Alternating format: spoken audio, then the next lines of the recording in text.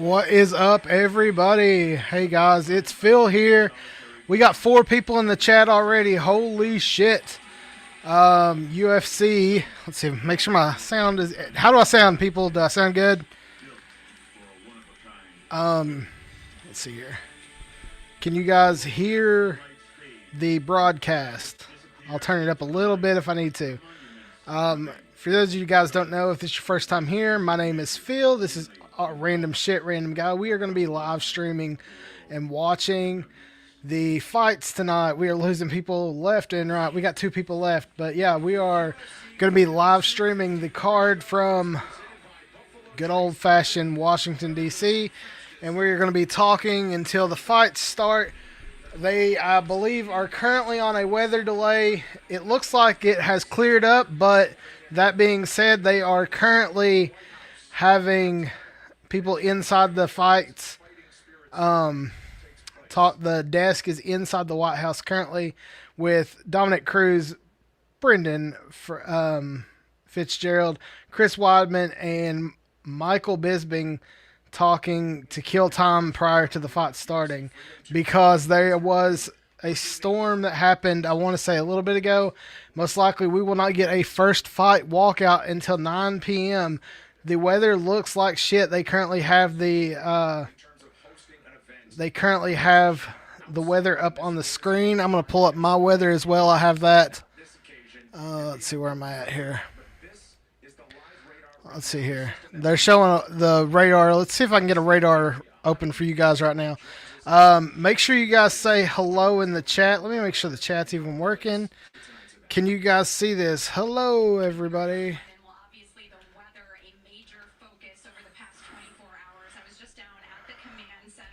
Gonna pull it up here as well. It is crazy as shit seeing how the White House has basically been turned into a training facility.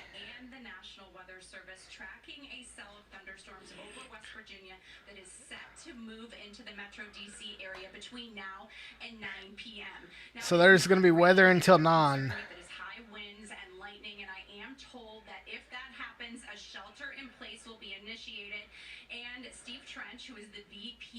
Making sure that we are working here.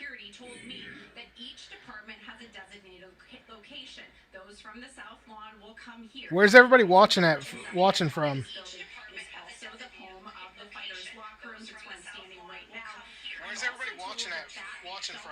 All right, we definitely have some people here. Now, Kevin Mahoney told me that they do see things clearing up by 9 p.m. So I will keep you updated on the weather. Looks like we're not going to get fights until 9 p.m., guys. So stick around here and talk with me. I'm going to mute this for a little bit because they're basically just going to be talking heads for the next 30 minutes as they are in a rain delay. Rain, go away, so that we're not here till 1 a.m. tonight. What is everybody's thoughts on the fights? Would you guys like to hear a little insider information tweeted out by Daniel Cormier? I don't know if you guys have seen this. The media has picked this up. Daniel Cormier retweeted some text, or was that text? No, retweeted a Twitter conversation between him and one Eric Trump. Would you guys like to hear about that? Throw some yeses in the chat if you would like to hear a little bit about that, because I got that to talk about. I'll talk about anything you guys want to talk about. This is a random shit, random guy show, and that's what we do here. We talk whatever. I'm gonna talk about the fights specifically once they get started. We might run down the card. Like I said, we've got some time to kill, and I honestly have been busy and didn't prepare a lot of extra because I assumed we would be going into fights, and I should have known better because I've been watching the weather all week. They said 60% chance of storms throughout the week, and looks like that happened because there is currently a weather delay. I will say this, that fucking claw looks badass from the side of the from the White House side looking out. They are currently showing stuff from yesterday. with Zach Brown Band and the weigh-ins and the. What'd you guys think of the eagle flying in yesterday? That was kind of cool. Yeah, just trying to kill some time here because I thought we were starting on time and we are not. May even go on.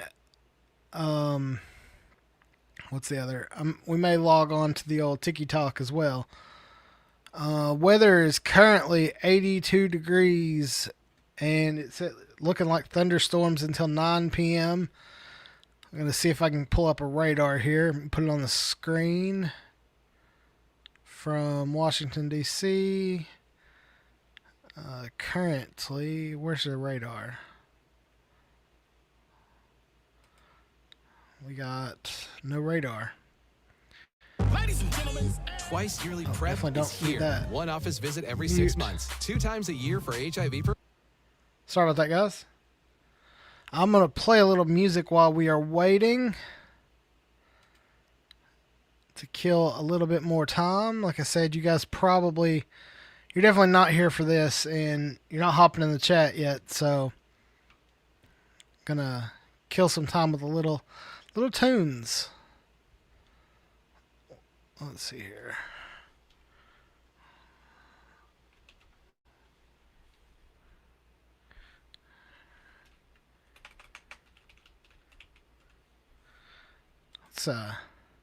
Where's everybody watching from? Like I said, I'm going to play a little bit of music in the background here while we kill some time. We'll talk about the card in just a few minutes. Let's see here. Let's see if I'm going to mute this just in case it don't play automatically because don't want any known trailer. For pursuing your passions. No one wants to be known for cancer, but a treatment can be. Mute. Sorry guys, this show is off the fucking rails already, and I do apologize.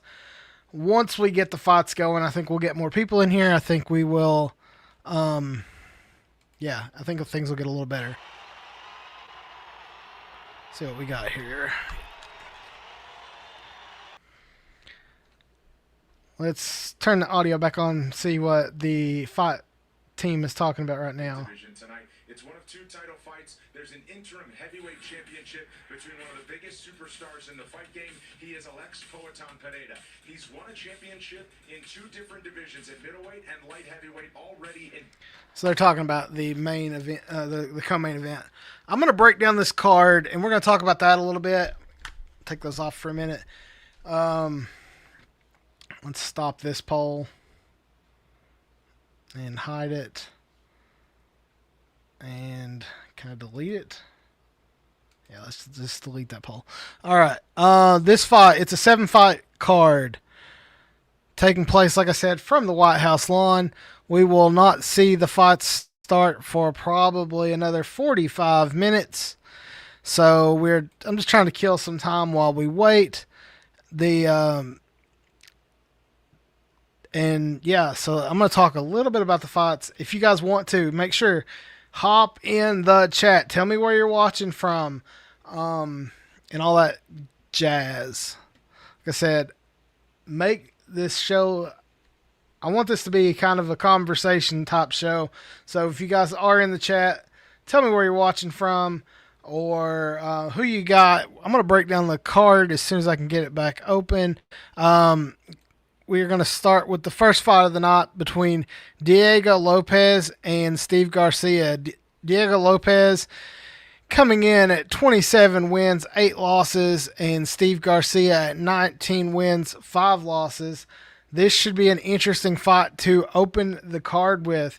If there's one person the UFC loves to put on big events, it is Diego Lopez. It's interesting because Diego Lopez weighed in at 145. He also weighed in at 155 to be the backup in case of something happened between Topuria and Gaethje, because it's easy to drop the bottom fight off the card and still pay them. I do expect Diego Lopez to take out the victory over Steve Garcia. Let's see if I can get some betting odds. UFC Freedom 250 betting odds. see what we got over here on DraftKings. The main card. So Diego Lopez is currently the favorite, as I expected. He's a minus 162. Steve Garcia's plus 136. It's kind of a pick 'em in that one, but I'm going with Diego Lopez. The next fight, Kyle Dukakis versus Bo Nichols. Let's see here. Bo Nichols coming in with a record of 8-1. Kyle Dukakis is a UFC veteran. He's been with the UFC, left the UFC, come back at 17-4. Currently, Bo Nichols is a minus 345 favorite, and Kyle Dukakis is a plus 275. So that should...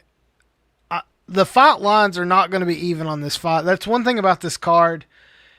As badass as this card is, it's the same thing they talked shit about on the MVP card. They also could talk shit about this card as well. As in, there are some wide margins on this card between fighters.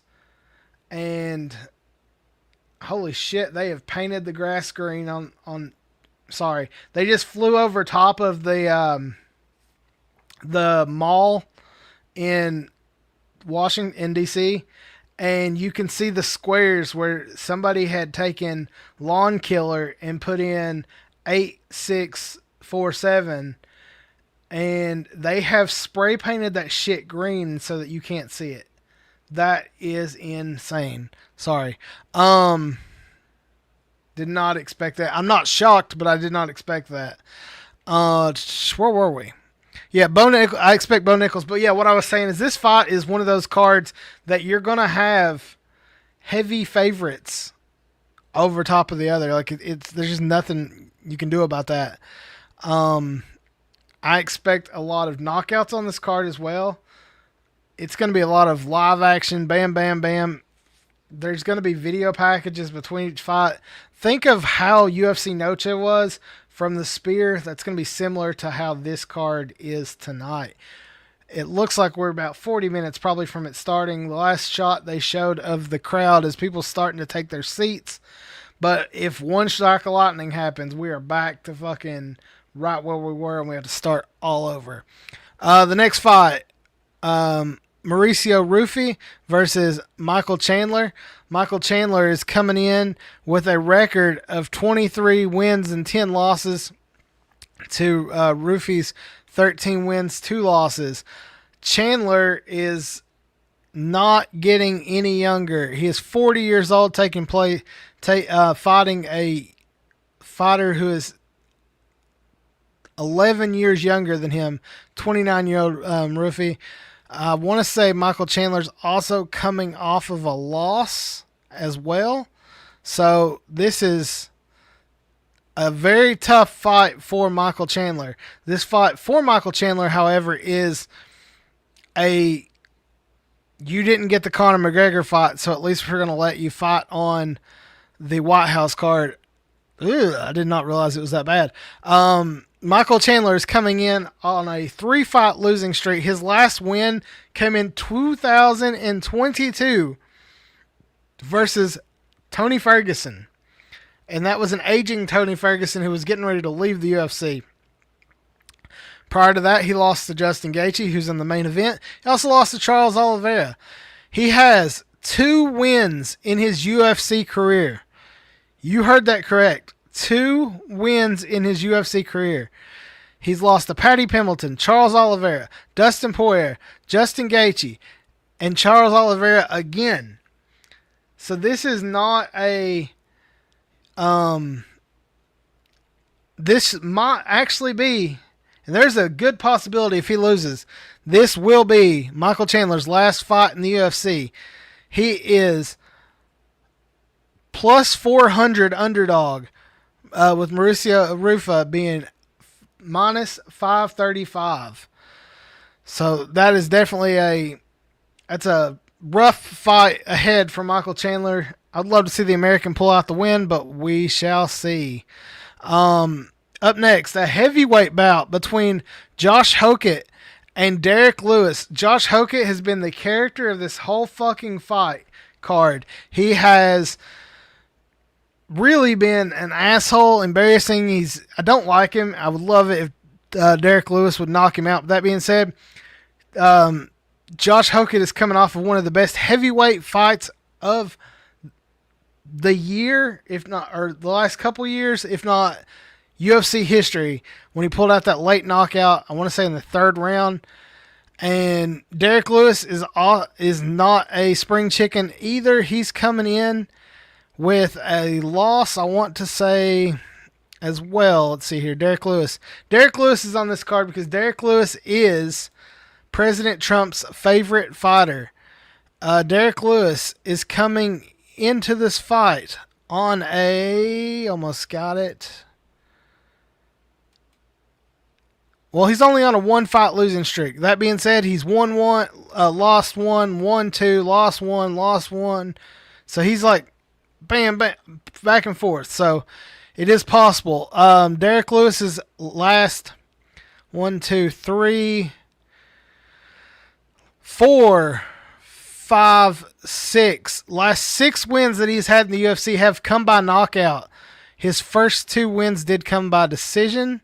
So, that's dating back a while. Either way, he is coming off a loss at age, how old is he now?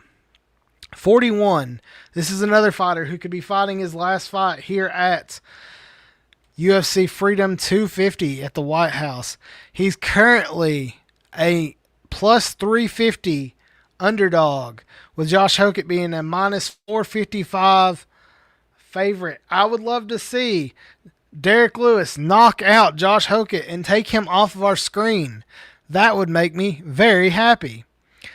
And then we have the last of our 3-round fights. Sean O'Malley taking on Ayman Sahabi.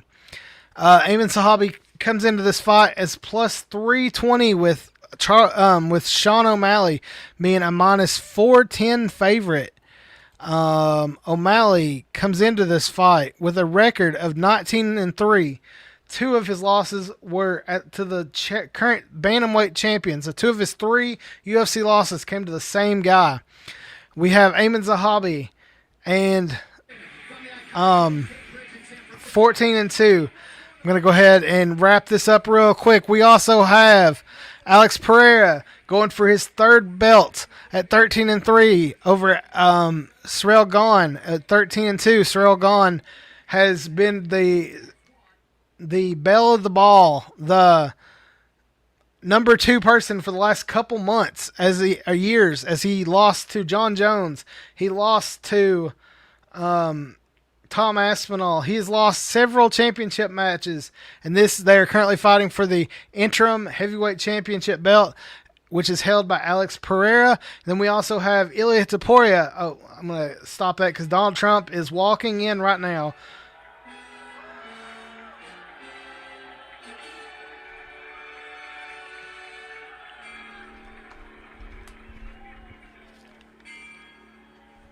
We've got Trump and Dana walking out together from the Oval Office.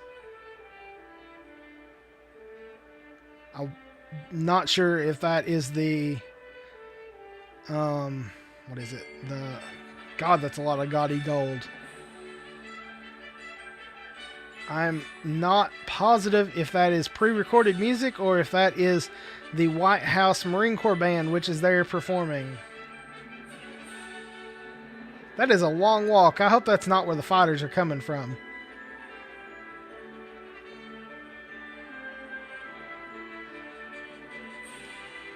That is a long fucking walk.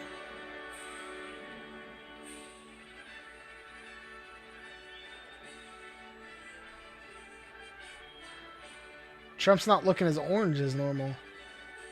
Either that's better lighting or he's not got as much makeup on. God, he's got a lot of gaudy gold in that White House right now. Oh, they had to... They've walked so far, they've had to go ahead and change it. I wouldn't doubt they put him in a fucking golf cart to get him up the rest of the way.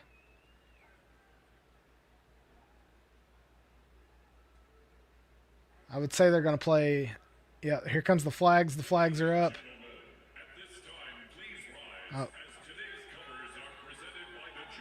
They're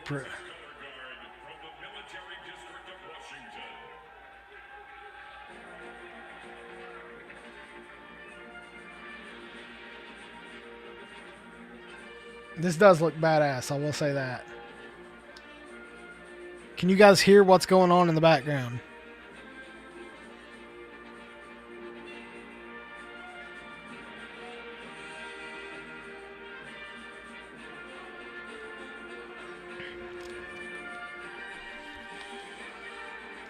Yeah, I can hear it in my headphones. You guys should be able to hear it a little bit.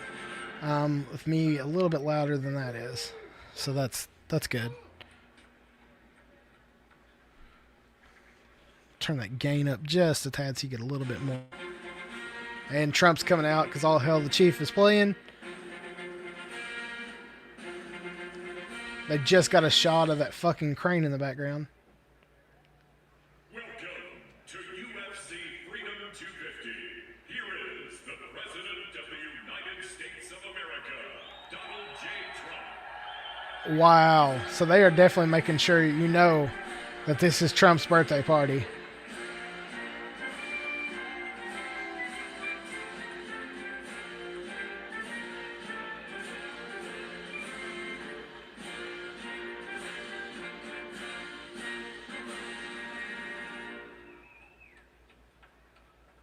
I'm assuming they're going to do the national anthem now.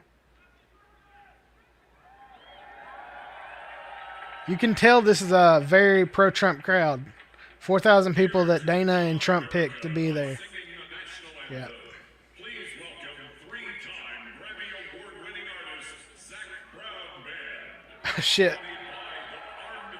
Oh, they really like the Zach Brown Band.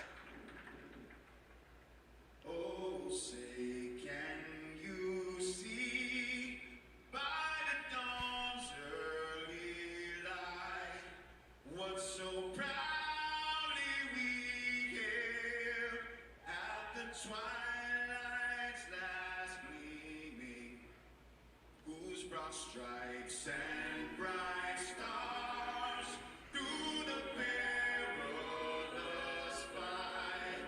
Oh, the ramparts we watched were so gallantly streaming, and the rockets red, the bombs bursting in air. They proved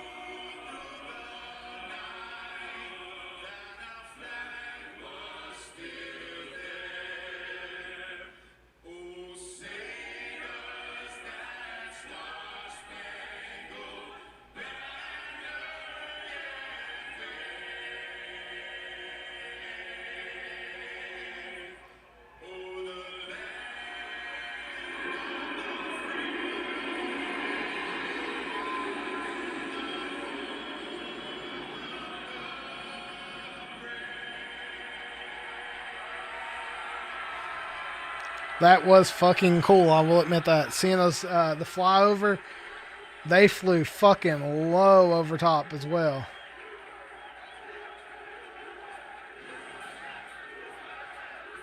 Can't tell if we're going to commercial yet or what. They gotta do a break though, so that Trump and Dana can get down there.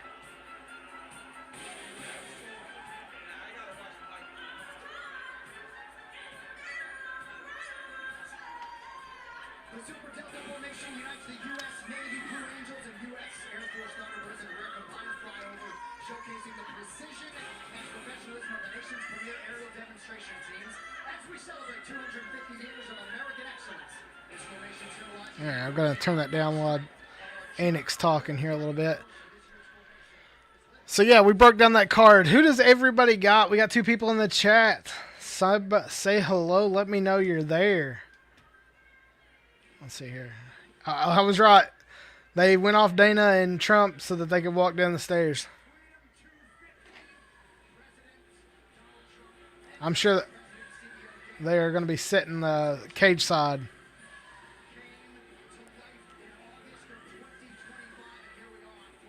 That is a weird version of Thunderstrike. Something tells me AC/DC wouldn't give them the real version, so they just had to play it. It's so weird seeing all these people in fucking suits and ties at a UFC fight.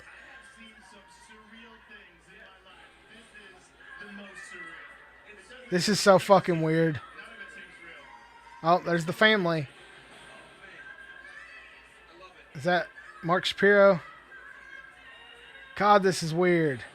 You can tell this is a fucking birthday party for Trump. All his family's there in suit and ties.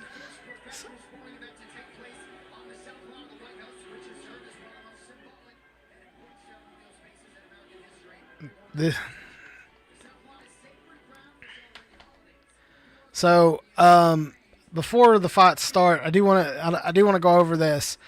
Daniel Cormier posted this earlier today or yesterday. He tweeted it and then deleted it. He said, "I'm probably going to get a lot of flack for bringing this to light. However, I refuse to stay silent. With the UFC is a sport that I'm deeply passionate about, and I am not willing to tolerate insider behavior. Shame on anyone who's trying to ruin this beautiful event. And the ones who's trying to ruin this beautiful event would be one Eric Trump." Eric Trump messaged Daniel and says, "Hey Daniel, I'm going to be attending the UFC 250 event tomorrow. Saw you were casting. Hope to see you there. Yo, Eric, didn't know. Didn't expect a DM from you. Excited to meet you and the family. Much love, brother. Anything you can tell me about the fighters tomorrow? Who you got winning?" Daniel Cormier replied, Ha ha. I like to stay unbiased, but I love to watch Nickel fight. Talking about Bo Nichols. "You placing any bets?" says Eric Trump. "Nah, I'm not allowed to bet on any of the cards or anything. Are any of the fighters injured that you know of? I'm not quite sure what you're asking me. This, but I think they're all in good shape. I'll just cut to the chase. Are any of the fights rigged?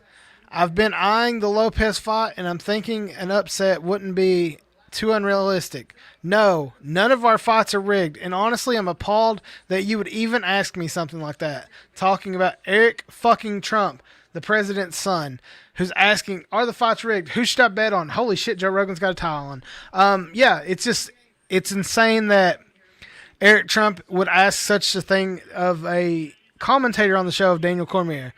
So, yeah, I wanted to bring that up before the fight started and see what everybody's thinking about that. It's just insane to me that he would even consider that.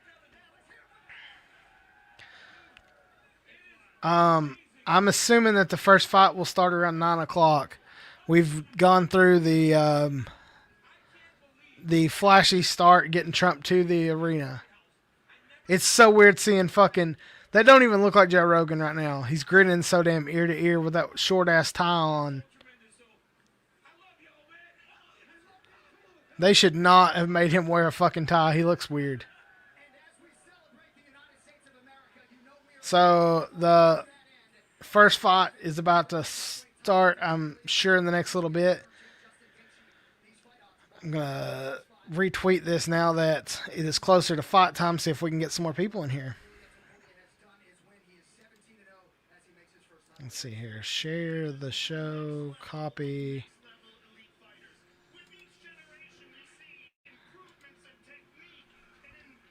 Oh, I'll just do it over here.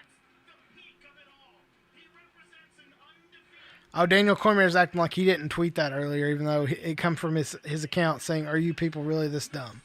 So, yeah, they are trying to hide the fact that Eric Trump is trying to inside trade on this fucking fight. The fights.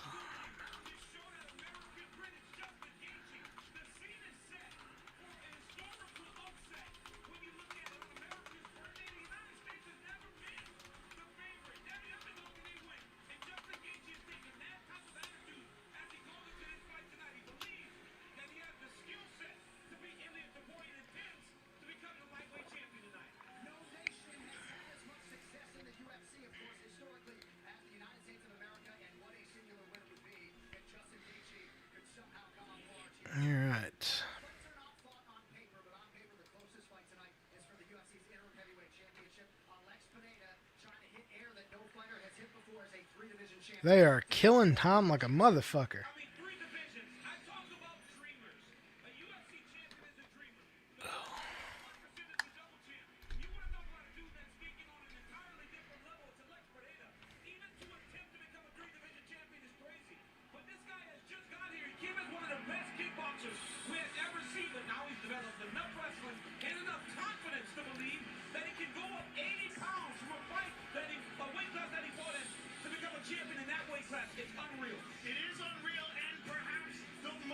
Let's see what's going on with old Sean Strickland.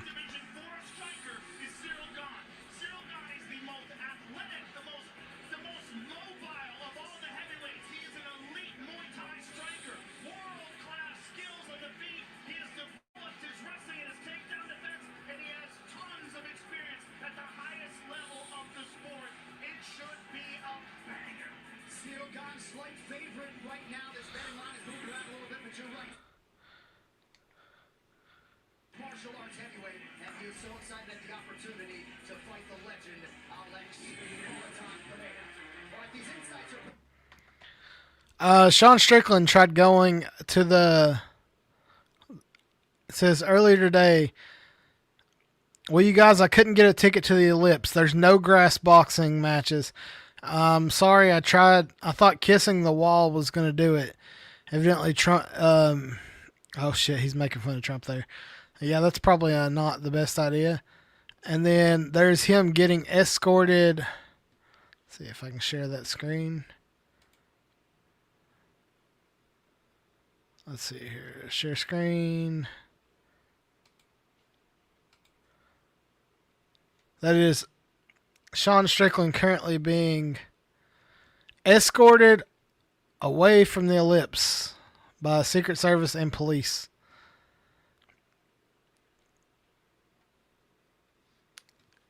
That is fucking insane.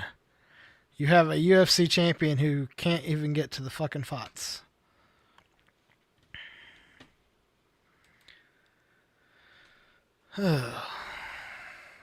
Derek Lewis is making the walk up to the White House. I'm really looking forward to these video packages because the UFC always does those up right. That's one thing I am excited about this card.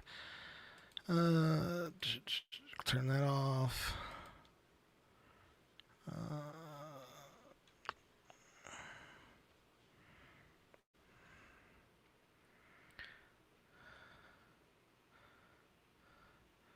What did everybody think about anybody watch the press conference?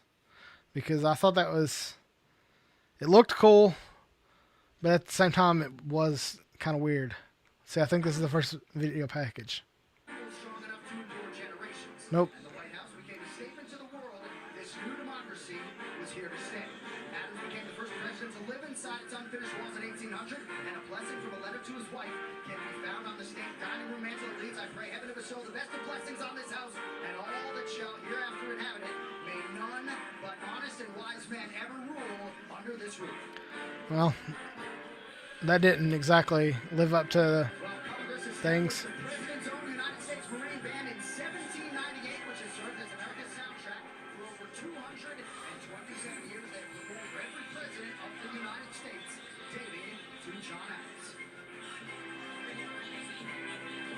One of the members of the president's Marine Corps band is one of Ariel Helwani's guys' brothers.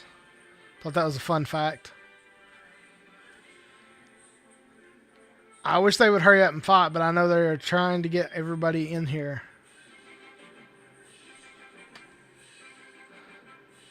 I will say, this looks fucking phenomenal.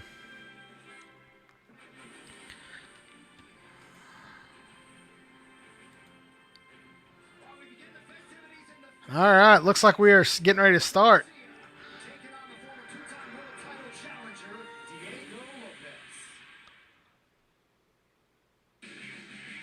This is the land of opportunity, the land of hope. If you want out enough, you can get it.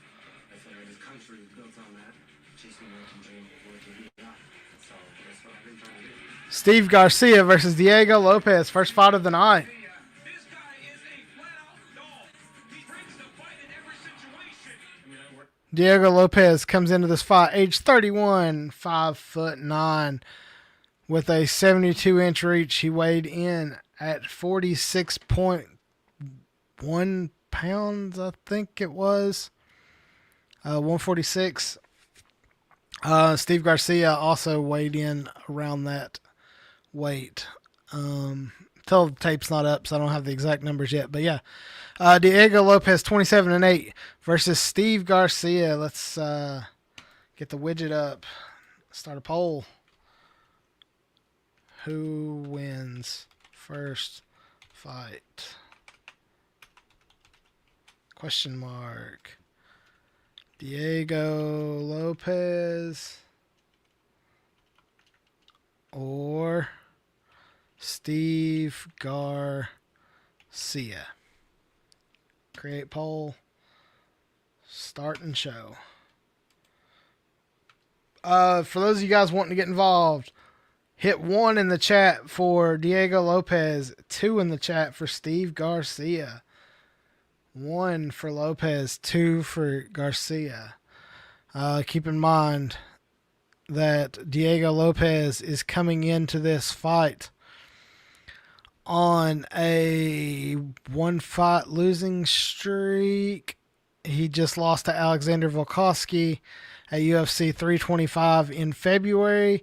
He is taking on Steve Garcia. Garcia comes into this fight on a 7-fight win streak. Wow, did not expect that. 7-fight win streak. He last fought November 1st of 2025.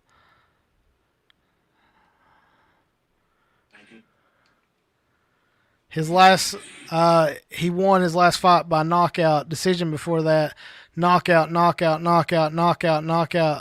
So Garcia is not someone to play with, but neither is Diego Lopez. The UFC fucking loves Diego Lopez. Loves him.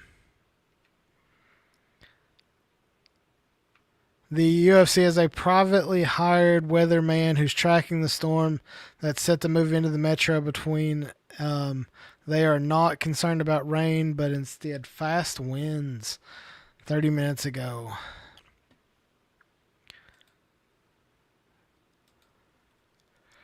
They must not be too concerned because they've already brought out Trump and all the people are back out in their seats and they are getting ready to do the first fight.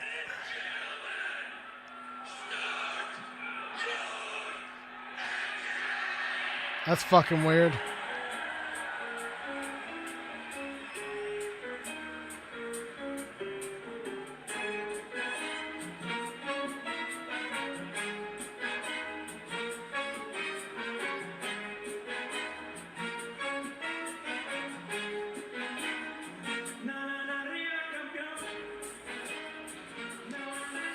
They have Marines walking them to the arena. I gotta turn this down.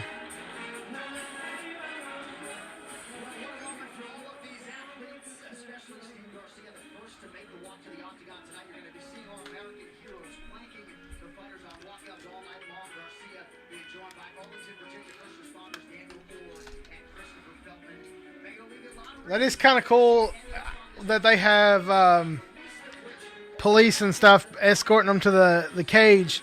Where is their fight team coming from? It is cool that the first fighter to walk out is an American.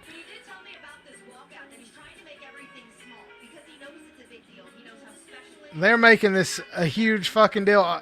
I do like the blue gloves versus the red gloves. That reminds me of Strike Force.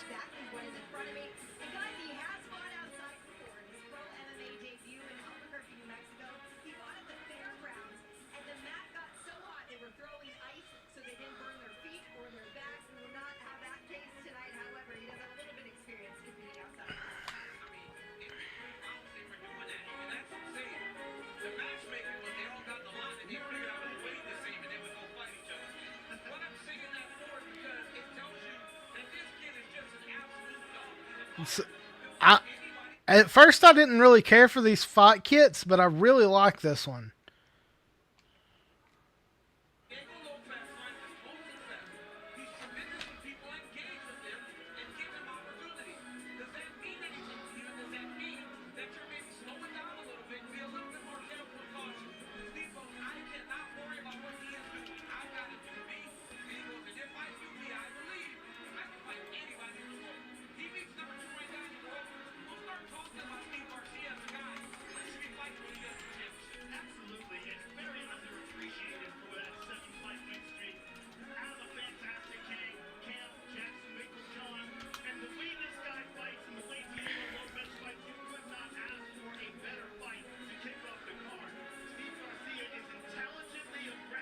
I really like those blue gloves.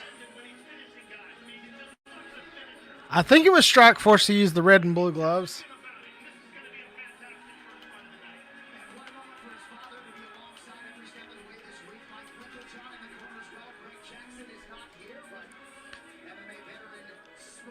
That is a good point. If you guys aren't paying attention, they did mention Greg Jackson, coach of Steve Garcia, and I think somebody else on this card chose not to attend due to Trump.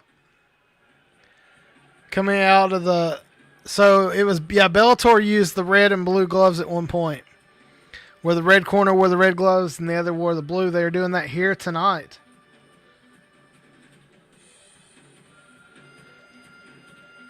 This looks badass. I'm not gonna lie.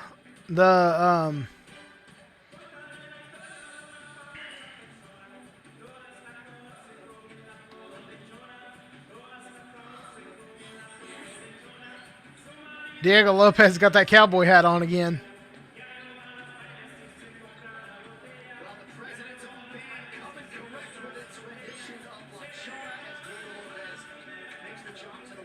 I did not even realize that the band was playing all this music.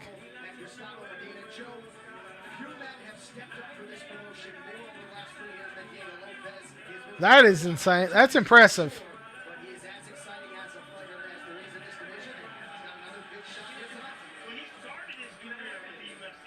Guys, we got a poll going on right now. If you want to get involved in it, make sure you hit that button. 1 for if you think Diego Lopez is going to win. 2 if you think Steve Garcia is going to win.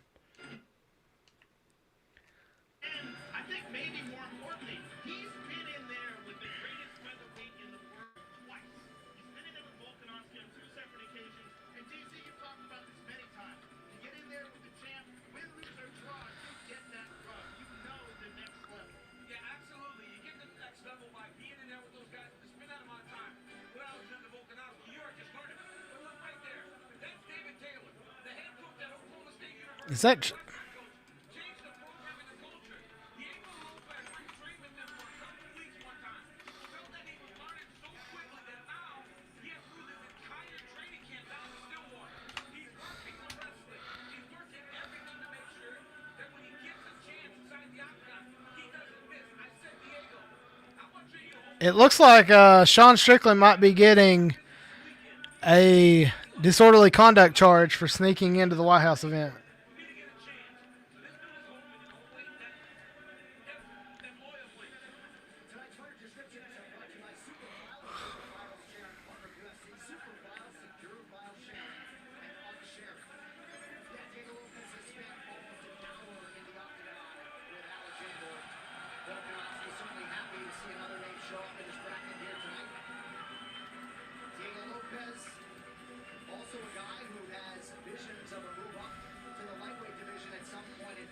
I like these fight kits. I know people were talking shit about them. I like them. Kind of reminds me of like the Rocky with the white and white stripes. Fuck. Kind of wish I would have held off till 9 to start this fucking thing. I've been talking for an hour to myself and there's not anything been happening. This is weird though that, I mean, I know we're only getting a 24-second commercial, but this is very TKO-ish to make sure that there is a commercial on constantly.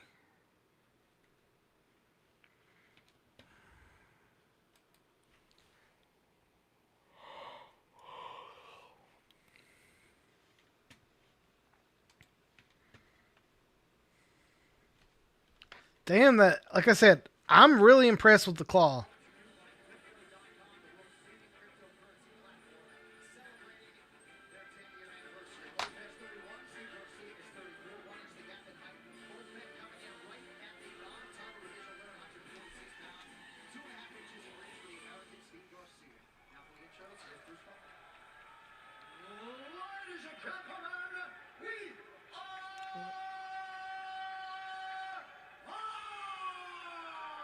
That man is going to fucking fall over dead inside the octagon.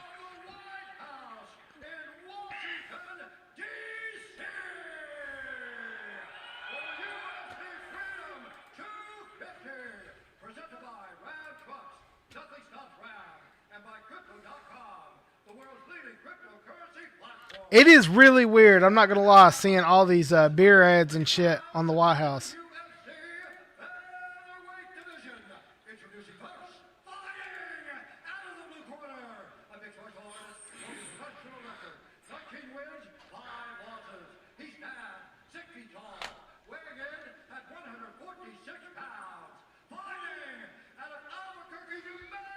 Cool.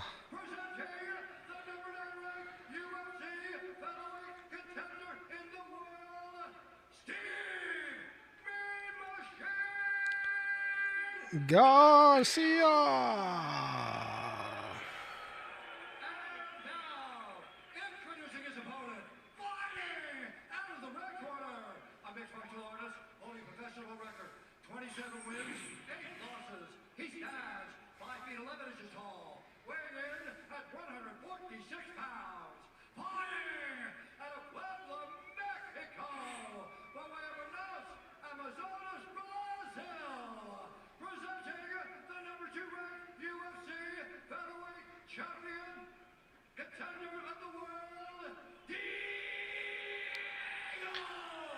Lopez.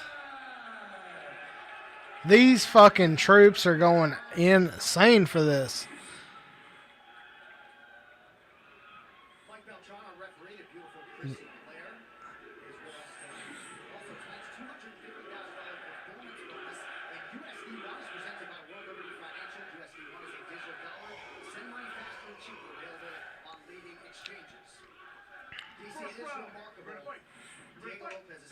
There we go. The action, the first fight is officially underway. Filling each other out. Yeah, I love it. And Coach Taylor told me he's just one of the guys who goes into practice and he just works like one of the wrestlers, which is going to really help him in those wrestling situations. But in front of Garcia, I'm going to go ahead and end this. defending takedowns, it's making sure he doesn't take your head off. Stop pole, hide pole. The entirety of the fight. Oh. Garcia throwing the kicks.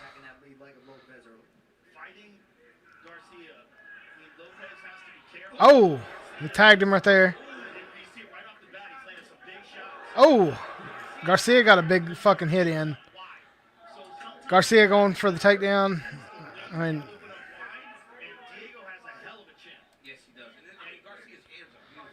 what's up? Hello, how are you? Where are you watching from, Judy?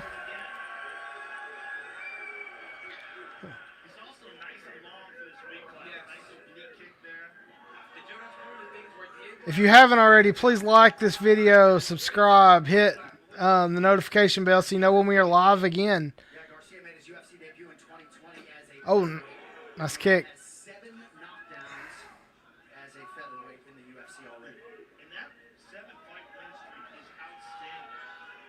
They are filling each other out. I thought this action might be going a little bit quicker in this first round. What the fuck are you? What was that about?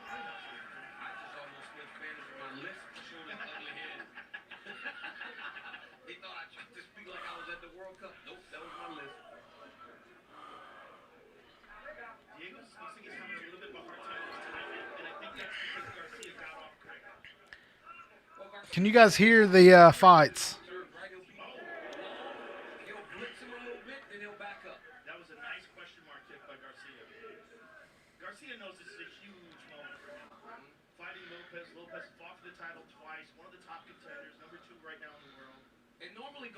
Oh. Lopez able to back up just in time. 2 minutes left, 2.5 minutes left in the round.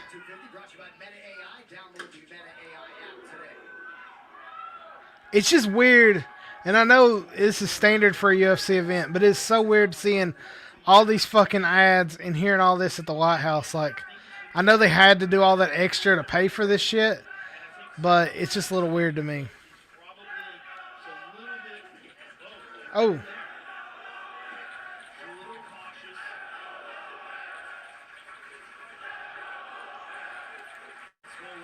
I'm in the UK, so no broadcast other than the news. Oh, that sucks. Well, hopefully you can hear the fights through what I'm putting out for you. Like I said, I've got the audio turned up a little bit on the television so you can hear. So you can kind of keep a track with it that way, and I'll do my best to kind of talk. Oh, shit.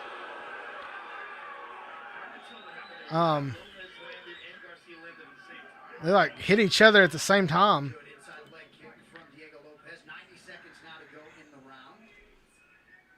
Okay, on the monitor, we've got to look at it. It looked like a left hook by Garcia just kind of slightly missed it. Minute and 20 seconds left. Judy, as somebody from outside the country, what's your thoughts on fights being taking place at the White House?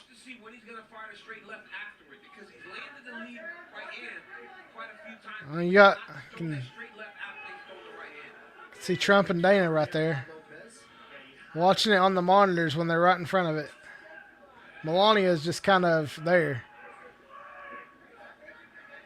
It's so weird because it looks like they've got a special lot over top of their head so that you can see them. Maybe I'm crazy, but you can't see everybody else in the crowd. But they made sure you could see Trump.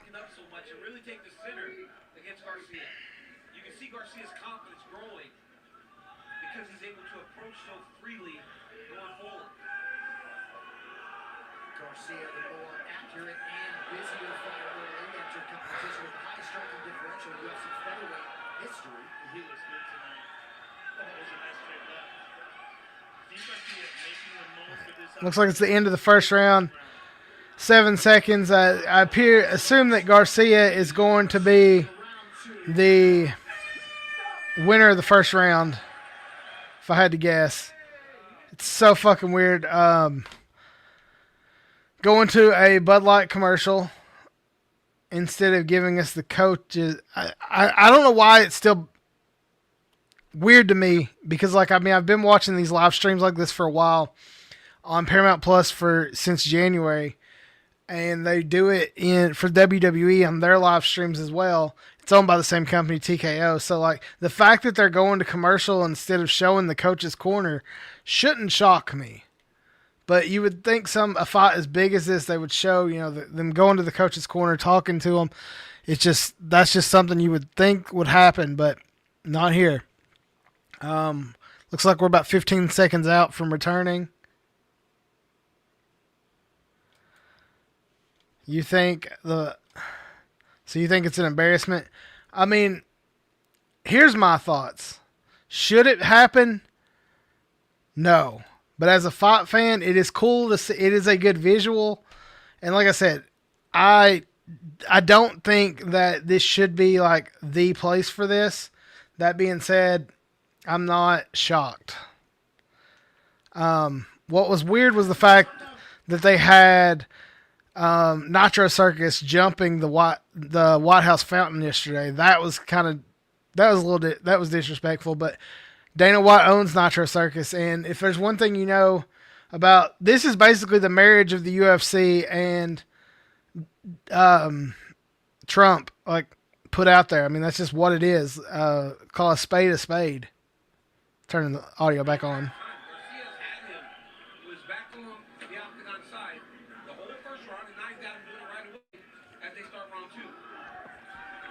Oh, come on.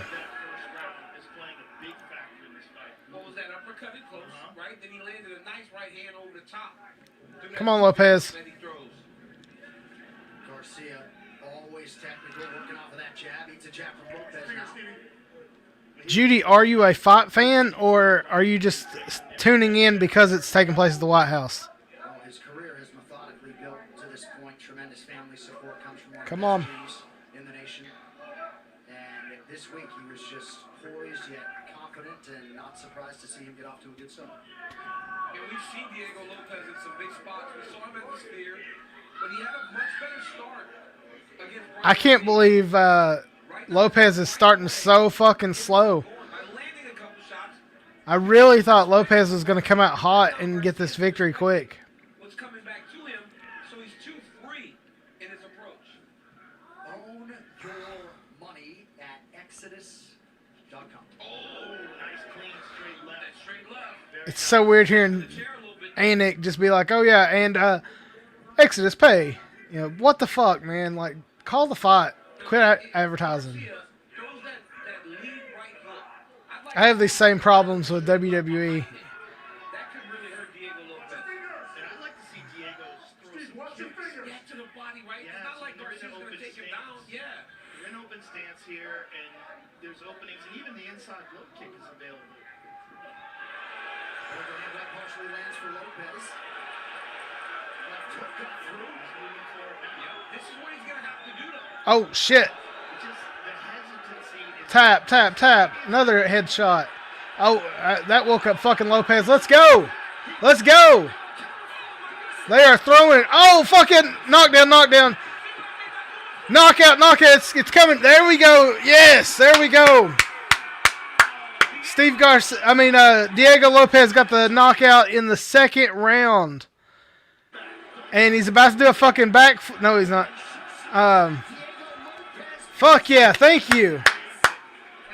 That's what I thought. That's how you start off this card, with a fucking knockout. Right here.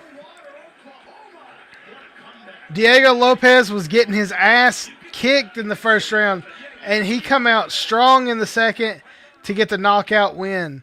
Let's see here. Judy. He seems to think the taxpayers' money is his own to spend I will say, the one thing I will say is that the UFC and TKO did pay for everything on the White House lawn. They're going to be paying to repair the lawn once it's done, and they paid for the ellipse. Like, TKO paid a lot of money to put this event on. And so not all of this is taxpayer money. I will say, though, all the troops being here, that's taxpayer money. But if there's one group of people that should be at this fight, it is the troops. I wish the whole damn crowd was the troops instead of anybody that's cheering in this crowd. It's the fucking troops.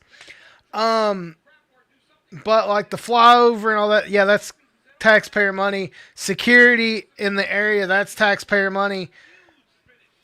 Yes, this is a UFC event, and the UFC did pay for this, but there is a lot of taxpayer money going out, but it's not as much as you would think it is.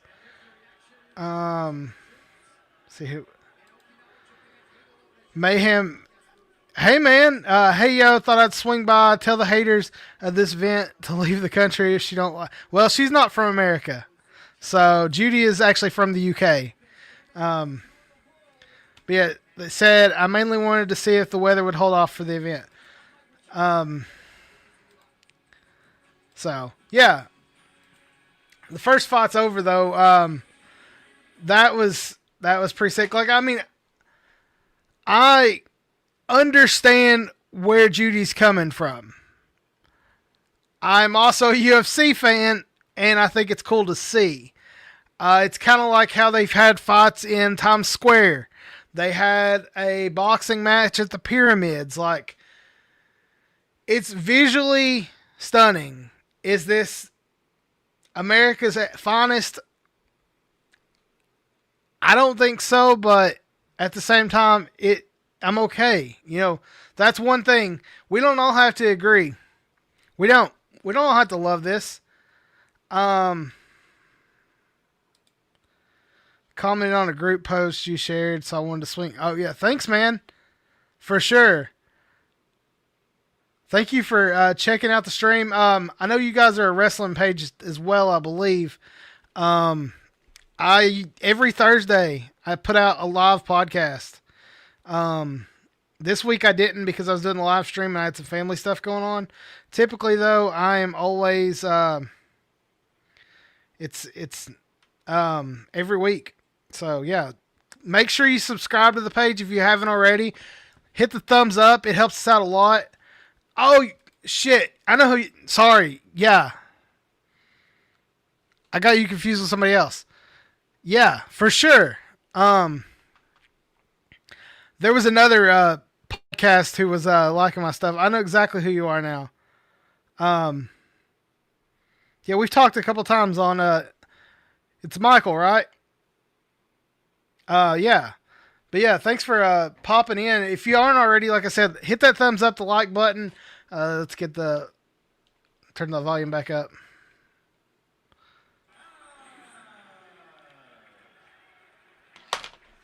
Okay.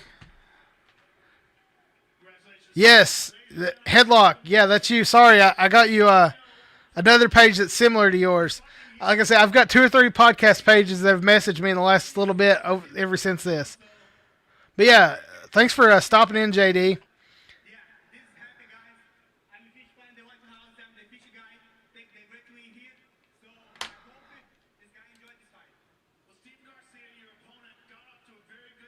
Okay, awesome.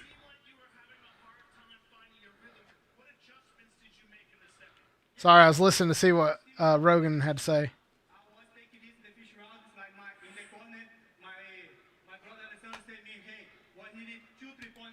Nice. Well, make sure you follow the page if you're not. RSRG Entertainment is our Facebook page. Like us there as well. We're on Twitter. Everything. We're on everything. So follow us, like us. Like I said, I do new shows every Thursday. I'm pushing towards 1,000. My goal is to get to 1,000 by the 4th of July. Whether that happens or not, I don't know. I'm trying. I'm around 750. Let's see where we're actually at right now. Joe Rogan is one of the best. He's definitely a great color. I don't know. I don't think he would make a good play-by-play guy. I think John Anik is the best play-by-play guy they have right now. Yeah, for sure. Message me, and we'll talk. I'm always looking to do collaborations and stuff like that. Page is always growing. Like I said, we are currently standing at 747 subscribers. Get us if you're not subscribed yet, hit that subscribe button. Because I want to get to 750 before this stream is over. We got 6 more fights. We only need 3 more people. So help me out. Let's get to 750 before the end of this stream. And like I said, if you haven't yet, hit that thumbs up, like button, subscribe button.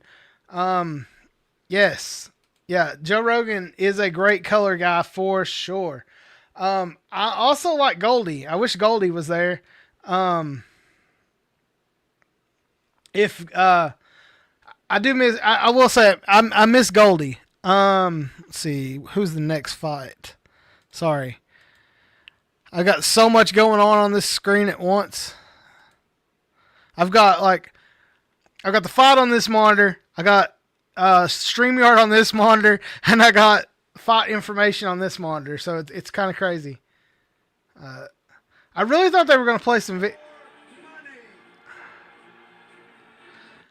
I will say I thought they would play in between. I thought they would do some more videos. Let's see here. Hit the update here. Or is this a video? No.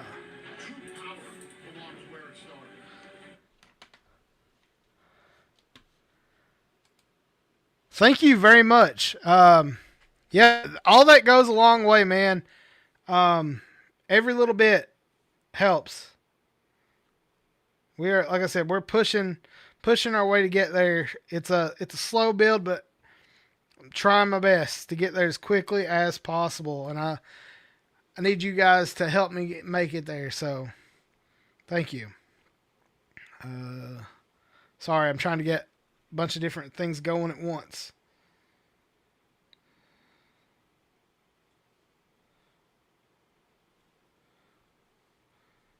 Subscribers.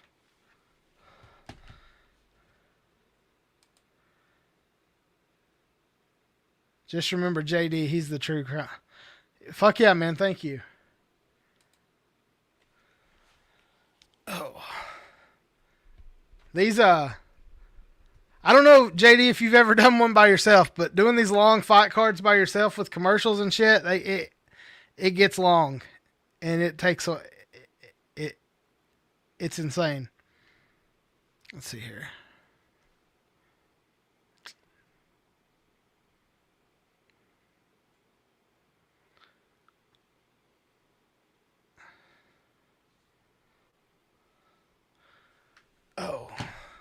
Sorry for the dead time.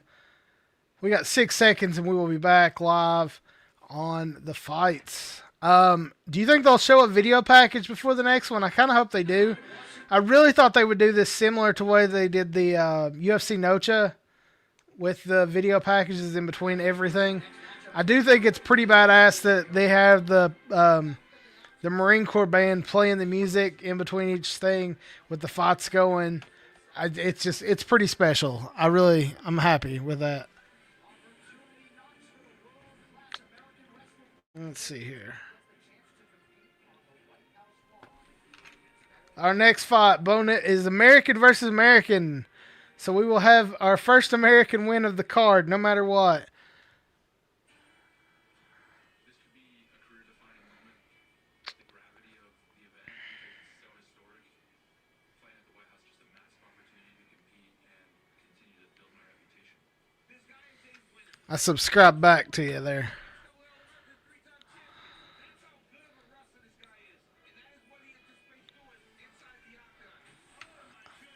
So, JD, what kind of stuff do you guys cover on your page? Like I said, I found you guys through wrestling with the headlocks page. Gonna pop some cards while we wait.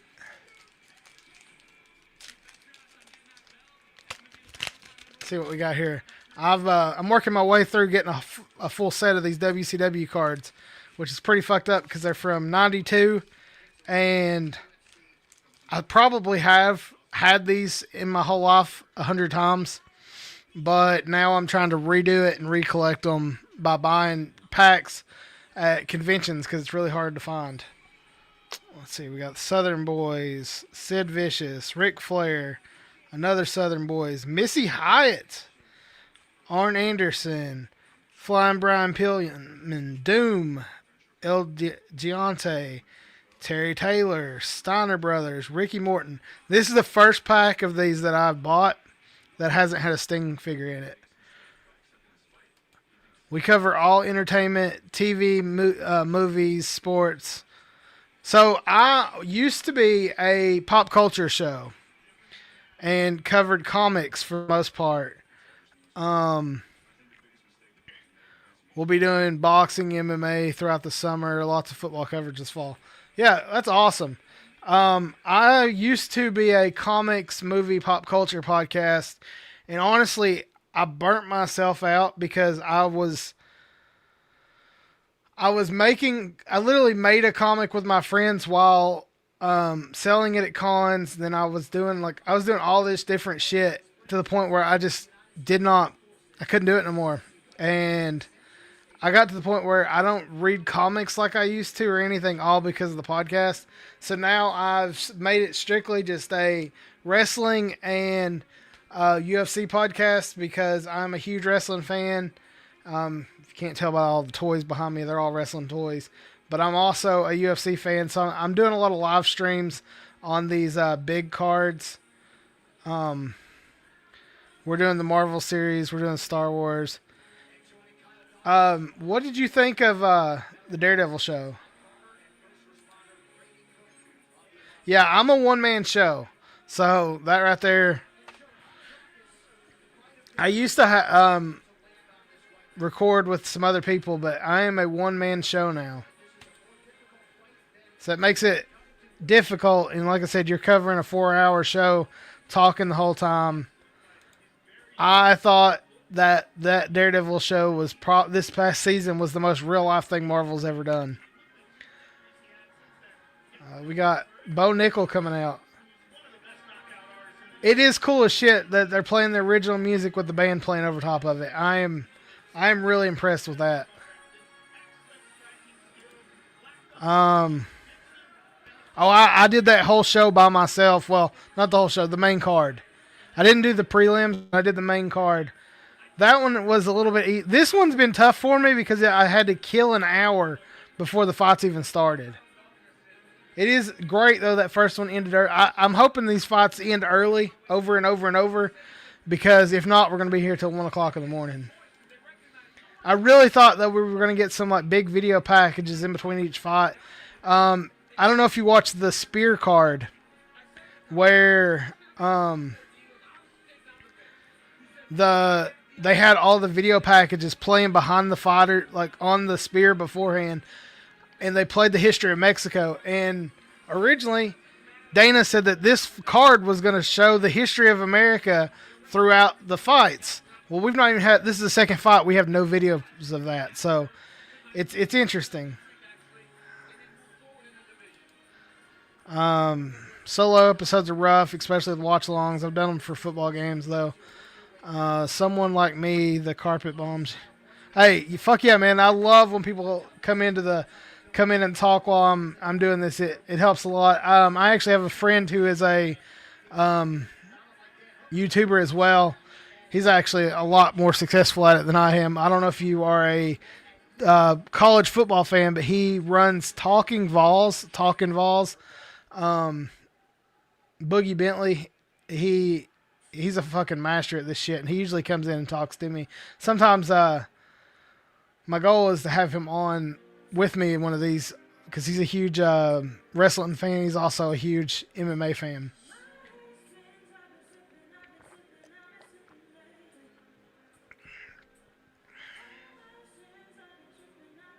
This is so weird that they don't have the actual walk-up music.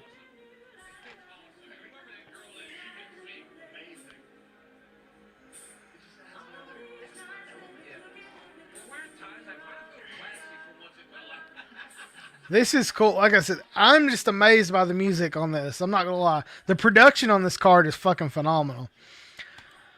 You only do pro football? Yeah, no, he 24/7 all year round Tennessee football is all he covers. They have their own guy his name's Scoops, SEC Scoops on Instagram. That dude has all like the recruiting news and all across the country, just specific to all of Tennessee sports. Where are you based out of, JD? Like what state?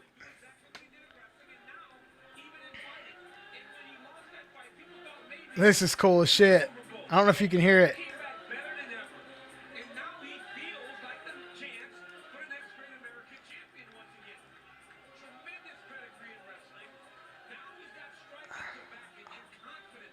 What part of Pennsylvania?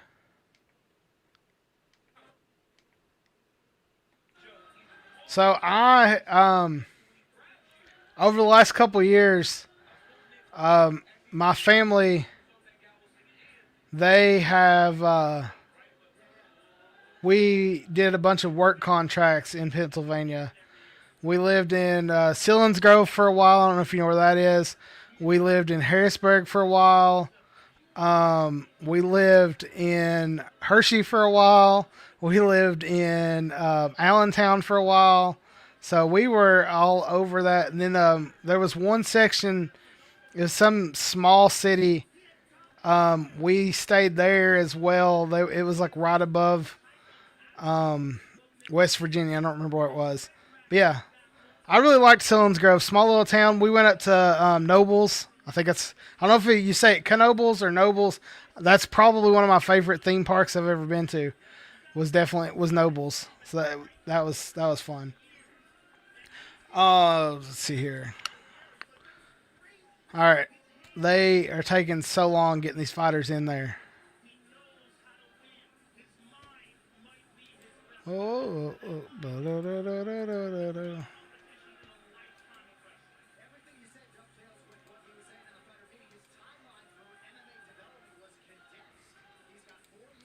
If you're looking for a co-host for a few minutes, send me the link. I'd be happy to join in for a match or two. I can try. I'm going to be honest. I've got this board, and I don't know what's going to happen, but I can definitely shoot you the link. Are you on?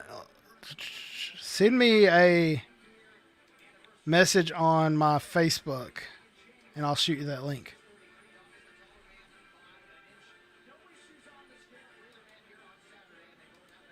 I've got my RSRG Entertainment up right now. And you're more than welcome to hop on and Shoot the shit for a match or two if you'd like.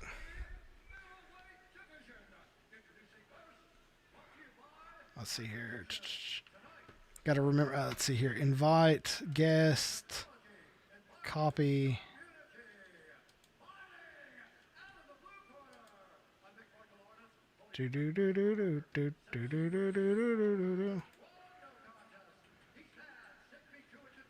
Messenger.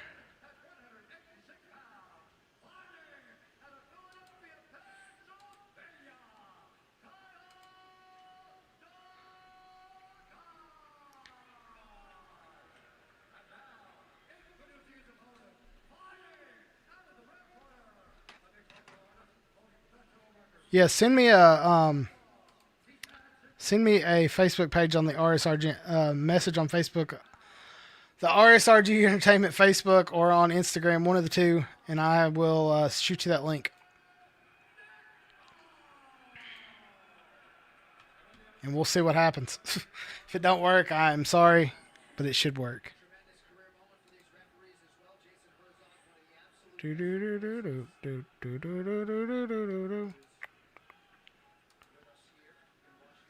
I don't know how I feel about these weird ass American flag ring girl outfits.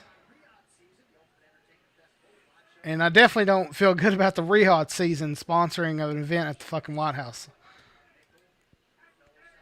That's weird to me.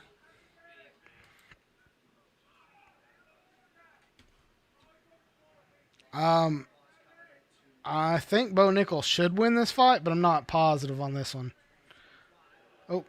Oh shit, that's some nice wrestling right there. He's got guard.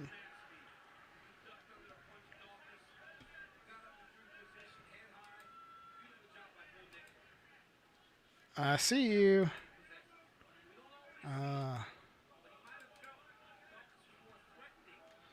Gonna shoot that message over right now.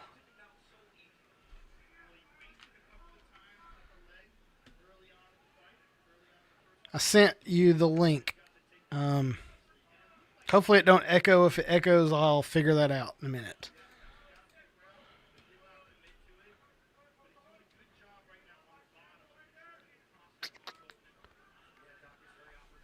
Let's see what happens. See what happens. I gotta close some fucking windows. I got way too much shit open. Meta.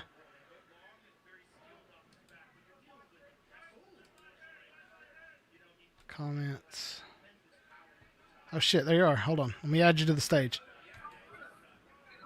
Oh shit, there I am. What's up, man? Can you hear me? Yeah, absolutely, man. Can you hear me? Not getting any audio from you. Yeah, I can hear you. You can't hear me though. Let's see what happens here. Oh shit! I think nope. I don't. Can you hear me now? I can still hear you. I can hear you now. Okay. Sorry. Okay. I am getting an echo. You are echoing? Yeah. Seems like it. I'm gonna try and mute you on your side and see what happens. Try it now. All right. No. No echo now? No, it seems like it's still echoing. Let me check my mic. The reason why is you're going through my board. Oh. And I'm trying to kill your sound to come from coming out on your side and coming through my board. Well, it's good to meet you on your show. Oh, thanks, man. It's not working. Let's see. Maybe that. Let's see if that helped any. It's weird because I'm kind of hearing it. Yeah, well, what it is you're hearing it through. You're coming through on my side and your side, so I'm trying to kill it on my side. That's crazy. See if that helps any. I hit another. Let's see. Yeah, I don't hear it quite as bad now. Okay. Nope, not at all. Awesome. I killed your echo on my side. All right, great. You can still hear me? Yeah, I can hear you. All right, excellent. So good to meet you. Yeah, man. So what? Tell me about you guys' show. So anybody who's listening, and then yeah, Mayhem Media covers all entertainment We don't limit ourselves to any one thing. If it's fun and it's entertaining, then there's a chance that we might do an episode on it or do a series on it or something. So we don't really limit ourselves, just as long as it's fun and entertaining. I have two brands. I have another brand that talks about politics and faith and, you know, some of that stuff. So I made the Mayhem brand specifically for people to come to just have fun. That's what it's for. Right. Well, I don't know if you know this, but the RSRG Entertainment stands for Random Shit, Random Guy, because originally when I first started podcasting, I just wanted to talk about everything, just kind of like you do. Yeah. Narrowed myself down to combat sports. That's how I started, except I started thinking that I was Joe Rogan. Oh, I know I'm not Joe Rogan. Well, see, I took me a minute to figure that out. So I was like talking about like, you know, faith and religion in one episode, and then, you know, Joe Biden in the next episode, and then you know, professional wrestling in the third episode, you know, and Star Trek in the fourth episode, and people were like, dude, what are you doing? The one thing I've learned is if you kind of just pick one thing on YouTube, you'll grow faster. Yeah, you're not wrong, but Mayhem's, like I said, man. My other brand grows fine. Oh, that's a nice finish. How about that? Yeah, I think I'm a little bit ahead of you because I saw that. Yeah, that was sick. All right. Oh, I didn't want to, but yeah, you're doing a watch along, so I was like, oh, no, I don't want to just talk all the way through this. Look at this. That's a finish there. Yeah, that's a great finish. Jump the cage. He's talking to Trump right now. But yeah, but I don't know if have you noticed that it looks like there's a light over top of Trump and Melania and Dana, but the rest of the crowd around that, you can't see them when the fights are on? I can't say that I noticed anybody in the front row either on that fight, but I can see that. I mean, ring lights and stuff. Usually the people up in the front row or two will usually get some of that light, and it's people in the back that are in the dark and stuff. So, and they are outside. Right.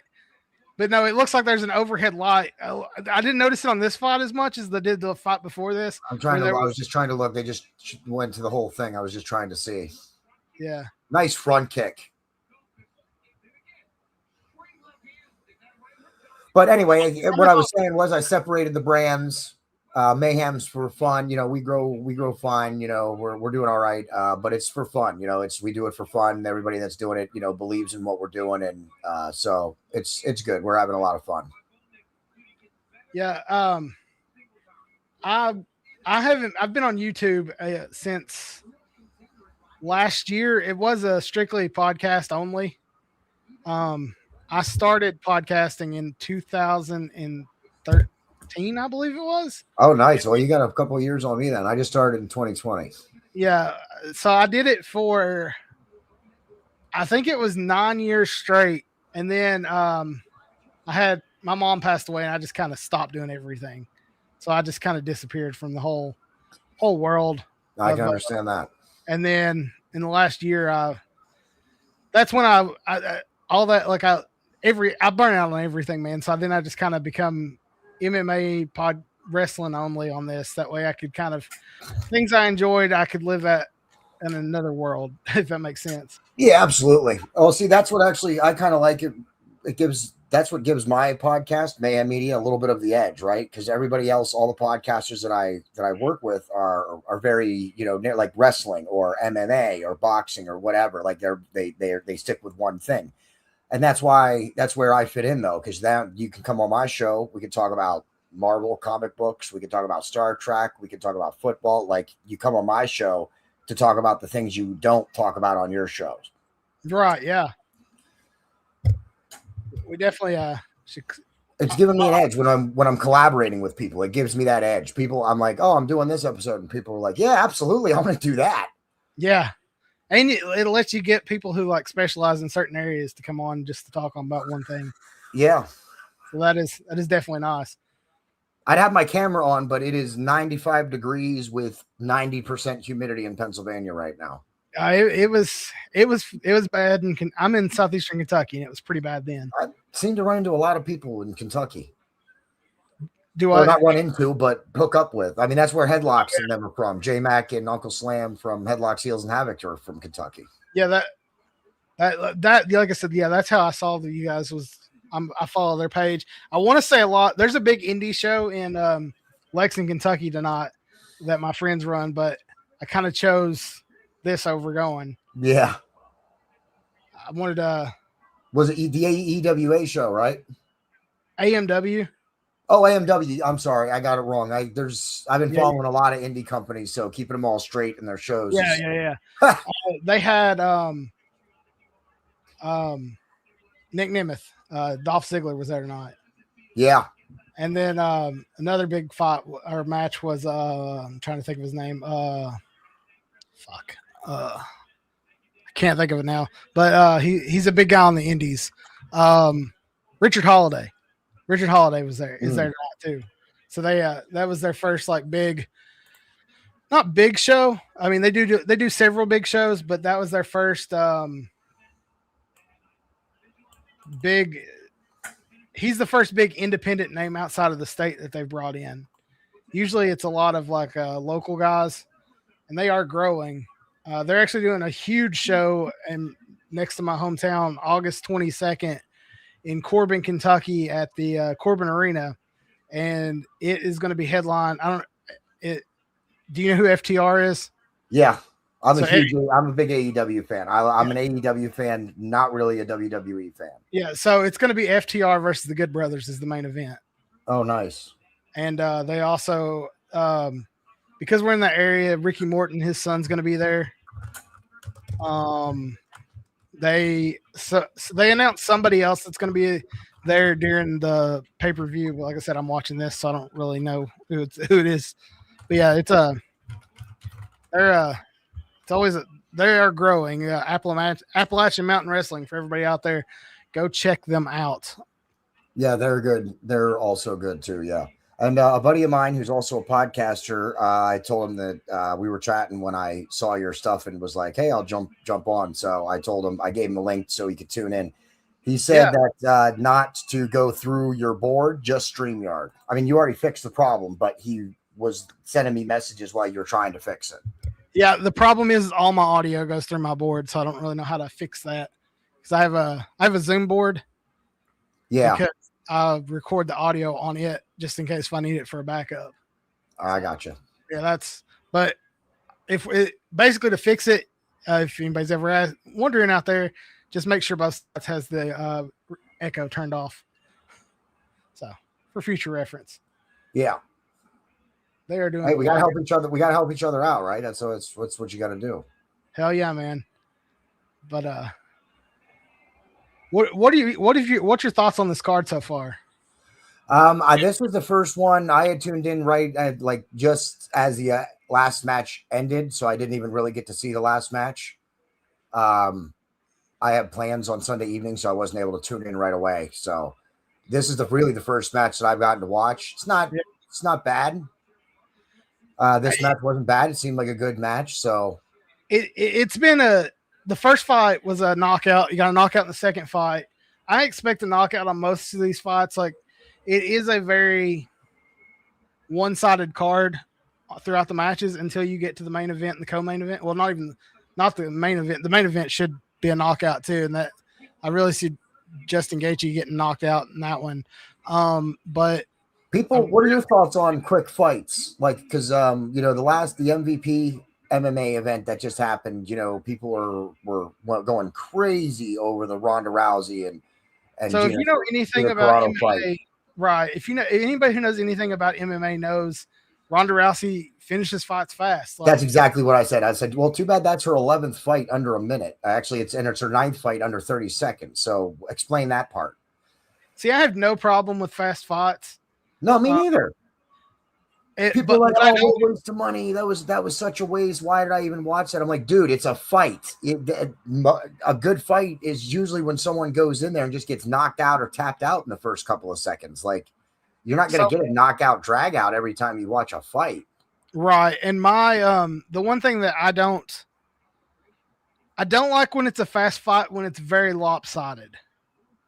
What I mean by that is like if you have a guy who is ranked like a 12 versus a 3. You know what I mean? Like yeah. That I don't want to see. Like the fight that I didn't like on that card, honestly, was the Felipe Lins versus Francis Ngannou fight. Like that was very lopsided, and it was very predicted that that was going to happen. So that's kind of where that was the fight on the card that I didn't. I was excited to watch it to get to see Francis Ngannou fight again, but I wasn't excited about who he was fighting because it was pretty obvious that it was going to end fast. Like Felipe Lins he's not been in the UFC in years. He had won a fight, yes, but his last fight that he had won was over 3 years ago. So that's kind of why I had a problem with that fight. But the fights on this card, like they're all really close, but it's like, oh, they're actually playing a video package. No, they're showing some of the video packages, or at least on mine. Yeah. They're showing the history. I think it's World War I right now. Nope, World War II. Is it World War II? I saw them in the ground. That's why I wasn't paying. My audio was turned down. I had mine turned down, but it was just loud enough. I heard the phrase, "A day that will live in infamy." Yeah. I do like that they're doing these video packages. That's one of the things like I thought they would have done. And I think, honestly, they would have done the ones for the first 2 fights. I feel like they jumped ahead a little bit because of the rain delay. That's possible. They might have skipped out on some of them. Because this was supposed to start at 8 o'clock. Yeah. The first fight they didn't step into the octagon until 8:45. So that is the rough part of doing an event outside like this. I don't think they'll ever do another event outside. Oh no, Trump is the only one crazy enough to do this. Ugh, those fucking coins. So I don't know if people know the Trump coin that they were just advertising. It's worth $4,000. They're selling it for $12,000. That's fucking insane. But anybody who's dumb enough to pay it, they're fucking insane anyway. So I never get the presidential coins. Not just, I mean, I'm a Trump guy, but I don't get the coins. Like I don't get them. Like, why would I spend that kind of money for memorabilia for a president? You know what I mean? Like I don't know. Just doesn't really make sense to me. They're not George Washington. You know what I mean? Recent presidents are not the founding fathers. They're not even close. No, but some of their egos think that they are. And I think that's what people, because he's not the first one to try and do this thing. Like, oh no, I don't even know if it's him. I think it's the Mint. It's the U.S. Treasury. That's his kids doing that one. That's his kids doing that one. That's his kids. Smart kids. He's got smart kids. I'm not going to deny it. Because, well, I don't know if you were watching earlier. They ain't too fucking smart. Eric Trump messaged Daniel Cormier yesterday asking if the fights were fixed and if anybody was hurt, so he would know who to bet on. So. Oh, really? I didn't hear about that. Yeah, that come out about a couple hours ago. No kidding. Yeah, he messaged him yesterday, and Daniel Cormier was like, I gotta share this. And now Daniel Cormier deleted the tweet, and now he's acting like he never tweeted it. So okay, I'll definitely check that story out. Yeah. Yep. It just there's a lot about this fight. Like as the people fact are going crazy about it. It's nuts. So like I'm torn. I don't think it should have been here, but it was more. If it wasn't today, it wouldn't have got as much negativity. Can I ask you a question? What's the difference between this? The president wanted to see a UFC fight. He wanted to host a UFC fight in the lawn of the White House to celebrate the 250th anniversary of our country. Why is this worse than having a parade? I don't have a problem with either.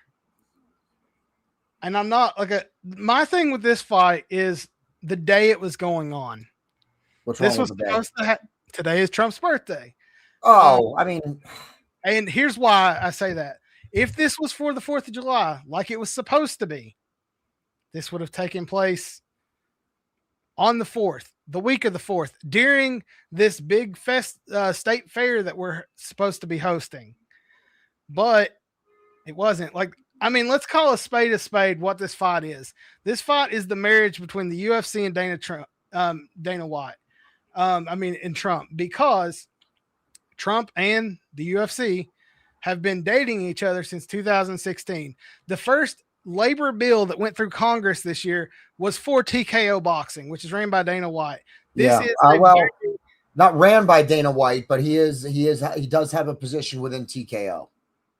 But Dana's the reason those fights are happening. It's the Tariq whatever from Saudi Arabia and the head guy from the UFC, which is not Dana, I'm not UFC, WWE, Nick Khan and Dana. So like, and it's kind of like how Dana's advertising how they're going to be, he knows who Anthony Joshua is fighting and all this shit and where he's fighting, when really it should be Eddie Hearn that's doing this, because Eddie is his manager. This isn't advertised as a TKO event. Like, it's very one-sided. Like, my problem, like the whole Ollie Act and how this is going down, how they're trying to make the monopolization of fighting just for TKO in the United States. I'm not cool with that. And that's what this fight advertises. Like, this is basically letting the world know that they work together. And I know I don't think a lot of people understand that. Yeah, no, I definitely get what you're saying. The problem is that fighters don't want to work for them because they're not paying them enough money. Well, so, Dana doesn't pay shit. So, I mean. Yeah, that's what I'm saying. That's why MVP, that's why the Paul brothers are doing so well with what they're doing, because they're paying their fighters real money. 100%. But, I mean, they're going to, and that's why they're trying to use legislation to get what they want passed so that they don't have to pay people and will be the only show in town. Like, no, MVP is going to take off, dude. MVP is going to take off as long as they don't keep fixing fights in MVP. Right. Well, MVP will go on and they'll keep doing what they're doing, but TKO already has a head start. They have a $1 billion company behind them. They have and it's not really I don't even look at it as MVP versus TKO. I look at it as TKO versus all boxing, like the industry as a whole. That's how I look at it. Because they want to take out the WBC. They want to take out all these other, because they're like, there's 1,000 belts. Yeah. They're making up a belt to not. Someone does need to do that, whether it's TKO or whether it's MVP. Someone does need to get control of the boxing in this country. We need a unifying body, boxing. But they're not trying to unify it. They're trying to be their own thing. They're not unifying shit because they're not letting. Well, when I say unifying, I mean recognized by the country as the pinnacle or the best of, that's what the WBC and all those organizations do. That's why they all have their own belt. They all started as individual companies. The problem is that none of those organizations know how to create it legitimately or do anything because of, as you said, all the different belts. So there does need to be some kind of unifying governing body, like the UFC does with. But the UFC is a monopoly who made sure nobody else could happen because they have more money than everybody else. I mean, I disagree. They go in and poach fighters, and then once they get them, they don't pay them. I mean, I partially agree with that, except there are other MMA organizations starting to work out, because say what you want about legislation or whatever, this country, we do have a free market country. If you are putting on a better product, people are going to pay to see it. But if you have a television deal set in because you have a UFC company and you decide to start a boxing company, that gives you a heads up on your company. Even if it's not better, people aren't going to know that. How the hell do they have Fast and Furious this thing? No, I get what you're saying about that though. Yeah. Sorry, I'm just trying to figure out why in the fuck Tyson Fury's here. I guarantee you he just signed with fucking TKO. Because they wouldn't have him here if he didn't. That's where UFC though and TKO are going to run into the problem. They want fighters and stuff to sign exclusively, like they do with WWE with the wrestlers. You only can box for, that's why you'll never have the best under one roof. But the problem with that is that there's going to be enough fighters that don't want exclusivity. They're going to say, no, you can't own me. I'm going to fight where I want to fight. But So those other companies aren't going to get a television deal, so they're going to be fighting for nothing. I don't know, man. I don't know. With YouTube and free market and the way you can record things, I mean, look, that's what I'm saying. Look what the Paul brothers did. Look what they did. MVP, they got a deal with Netflix. And hold on 1 second. Turn this. Guarantee he's going to say he's exclusive. Back in the U.S. for the first time since 2021. Nice to see you stateside. How's it feel? Did his brother win his fight this week? Do you know? I do not know, actually. That was a freak fight. I don't know if you saw it. It's somebody who was weighed in 90 pounds over, and there it is.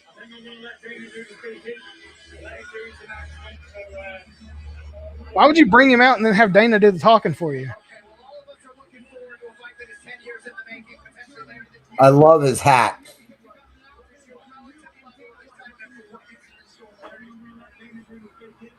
It's kind of everything our country's kind of against, though. It's just funny.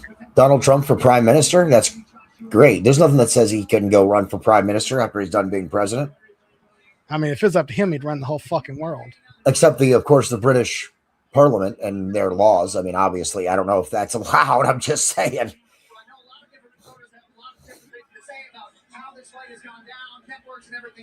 Any other details you can share with us before we let you enjoy the rest of this UFC Freedom? Why the fuck would you bring him out and put him on the mic if he's not going to tell you anything? Yeah. Well, I'm going to let Dana White do the talking. Well, thank you for that. Great to have you out here. And there's Dana. He's getting ready to say something, I guarantee you. Dana's right behind him. Is it Tyson Fury versus Anthony Joshua? Is that the fight? Is TKO Ring Magazine is going to be the ones that host the fight, but Dana keeps saying he's the guy in charge. So TKO is trying to make a deal with Paramount for their MMA and boxing. They already have a deal with Netflix for the wrestling. But see, that's the thing. Netflix already made a deal with MVP to show their fights. Right. They don't care. The one thing about if you look at it this way, WWE is on they're on USA, they're on Peacock, they're on CW, they're on they're on too many channels. But that's the way they want it, so that but it's backfiring. Have you seen the WWE spreadsheet lately? I mean, they're still making money hand over fist because they make that guaranteed. No, actually they're not. It's a guaranteed deal. What? Their TV deals are guaranteed. That's where they make their money at. Yeah. But everything else is down there. They're actually the TV deals aren't enough to keep them in the green. They're trying that. That's the recent round of 8 or 10 wrestlers that were just released. Although you gotta look at it this way. Yes, they are letting people go. They're letting people go, and then giving themselves that money is not coming. WWE isn't just WWE anymore. It's WWE. It's UFC. It is they bought the bull riding. I mean, there's so much into it that it's not just but they are losing money in other things. They're keeping the UFC is the WWE is the only thing that's been profitable for them through. I mean, they showed that it was in the profitable. I fully agree with you. They purchased WWE specifically to help balance their overall spreadsheet because they're hemorrhaging money everywhere else, including with UFC. But in the last year, all of their revenue is down with WWE. So it's not going to be a company that keeps them in the green. And eventually, I believe that TKO will start selling off assets. I think they're gonna sell, but I think that's why they bought it. Like they don't keep anything. It's Ari Emanuel. He doesn't keep anything. So let's see what I am curious. Let's see what stock is at today, because Trump did buy the stock just to he bought. Everybody's putting it on like he bought it right before this, but he actually bought it right before WrestleMania, which was when it was probably at its highest. Let's see, in the last 6 months. So he bought the stock in March. On March 2nd, they were at its highest of let's see here. Nope. $220 a stock, I believe. And now they are at 203 today. So, but I don't put a lot into the fucking stock market either, because it's like nobody who has money is making money off the stock market. It's only rich people making money off the stock market. So I would disagree with that too. I'm not a rich person, and I make a little bit of money off the stock market. But you're not making Elon Musk trillions off of it. Like, no, because in the stock market you need money to make money. You also need a little insider trading, which the president's known for doing this year, as everybody else. I can see we disagree politically, and I don't have a problem with that, just so we're clear. I'll let you know. I am a conservative. I just don't like Trump. That's also weird. Just want to point that out, that you don't see that very often. He was a Democrat. He was literally a Democrat before he decided to run for president. He was a Democrat back when the Democrats were in a position that made sense. In 2029, he was a Democrat until Obama became president. And then he changed parties. So, I actually worked. So I'm in Kentucky. I worked for Rand Paul on his campaign for several times. And then I saw how dirty the parties were, and I kind of got out of it. Yeah, I can understand that. You work on a Senate campaign and you see the insides of this bullshit, and you know they're all full of shit. So, especially when it comes to events like this. Like I said, I love it. I love it visually, and I think it's cool as fuck. Do I think it should be going on? I think. Have you ever been to DC? Yeah. So like this area that they're in is like there's so many like monuments for people who lost their fucking lives.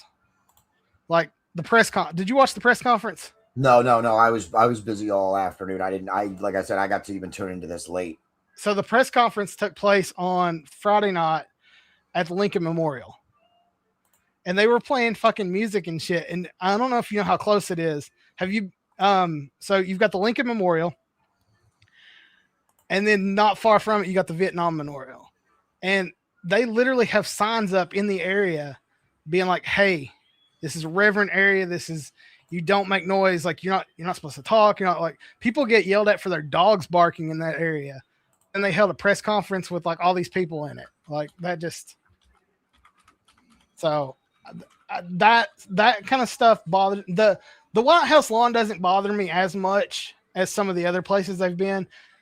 I think if you were going to do it, they have the ellipse set up. They should have just done all that shit at the ellipse.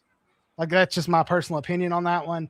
I don't know. Like I'm more of an AEW guy than a WWE guy. I was more of a WCW kid than I was a WWF kid. Me too. So like, well, at least we agree on that then. I mean, like, I care more about what happens inside this circle than I do about this whole fucking event, if that makes sense. Like, what happens in the ring? Yeah, I don't. I mean, I'm not concerned with the politics of it personally. I think the people that are concerned with it are just looking for things to complain about. I would agree with that, and I think a lot of people like outside of the area, like we had Judy in here earlier. She's from another country, and is only seeing what the media is showing. Yeah, and exactly. And no offense, Judy, if you're still watching, I did not mean any offense by my comments. The thing is with the people who are in this area, they're not seeing. I don't know. Did you keep up with any of the media coming into this fight? No way. I don't have time to keep up with some of the trivial nonsense. And being that I wasn't doing any shows or anything on this, I did not follow it or closely or anything like that. So how many times do you think the fighters' names, even out of Dana White's mouth prior to this week, came up? The fighters? Yeah. I would hope that they came off frequently, but I honestly don't know. It was zero. I was wondering why I didn't hear anything about, like, I didn't even know this card was going to be up until last weekend. That's when Yeah, I've been following this card for over 8 months. The fighters' names in the media have not been mentioned. It's just the fact that it was even going on. When Dana was talking about this, he was talking about the 3 letters UFC. and he talked about himself and he talked about Trump. So like the guy who's supposed to be promoting these fighters, and that's one of the things that annoyed me. It wasn't even that they were talking about Trump. It makes sense. It's in his fucking lawn. Of course you're going to talk about Trump. You're going to talk about the UFC as a brand, but the WWE does the same fucking thing. They don't talk about their athletes. They talk about the brand, because at the end of the day, the brand makes them more money than the athletes do. That's just a TKO thing. And I mean, that's not political. That's just, hey, even if you're not talking politics, like if you kept up with the ads and who did the voiceovers for WrestleMania, it was Triple H. If you saw the talking points coming into this, it was Dana White. Like the fighters and the wrestlers in TKO are just not pushed because the brand is more important than the fighters themselves, because the fighters are replaceable, but the brand will still be there. That's why, and that's what their problem is, though. That's what TKO is running into. They're finding they're not buying into the brand. People don't buy into brands when it comes to wrestling and when it comes to UFC and when it comes to boxing. They buy into the fighters. They follow the fighters. They want the wrestlers or the fighters. They want the stories. The company is less irrelevant than the fighter. Oh, I mean, yeah, I agree. However, I will say that the MVP, the last MVP thing with Ronda Rousey and Gina Carano, they picked the wrong city, the wrong location to have that in. I completely disagree with that. That's Ronda's hometown. But it was empty. That crowd. No, it wasn't empty. It was those lots above seats. If you saw the gate numbers, it wasn't empty. It looked empty from the cameras, let me tell you. Yeah, oh no, it looked empty. It's kind of like how, I don't know if you what was the last Saudi Arabia show for WWE? I don't watch WWE. Okay, so they the Royal Rumble. It was the Royal Rumble. They were in Saudi Arabia. On television, it looked empty because every seat had a light above its head. And when the lights go off, you couldn't see the people. Yeah. It was a sold out crowd. The same thing happened with the MVP fight. I thought that's what it looked like, but then from the one angle, I was like, no, that place it's not just the lights. That place is freaking empty. At the beginning, the first two fights, it was empty. But by the end of the night, it was packed. And that's more of an MVP thing. I don't know if you know, did you watch? I mean, everybody watched. So the Jake Paul versus Mike Tyson fight. Yeah. The first 5 fights on the card, not on the main card. There wasn't always been boxing. There was no one was in there. Yeah, it's always been boxing. So I don't know who spends that kind of money on tickets and then only wants to watch the main event. Rich people, they're the only ones who can afford to go. I'll tell you what, if I ever get rich and I can go, I'm going for the whole thing. I'm not going just for the main event. Right. I mean, a UFC ticket is outrageous. The tickets for this fight alone, if they had I want to say they only had a couple hundred that they sold, they were $1 million a piece. And that was UFC, and it wasn't a ticket. That was a donation. That wasn't even that. They didn't sell them to the public. There's I think it was 4,402 people are here at this fight. 1,200 were soldiers. The soldiers who are there had to meet weight and height requirements to be able to come because they wanted the best looking soldiers on television. They didn't invite, from what I heard, they didn't even invite the Walter Reed soldiers. Oh yeah, where did you hear this? Where are you getting that? Luke Thomas he's an MMA reporter out of Washington D.C.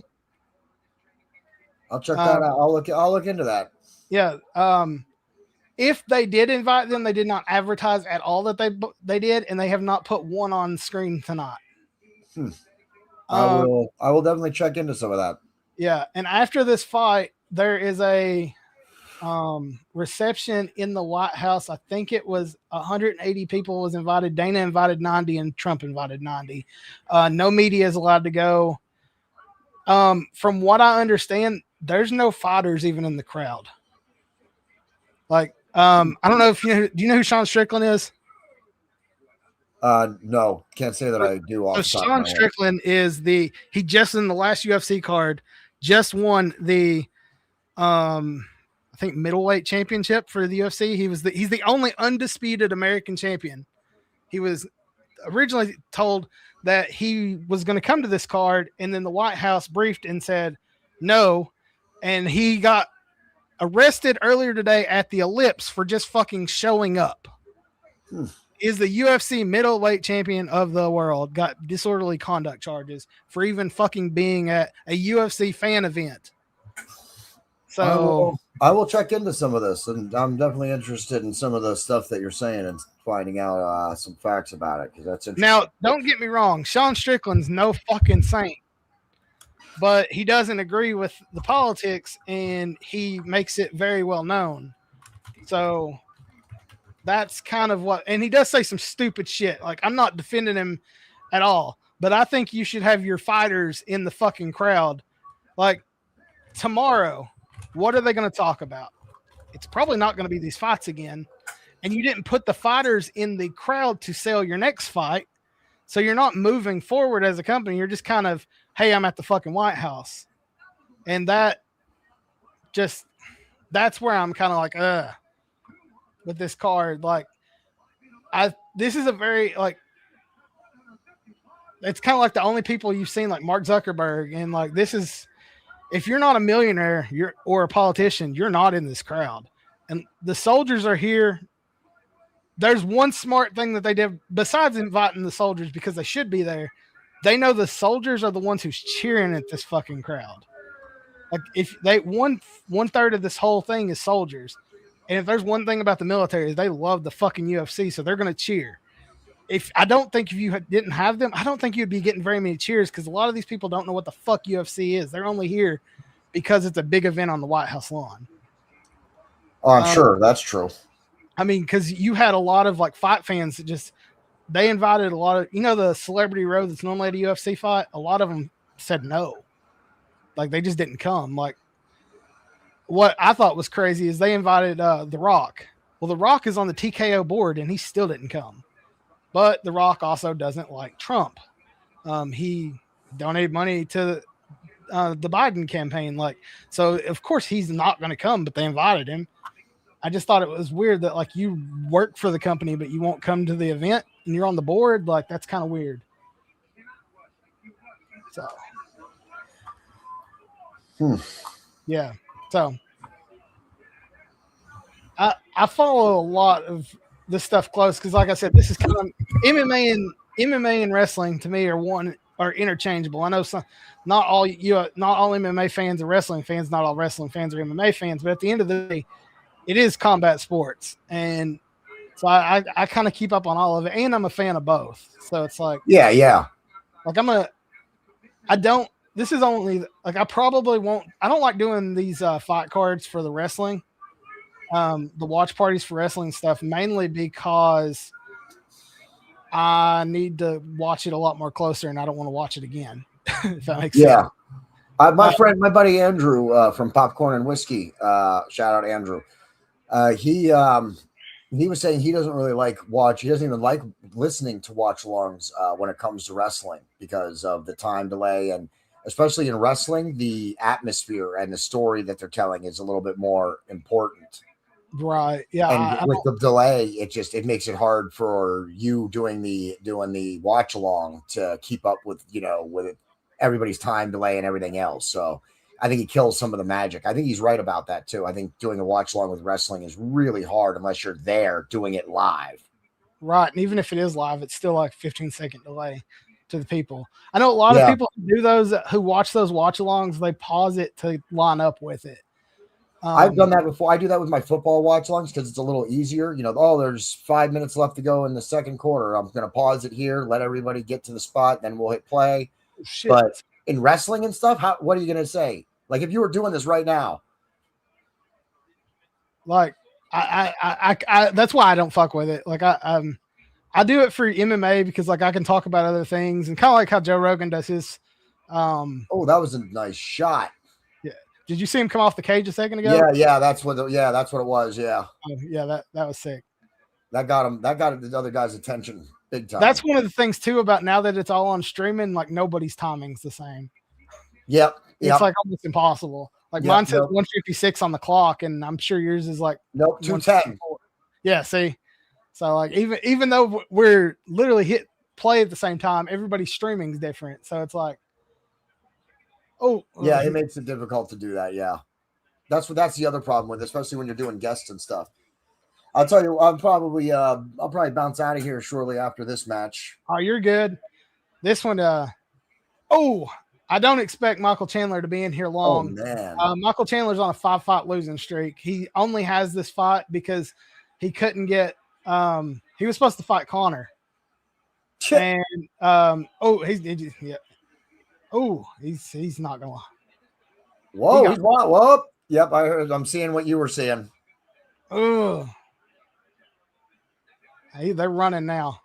He's trying to make it last to the second round.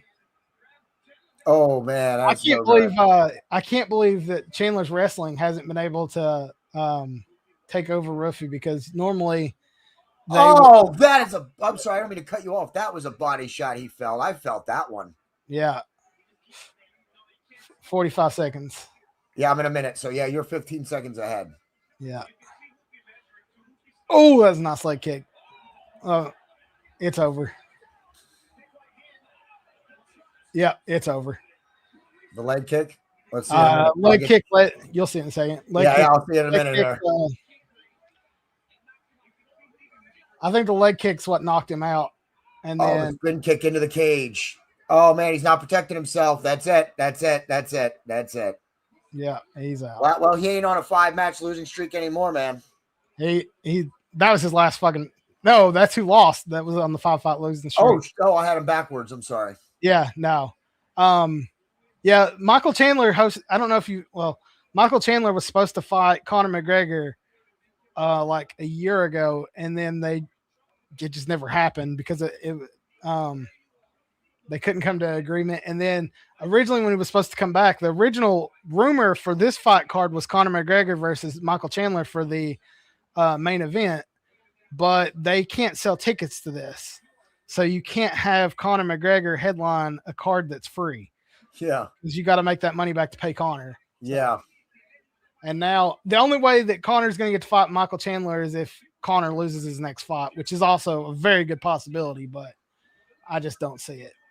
But thanks for hopping on, man, and chatting with me. Yeah, absolutely, man. I appreciate it. We'll get together and do some more collaborations. I don't want to take over your whole show and stuff. Oh, so. You're good. Like I said, I'm sitting here just watching some fights, man. But thanks for hopping on, and tell everybody where to find you. Yeah, just check out Mayhem Media. We're on Facebook, we're on YouTube, and we're on Rumble. A lot of people don't know what Rumble is. It's a competitor to YouTube. Well, he caught him with that spin kick right in the temple, didn't he? Yeah, he did. So I'm giving my own shout out, and then I cut myself off. Yeah, that was a heck of a spin kick, though. Great. That was a pretty good finish there, in my opinion. But yeah, Mayhem Media, we're on Facebook, we're on YouTube, we're on Rumble. We do a whole bunch of different stuff. It's all entertainment. You're not going to hear, even though we were talking a little political stuff here. This card's hard not to. I understand. That's the other reason I didn't do it. That's the other reason I didn't do it, is because I'm not like Mayhem Media. We don't do, while I am political and we'll talk about political stuff, Mayhem Media is so, like, I keep that a place not for any of that. Like, it doesn't matter what you believe or what side of the fence you're on. You come to Mayhem Media to be entertained, and you don't have to worry about what we're going to say about politics or too much of that stuff, because we don't. We want it to be for entertainment. We want it to be able to go, whoever it is, to be able to come and be entertained for a little while. So that's what our mission is with Mayhem Media. And we do, like I said, we do a lot of stuff. We have, we're doing a Marvel series right now. We're doing a Star Wars series coming up. After House of the Dragon starts next week, and we have a show that goes with that called After the Dragon. So we'll be doing that too. So it's going to be a busy summer for us. And then when the fall gets here, we'll be doing football watch-alongs. That right there's the busy time. How many games a week do you do? Usually last year I started just getting into it a little bit. So I only did one of every of the major, like I did a Thursday night one. I did 2 Sunday night ones. I did a Sunday afternoon one, and I wasn't able to do a Monday night football one, but I kind of did one of each to see what the viewership was. Right. To see if anybody would tune in, or to see if they would be worth anything. So I tried a couple different time slots. This year we'll probably only do one show. We'll probably do one game a week, but it'll likely be a primetime game, Thursday night game, Sunday night game, Monday night game. Those will be the primary ones, and then we may do the occasional Sunday afternoon. Right. But we'll stick with the primary. We'll stick with the prime time ones for the most part. And what I tell people is that if you're watching it, then you can just watch it. Because like we were talking about, you can't ever stop the delay. Like, so you're never going to completely match it up. Right. So if you can't watch the games, like when we do fight watch alongs, I tell people, if you can't watch the fight, if you can't watch the game, then listen in. That's what how you should treat our watch alongs, like a radio broadcast. Yeah, for sure. That's one of the things I try and do, but on like these cards like this, it's more I let the chat kind of dictate where we go on these fight watches because it's 4 fucking hours and I'm by myself. So yeah. Well, I'm happy to give you at least a little relief, so you weren't carrying it the whole man. 4 hours. Awesome. Well, thank you for coming in, and we will. Yeah, let's chat. We'll do some more collaborations, and let me know whenever you're doing something like this. If you need an extra person, if I'm free, I'm always down to hop on someone else's show. It doesn't take any effort. Like, I'm always on, so that doesn't matter to me. Right. Yeah. And I do, like I said, I go every Thursday. Except for this week, I had some family shit going on, but I normally go every Thursday talking wrestling. I do Thursday because it's kind of, you got Raw Pass, you've got, because the main shows are Raw. Yeah. There's no main shows on Thursday or anything. So yeah, I get that. Yeah. I sure the fuck don't watch, I do not watch TNA, so yeah. Well, let me know if you, like I said, man, just hit me up. Let's talk again. Let's collaborate. And if you ever need someone to hop on, just always hit me up, man. All right, man. Thanks a lot. Yeah, absolutely, man. I'm out of here. See y'all. All right, guys. Thanks, JD, for coming in. We are a couple fights left on the card. Let's see where we stand here. I've got. Let's see. We up next is the president's fight. Josh Hokett versus Derek Lewis is our next fight up here. But yeah, thank you, JD. Anybody who's watching, make sure you hop in. I'm getting ready to turn the volume back up. We were having a conversation and talking fights all at the same time, so definitely wanted to be able to let you guys hear the conversation and not the fights as much. I will turn the audio back on when we get done with this interview because it is a Portuguese interview and I don't know what he's saying, so it's kind of tough. But yeah, our next fight is Josh Hokett versus Derek Lewis, and then followed by Sean O'Malley, Ahim Zabib, Alex Pereira, Cyril Gahn, and Ilya Taporia and Justin Gaethje. So we got 4 more fights tonight. It's 10 o'clock. The fights are flying. Everything's been a knockout so far.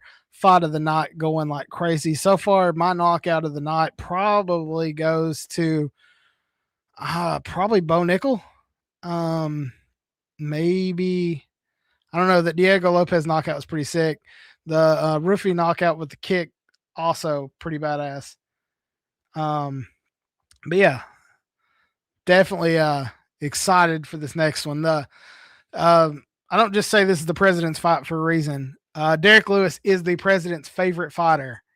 And that's why I call this next fight the president's fight, because it's the one fight on this card that he specifically requested that Derek Lewis be on this card. And I'm excited that Derek Lewis is on this card. Like I said, he's 41 years old. He's getting the fight on the White House lawn for the first time, or they're all fighting for the first time, but he is coming off of a loss. That doesn't fucking matter, because the one thing with Derek Lewis is he's a knockout machine. It takes one hit to the temple and you are gone. Lights fucking out. And before that, he was on a 2-fight win streak. So this is really cool. Tony Hinchcliffe in the crowd. Oh, little Kill Tony action. That makes sense. Rogan got him in. It's a cool fucking card, man. I love the visuals as the night goes on with the White House in the background. It's really cool to see. Yeah, we got 4 fights more to go. Next, Peloton's getting those hands wrapped. Let's go back here to the main fight card. So when I need it, I've got it. What's everybody thinking of the card so far? Hop in that chat. Let me know. I'm gonna throw up a. Let's get a. Who's gonna win the next fight here? Edit. We got Josh Hokett, and who's been really interesting to see his press conference style the last couple fights. Bringing out the incredible Hoke, as he likes to say. So excited to see that. Derek Lewis warming up. It is so weird and cool at the same time to see. Show that. So we got who's going to win the next fight? Josh Hokett, Derek Lewis. Hit 1 in the chat for Josh Hokett, 2 for Derek Lewis. If you guys are Josh Hokett with the wrestling gear on over the ears. I don't know. So if you weren't watching the press conference, which I talked about earlier on the Lincoln Memorial, you had Josh Hokett kind of taking over the thing. The press conference to originally show this, he kind of took over that one too. And he doesn't take it over as in being like, oh, you guys should watch the fight. It's kind of more of a disrespectful character act. Like the other day, he was at the press conference on Wednesday when they were interviewing fighters and they gave him the mic and it was kind of like an open scrum. He started singing the Krusty Krab pizza song and then he was like, wow, this really isn't working. So like, I thought when it come to the White House at the Lincoln Memorial, he was going to kind of drop that shit. Dana White has come out and said, I don't really care for his act, but he knocks people out and that's all that fucking matter. So, yeah, that part is. Let's see, turn that back off. Get the fights going on here, audio wise. We got 30 seconds till we're back from the ad break. But yeah, I didn't really care for how Josh Hokett handled himself at the press conference. Derek Lewis is always fun. The question is will Derek Lewis keep his pants on if he does win? He says he's keeping them on. He's 41 years old. I don't think this will be his last fight because he is pretty fucking entertaining. But some of these guys could be on their last fights in the company. Thank you, man, for sharing it on Facebook. That's awesome. And hopefully people will go back and rewatch. If you weren't, go back and watch when JD was on as well. But yeah, Derek Lewis is a really fun fighter. Like he's entertaining inside and outside. But Derek Hokett he's a great fucking fighter too. He's just really fucking annoying. Won his last fight by decision. But that was one of those fights like it's one of the best decision fights. He fought less than a month and a half ago. Let's see here. Less than 2 months ago, he fought Curtis Blades, and he beat him by decision. But that decision was literally almost a knockout with like a minute to go. And then before that, Josh Hokett defeated Denzel Freeman. Basically, if Josh Hokett wins this fight, he is in line to fight for the interim title because most likely you aren't going to see, you're not going to see any of the big, there ain't no way he's just now getting there. That's a sick suit though. So he got it there about 30 minutes ago. They are showing Ilya Taporia walking in, suit and tie. It's crazy as fucking cool at the same time to see. It's just so surreal seeing all these like fighters walk through the White House the same way you see them in the back of an arena warming up. It's different. I'm lost for words on how to describe this atmosphere. The crowd, like I said, the military crowd is awesome here. The entrance at the beginning of the show with Trump and Dana walking from the Oval Office through the Rose Garden. That was really cool. Playing the All Hail the Chief, and then the national anthem as he stood at the top of the stairs. This fight it's visually been amazing. Let's see here. We got Reagan talking about Flag Day, trying to. As we think back over the history of our nation's flag, we remember that the story of its early years I like that hat. one of hardship and trials, sometimes a fight for simple survival. It was 2 years into the War of 1812 when America seemed to be teetering on the edge of defeat. The British had already taken our capital and burned the White House. All that stood between the British and Baltimore were the guns of Fort McHenry. The British bombardment lasted for Are all these videos AI? Because it kind of looks AI to me. the rockets fired and the bombs exploded, and a young American patriot named Key held captive aboard a British ship. Francis Scott Key. For some proof, some sign that liberty would prevail. You can imagine his joy when the next morning in the dawn's early light he looked out and saw the banner still flying. A little tattered and torn. Kind of feel like this should have been the first video. Flying proudly above the ramparts. If we're going to history, we should have started with this one and then went to World War II. The cause of human freedom had become forever tied to that flag and its survival. As the American Republic grew and prospered and new stars were added to the flag, the ideal of freedom grew and prospered. From the rolling hills of Kentucky to the shores of California, to the sea of tranquility on the moon. And let us never forget that in honoring our flag, we honor the American men and women who have courageously fought and died for it. I was just talking about the Vietnam Memorial. These anniversaries remind us that the great American experiment in freedom and democracy has really just begun. And they challenge us to match that greatness of spirit in our own time. We are, after all, the land of the free and the home of the brave.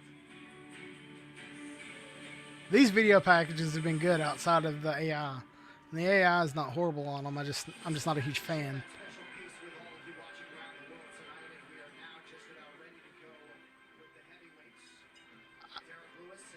I'm excited for some heavyweight action. This is the fight I am looking forward to right here. Like I said, this is one of the one fight that's I've been wanting to see. I'm a huge Derek Lewis fan. 5 versus 9. Like I said, if Hokett wins this fight and Pereira wins this fight, most likely you're going to have Josh Hokett versus Pereira for the interim title, if not the real title, because I don't see how they're going to get. I don't see Tom Aspinall getting that fight. So.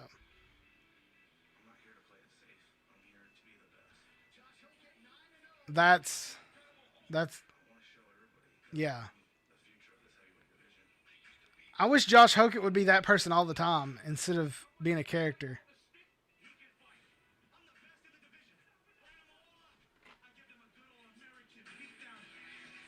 They asked him if he would go do wrestling. He said if they fucking pay, I'll go do it. Like, I don't know if you know who Josh Hokett is. He is a former NFL walk-on. He played football and wrestled for Colorado State. Was a tight end.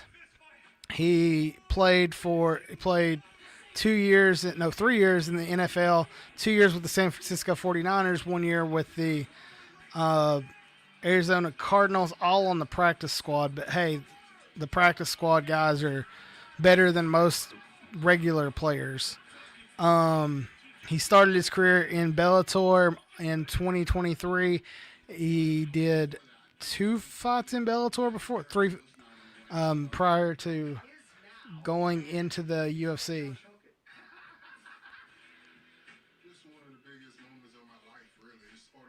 But yeah, let's see here. He made his way into the UFC through the Contender Series. So if you don't know Derek Hokett, now you fucking know. Not Derek Hokett. Josh Hokett. Ugh.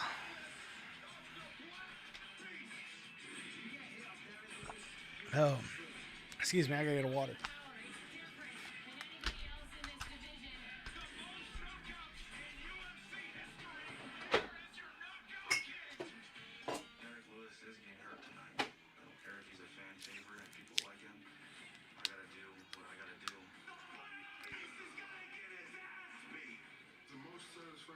Guys, I got a preview going on, a poll. Let me know who you think. 1 for Josh Hokett, 2 for Derek Lewis. I'm going 2 hard because I love me some Derek Lewis. I'm curious to see if he pulls them pants off tonight.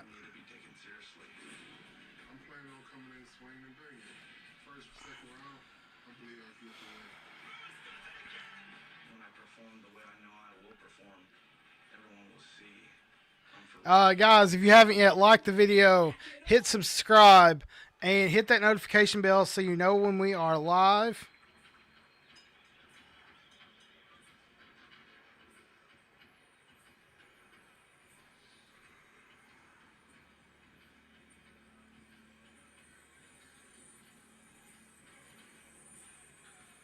I don't even know what his Derek Lewis's walkout music is. Oh shit, he's coming from way in there.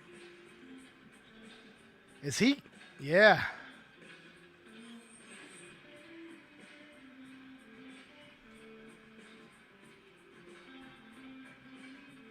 Proudly flanked by Medal of Honor recipient, Master Chief Advisors of the Navy SEALs at New York City, 9/11 first responder John Huvane. Here's a man who needs no introduction to UFC fans, the knockout king, the Black Beast Derek Lewis, making his 32nd UFC appearance. Hey guys, if you're not, make sure you subscribe to this page. Hit that little subscribe button so you know when we are live again.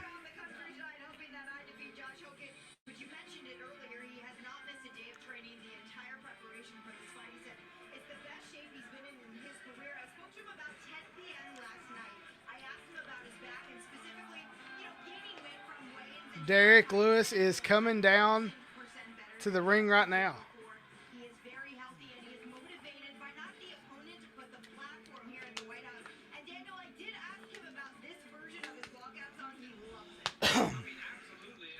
I think it's so cool that the military band is playing all this music. I will admit that. Like I said, this fight has been really fun.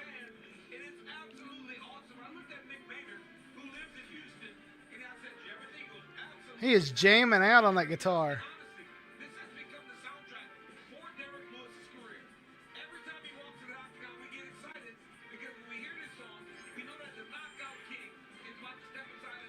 Second most wins in UFC history. Most knockouts in the UFC history. 25 of 29 finishes. Subscribe, like, follow, all that on here on YouTube. Help us get over 250 subscribers here on YouTube tonight.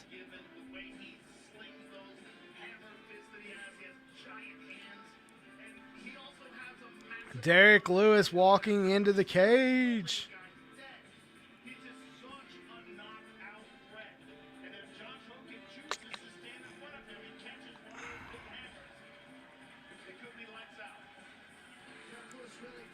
Let's see what we got here. So close to getting to the 250 tonight.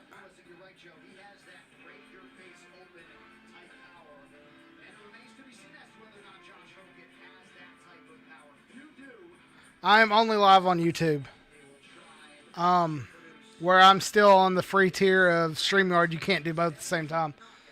Plus, I'm trying to get my watch hours up on YouTube so that I can be able to start charging. So every man really coming out to Hulk's music? Fight for the right, fight for the right.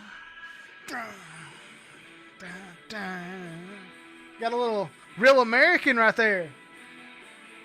If it comes crashing down and it hurts inside.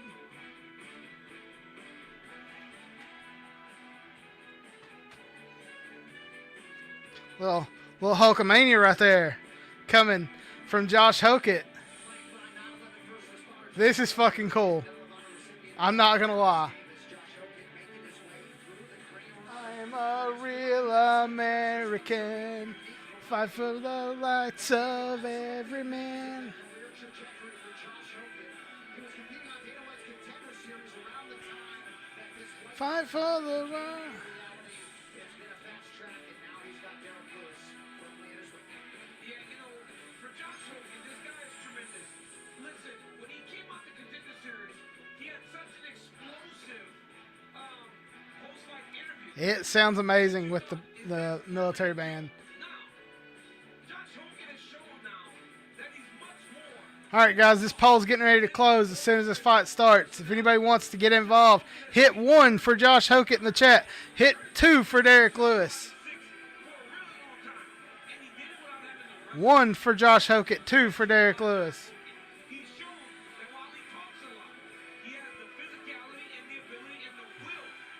Fight for the right.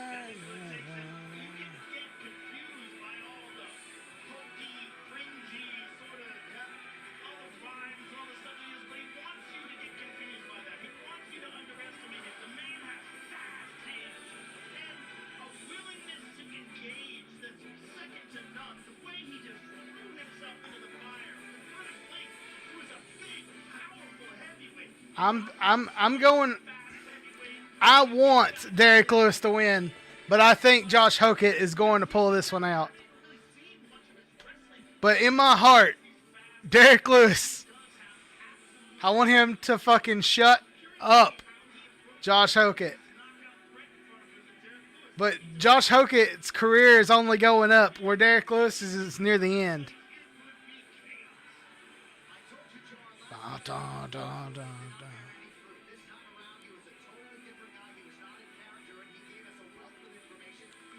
I love if Josh Hokett would drop the character stick, I think he would be some people's favorite fighter. But without the character stick, I don't think people would know who the fuck he is. That's my thoughts on that one. We got 2 people in here right now. Let me know where you guys are watching from. Like, subscribe, hit that notification bell.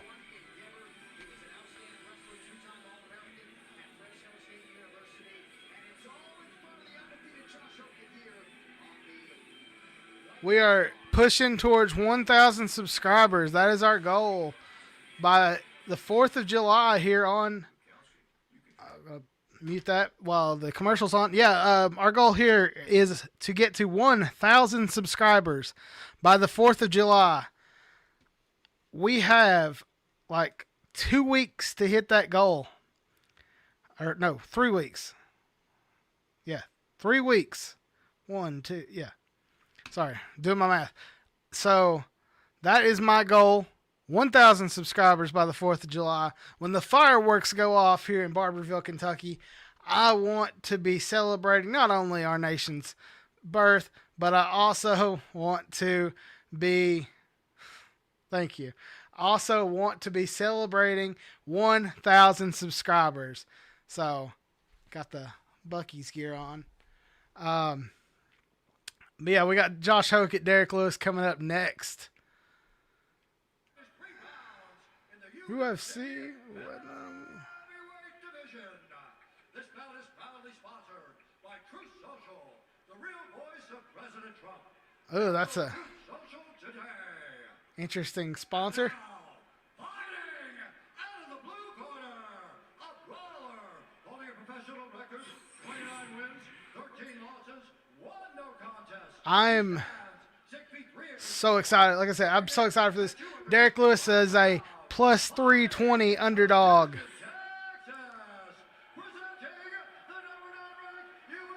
I said this earlier, but I love the blue and red gloves that they are that they're wearing. It reminds me of Bellator, and I always thought that was cool in Bellator. It made it stand out, and I like that you have the red and blue gloves here as well at the White House. Josh Hokett.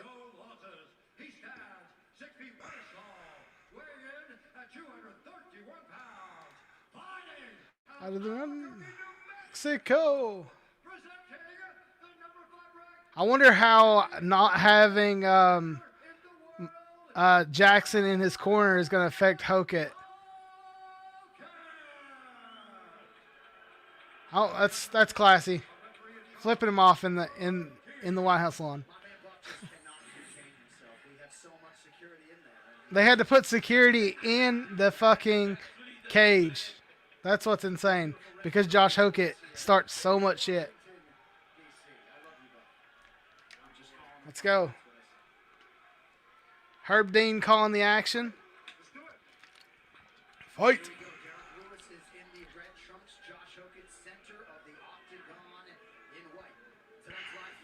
Derek Lewis looks like a big boy in there.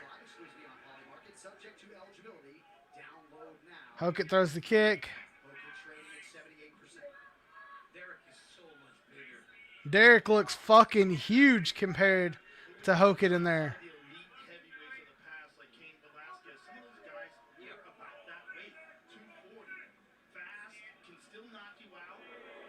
Leg kick, miss. Kick to the body. Yes, and Hogan also told me that he wanted to wait for the big move from Derek Lewis. So then he would get a takedown. He's expecting maybe a jumping kick. Attack. Oh. That slip could have played really into Lewis's favor. If he's a little bit faster. Kind of like the fish at the end of the thing. Oh, you almost had that.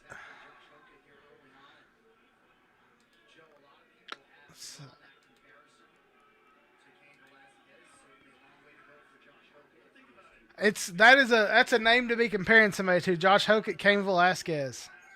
That would be sick if someone else could become another Cain Velasquez. Slinging them arms.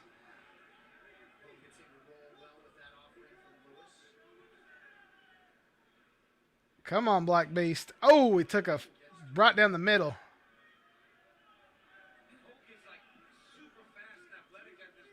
The thing is if Derek Lewis can hit him on the fucking jaw, he's got the strength to end this fight.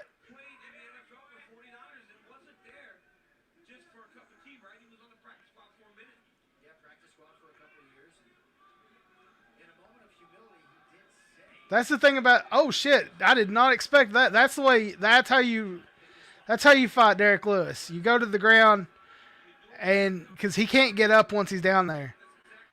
It's basically, can he prevent getting knocked out? Because he's got 3 minutes. He's not going to come off the ground probably for the rest of this fight. This isn't going to be the most exciting fight, but goddamn, if that's what it takes to beat him, that's what it takes to beat him.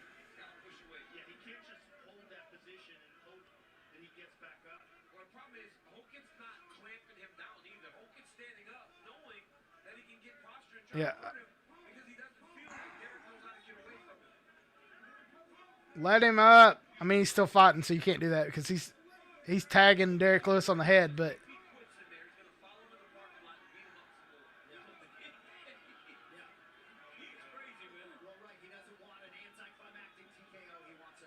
this is going to be a come on. I really hope Derek Lewis can survive this and get back on his fucking feet, but I do not see him getting up off this. Derek is not a wrestler at all. He has no submission game. I wouldn't be shocked to see if Hokett could actually pull out the submission here. He just tap. What is he doing? Oh, shit. Oh, he almost got up. Come on, Derek.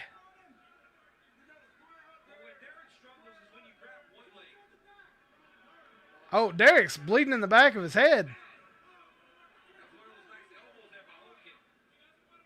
Or is that from the front? I can't see. I think he's going to make it to the second round unless he gives him his back, which, I mean, he's almost got his back. If Hokett's game was better, he could start getting the arms under to get the choke. He wants to knock him out. He don't want to choke him out.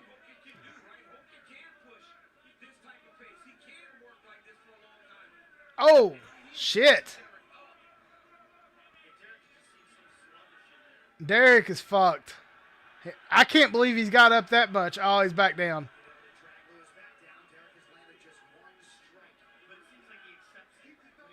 Derek Lewis is not fighting to get back up. It's like he knows if if he keeps fighting, he's going to burn out too much energy. He's not going to make it. Oh, armbar.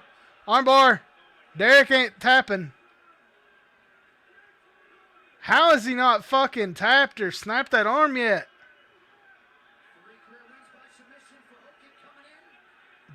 He's not tapping. He's just going to let him break that fucking thing. I'm pretty sure it's dislocated already.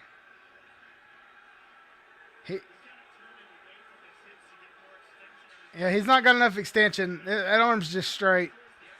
Yeah, Derek just got to rest while his arm gets fucked up. He's just fucking, he's not turning. Holy shit, what a first round. That arm bar, who locks in an arm bar and still loses the fight? I mean, not loses the fight, but doesn't finish it.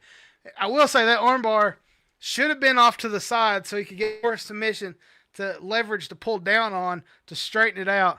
It did look like it might have dislocated, but I'm not positive because it was so much on his body. It kind of looked like a wrestling armbar more than like a jiu-jitsu style armbar because, yeah, his arm was straight, but it didn't go down. Like, if that makes sense. I think if he had turned his body a little bit, like Rogan was saying, would have pulled down leverage on the wrist to kind of pull up back more. But yeah, survived to the next fucking round. So the cut is above Derek Lewis's eye. Let's see if that plays a factor.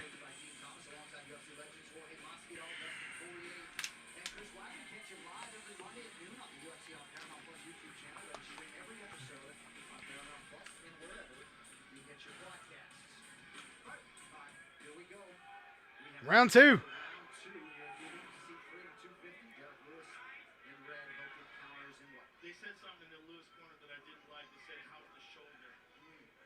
They asked him about his shoulder in between rounds.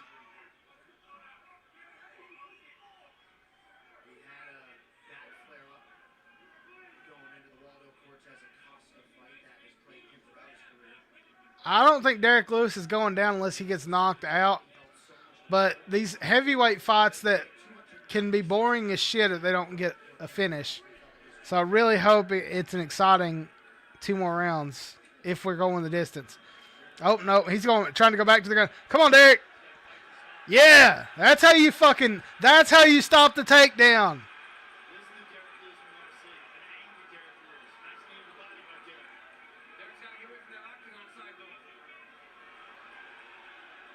There you go. Come on.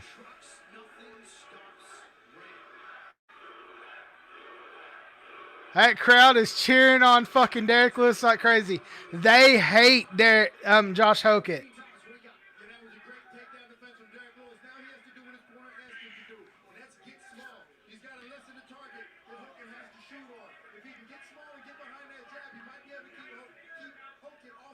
Can he? Oh.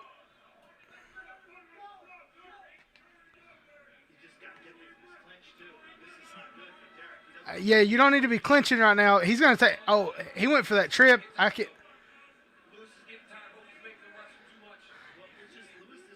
Derek looks like he is so fucking tired.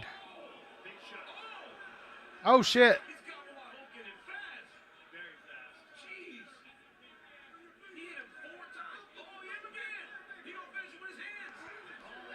Oh, come on. Come on, Derek. Don't get knocked out here. I think he's going to. He looks like he's on weak knees. He's wobbly. But he's still throwing them punches.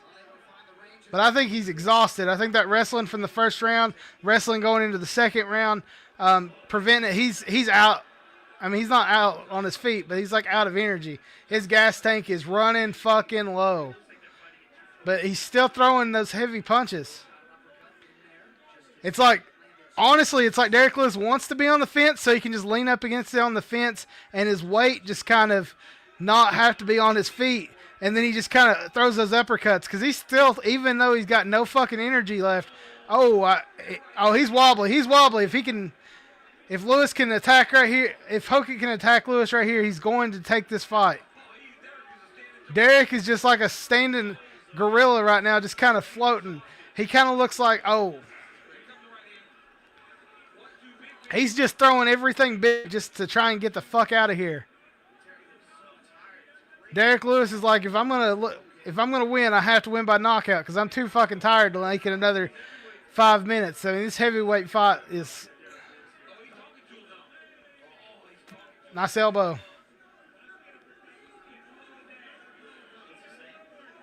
They are talking shit. Oh. Oh.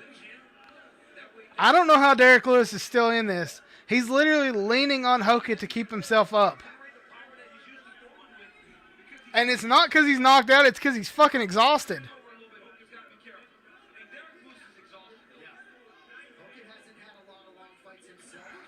Oh.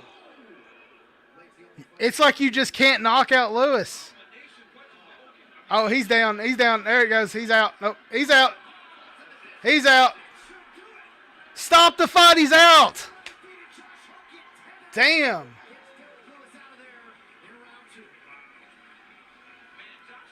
They let him go way too long on that one. Derek Lewis was out on his feet and hit the ground, and he just sit there and let him. Wow.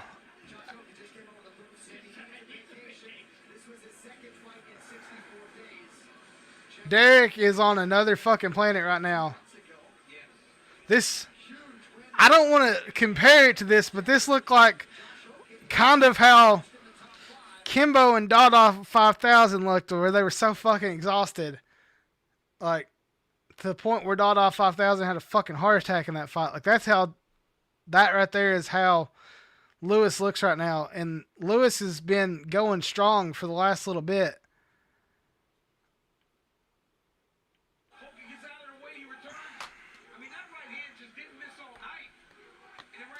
Oh.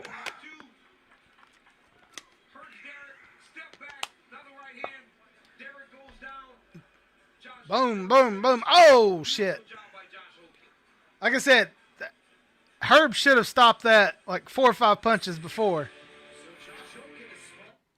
I'm curious to hear what Hokit's going to say, because he's going to go he's either going to go full stick or he's going to be serious. I hope to God he is serious right now. He's outside the cage right now with a chain, and he's shaking the president's hand. Okay. I thought he was going to give him the chain. That would have been weird. I think he's trying to be his favorite fighter. Oh, he is giving him the chain. He just put a necklace around Trump's neck. I can't wait to hear what commentary has to say.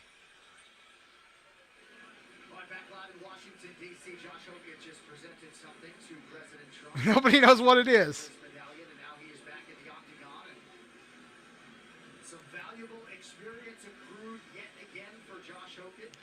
Josh Hokit looked good. Like I said, I thought going in that Hokit was going to win this fight, but my heart was begging for Derek Lewis to win. Please be serious here, Hokit, and don't go all fucking stick. Gentlemen, referee Herb Dean has called a stop to this contest at 4 minutes, 9 seconds of round number 2. Declaring the winner by TKO.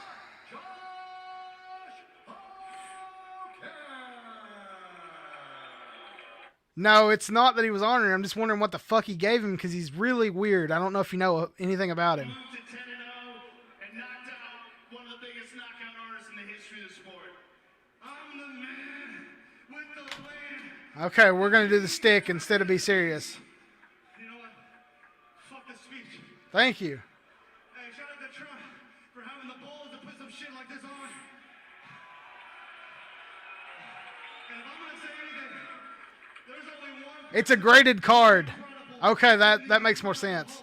And that's my Lord and Savior, Jesus Christ. Thank you for being serious and not doing your stick. Now listen.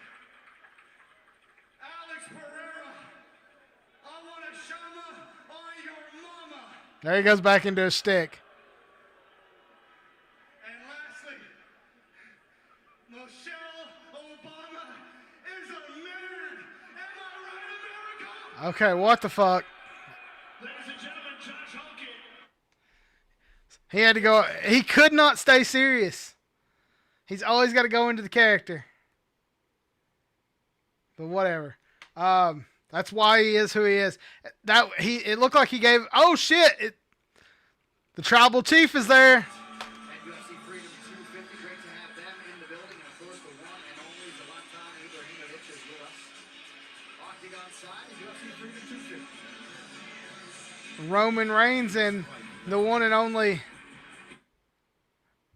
The UFC 6 is coming out tonight, I believe, with the White House as its as a playable level. So that's kind of cool. I think it's weird that they didn't put it out beforehand. I'm gonna be honest.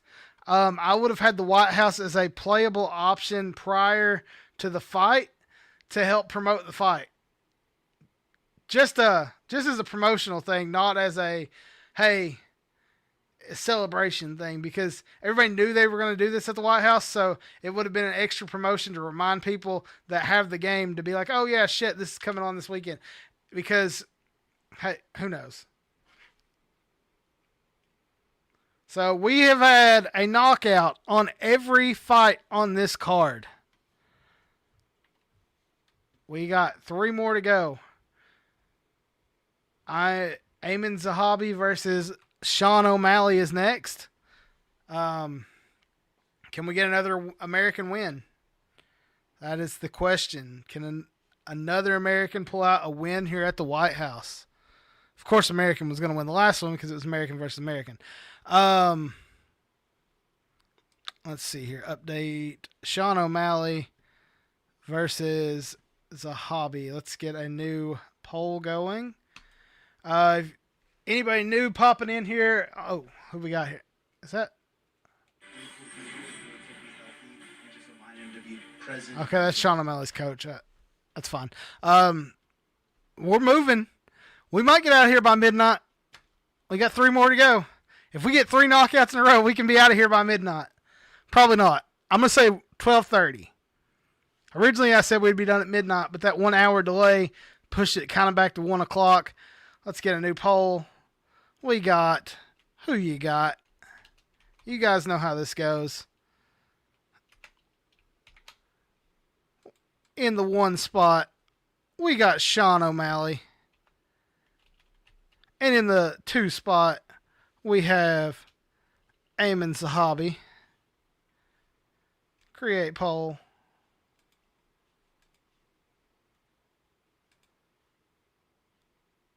And start poll. 1 for O'Malley, 2 for Ayman Zahabi. Sean O'Malley is coming into this fight as the favorite, but he's also coming in on a 1-fight win streak. Sean O'Malley's only losses in the UFC have come to twice to Mahab, who is the current bantamweight champion. He lost at UFC Noche in the spear. He lost the title to Mahab, and he lost the rematch, and then he beat Song Yadong. He Song Yadonged his dong. And then he also has a loss outside the UFC. No, his other loss come in 2020 versus Marlon Zahara. So he is if you don't know Sean O'Malley is the first big name to come in from Dana White's Contender Series.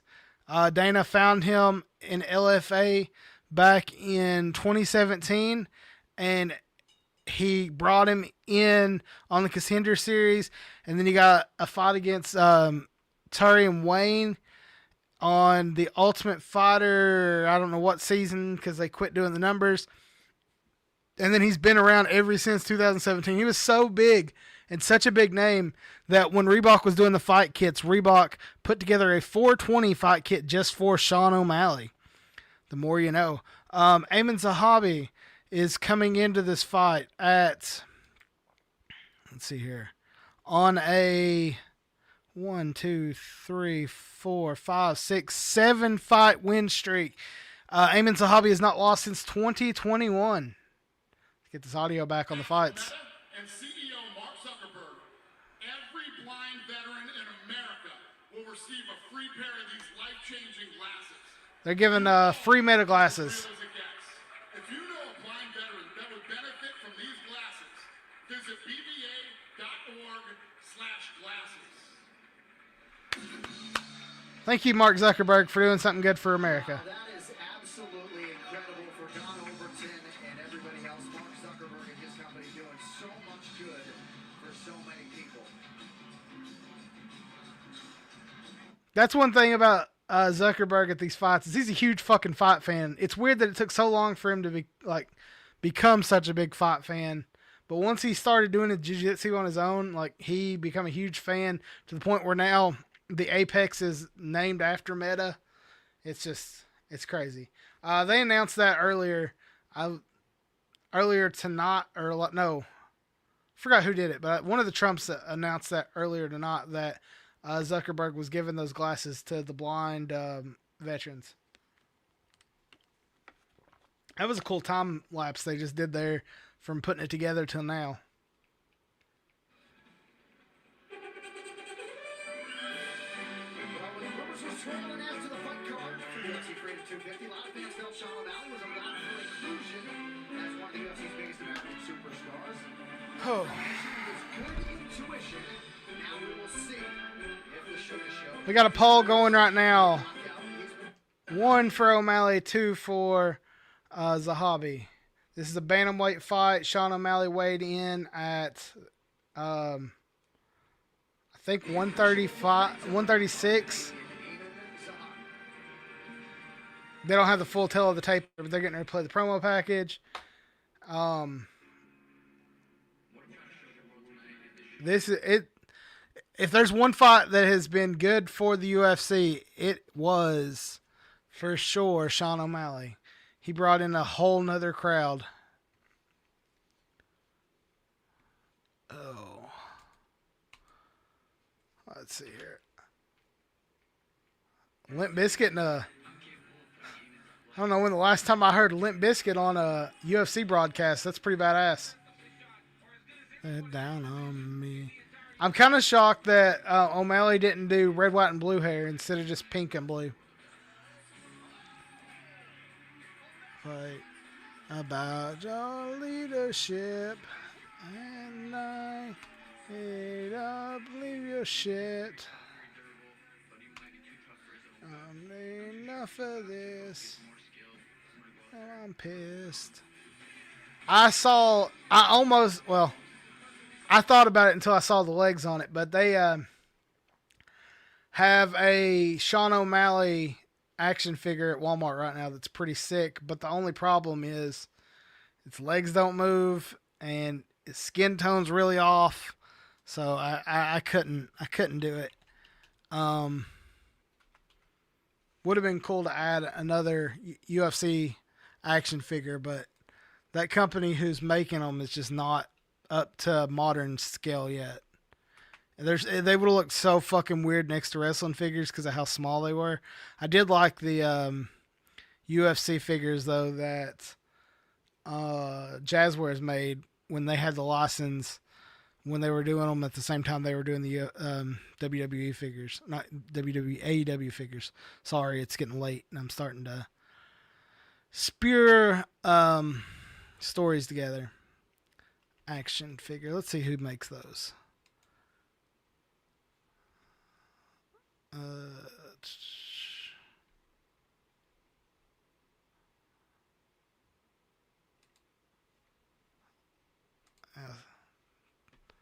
Throw that up on the screen.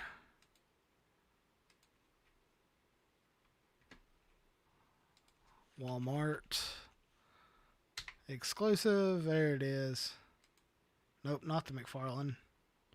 The McFarlane's statue is sick, though.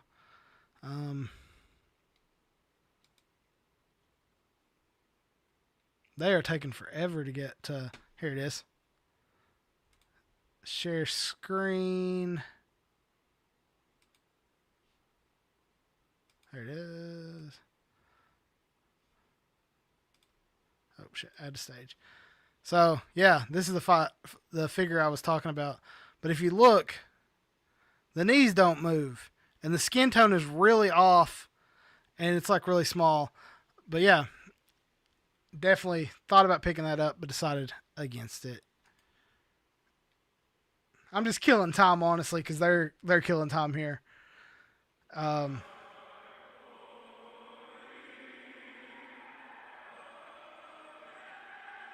don't.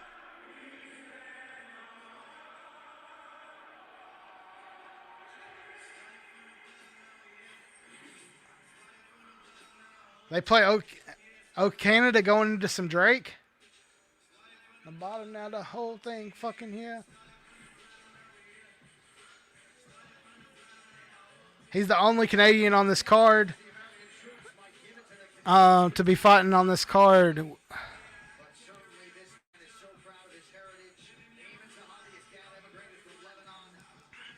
It's crazy. I watched that whole MVP card and I didn't get a copyright. The music on this is gonna for sure copyright this video. Whatever.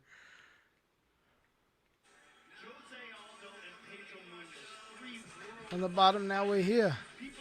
Started from the bottom, now the whole thing fucking here.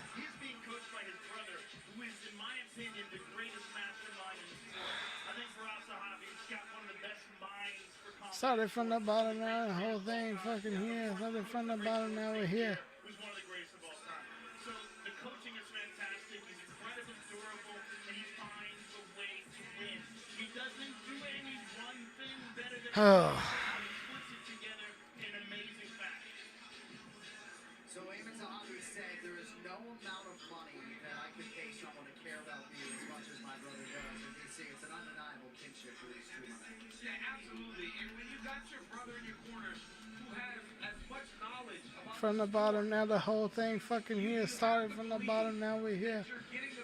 Started from the bottom, now the whole thing fucking here. this win streak is Eamon Zahavi has been able to fly under the radar a little bit. Yeah.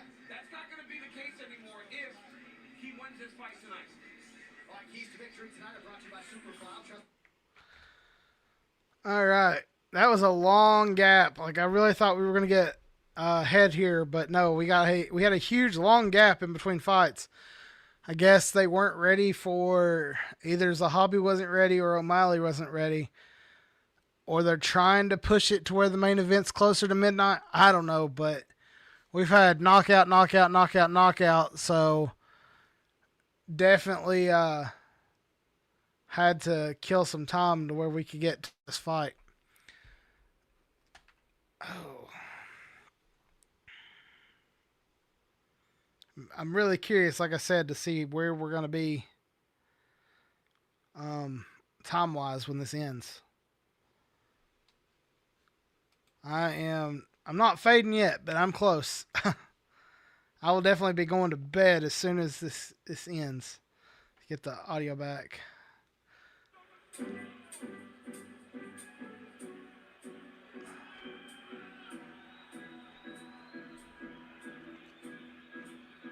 Pink lights.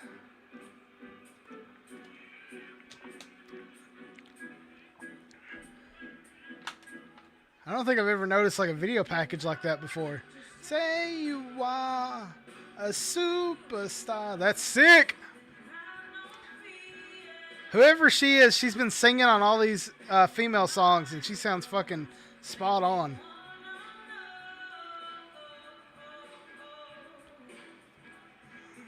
Oh, who you say you are, a superstar. Oh, he's coming straight out of the car.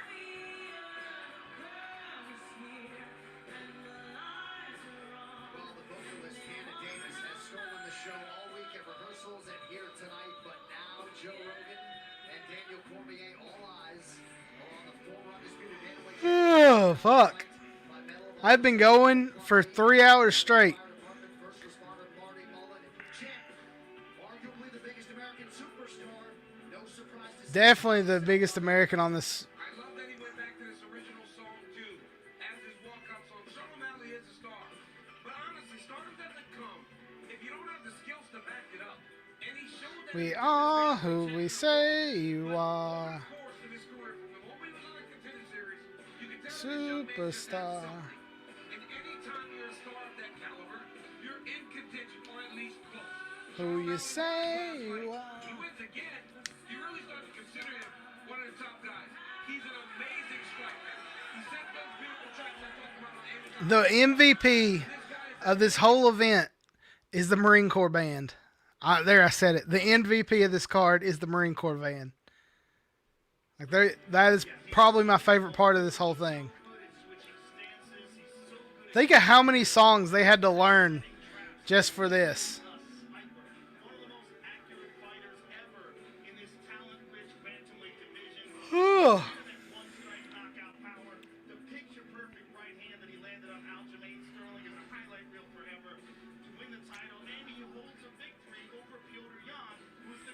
How old is Sean O'Malley? 31. I think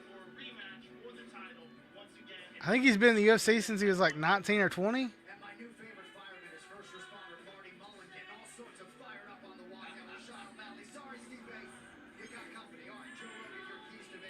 That's somebody I would have had at these fights. I didn't even think about Stipe. Like, Stipe would have been good for this. Oh. 3 hours, 6 minutes into this thing, my back is finally being like, fuck you, dog. It is.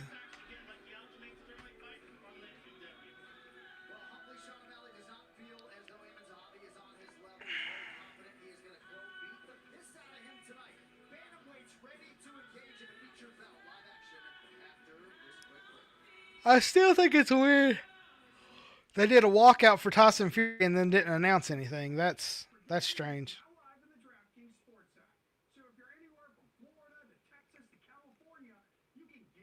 Holy shit. Nick Nemeth won the AMW championship at Summer Bash. Holy fuck, I did not see that coming.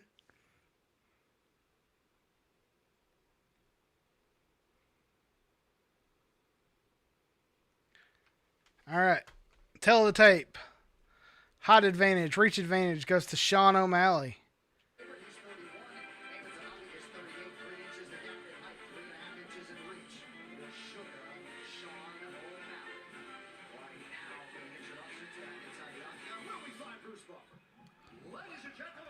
That's a way to do that.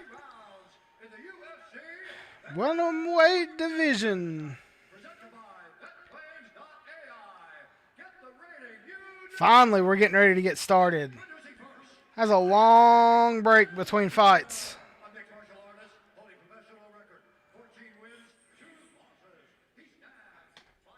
Can't wait to rewatch that, or to watch that. Appalachian Mountain Wrestling had a title change tonight. It went from Marty Clay to Nick Nemeth, from Nick Nemeth to Murphy Costigan.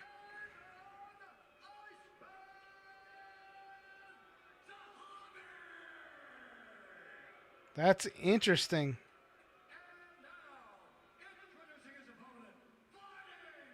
It's one way to do it. That's some storytelling, though. They've been working Costigan as a face and then turned him heel again at the pay-per-view, calling a shot. I'm going to watch that and try and do a video on it this week. Champion of the world.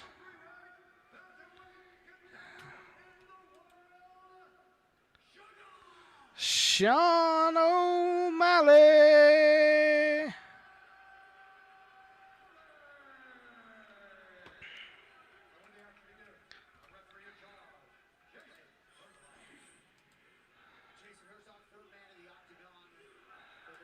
USA, USA, USA. All right.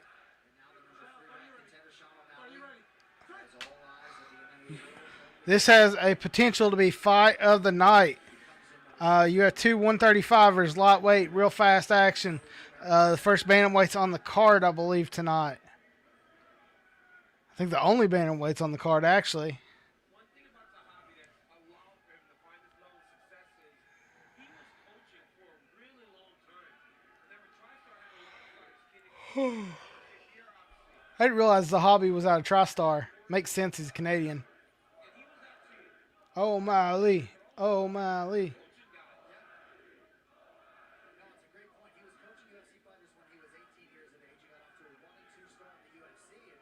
There you go.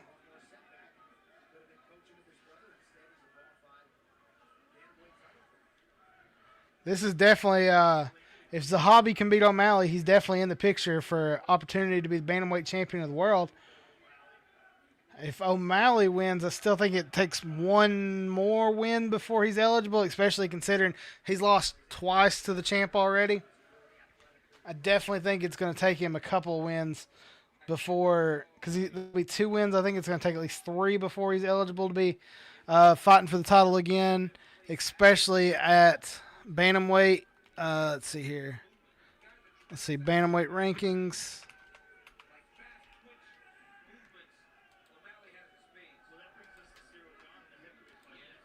The only person ahead of Sean O'Malley in the bantamweight rankings right now is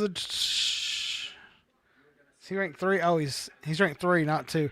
So Peter Yan. Oh shit, I forgot Peter Yan beat Marab. So there is actually a chance that if Sean O'Malley can win this fight, he can fight Peter Yan for the title. So that is definitely an incentive for Sean O'Malley going into this fight.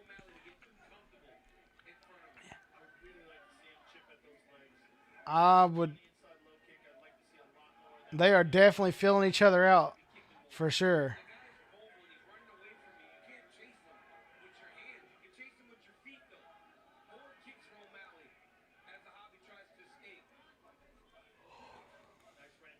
Oh.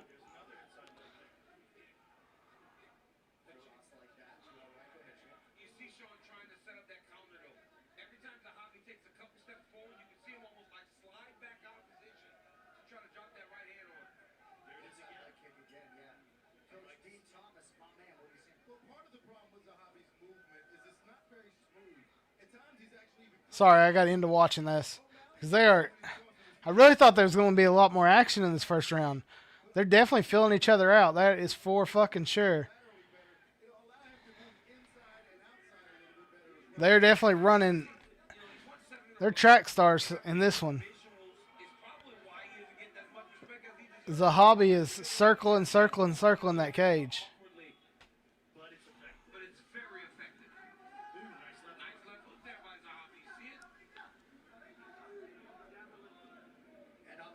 Leg kicks, leg kicks, leg kicks.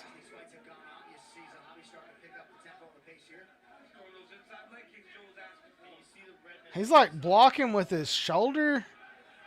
It's a good way to block your face. But USA, the crowd is loving Sean O'Malley, that's for sure. Not a lot has happened in this first round, though.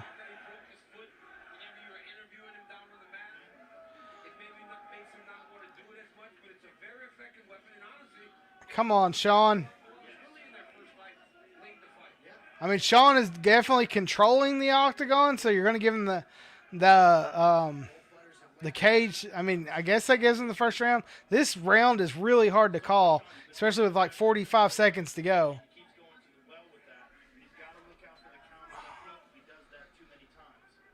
Oh.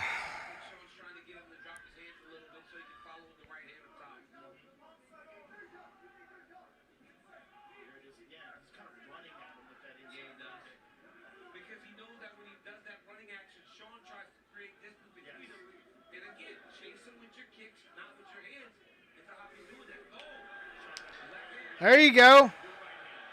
Throw that hand. 13 seconds. Come on, Sean. 10 seconds. 9, 8, 7, 6, 5, 4. Too late. You got started too late. Well, that definitely gives first round to Sean O'Malley.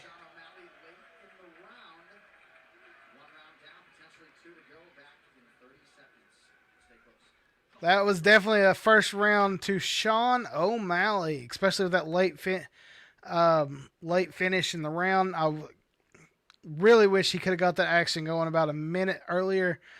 Possibly could have seen a different outcome, but hey, it's the second fucking round. Let's see how they come out in about 20 seconds. See what kind of action we are going to get. Love to know what O'Malley's coaches are saying to him right now, but we are on a commercial for Bet365, so I'm not going to know. All right. Let's see. They're on the Hobbies corner.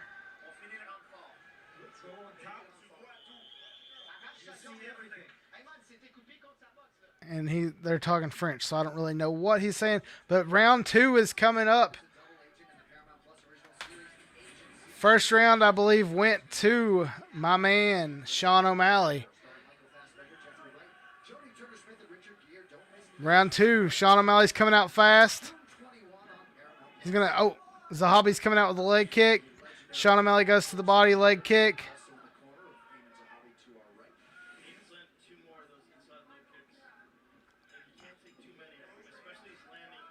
If Zahabi keeps hitting those leg kicks, O'Malley might not be running as fast as he is. Another leg kick to the thigh. He's not checking those either. He's just taking them. Leg kick to the outside of the leg. Just chopping that tree down. I always like John Jones's leg kicks that he would do. He would kick you in the bottom of the leg and then like push you on the top and like fuck your fucking knee up. Another leg kick.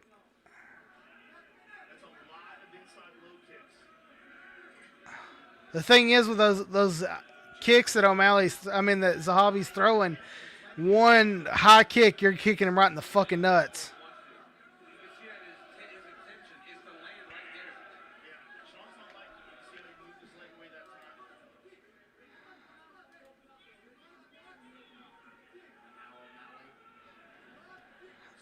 What? Sorry, I was clicking into a UFC group and they're saying how it sucks because of finishes. Fuck them. Fuck that. This has been a great fight night.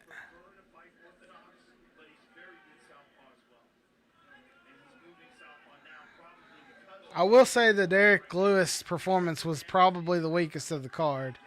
And Chandler wasn't great either, actually. I wouldn't doubt if that was the last Derek Lewis fight and the last Chandler fight that we see. And what better play? Like, I wish they kind of could have taken the gloves off in the ring, but hey, they didn't do it. Zahabi is definitely winning round 2 so far with these leg kicks. Throwing to the... yeah. O'Malley is finally like trying to start. He's not trying to check these things, but he's definitely not. He's trying to not take them, spinning out.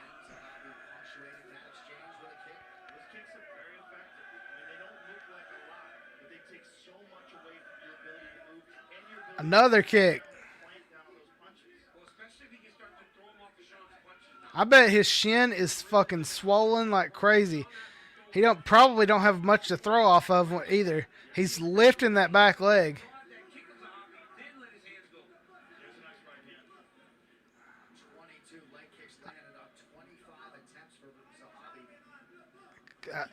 Nice touch, tap, tap, tap.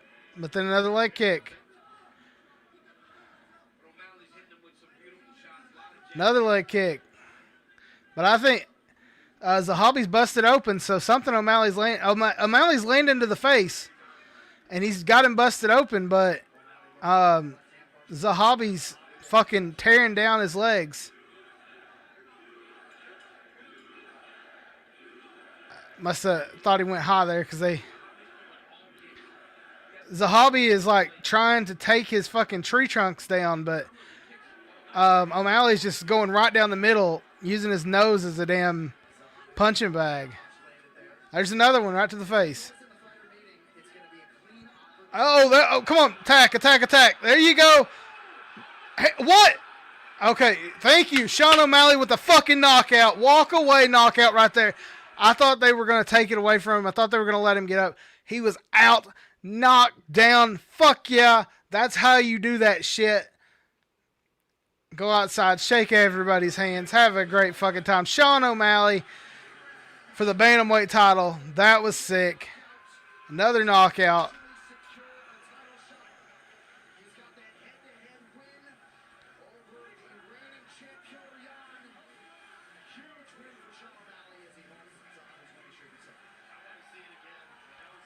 I hope they show a replay because that was awesome.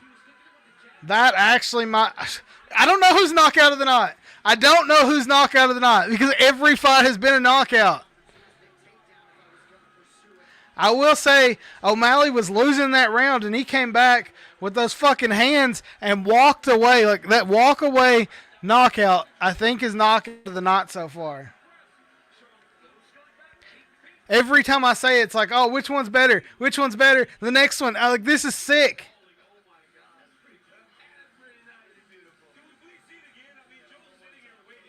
Play that replay. There we come.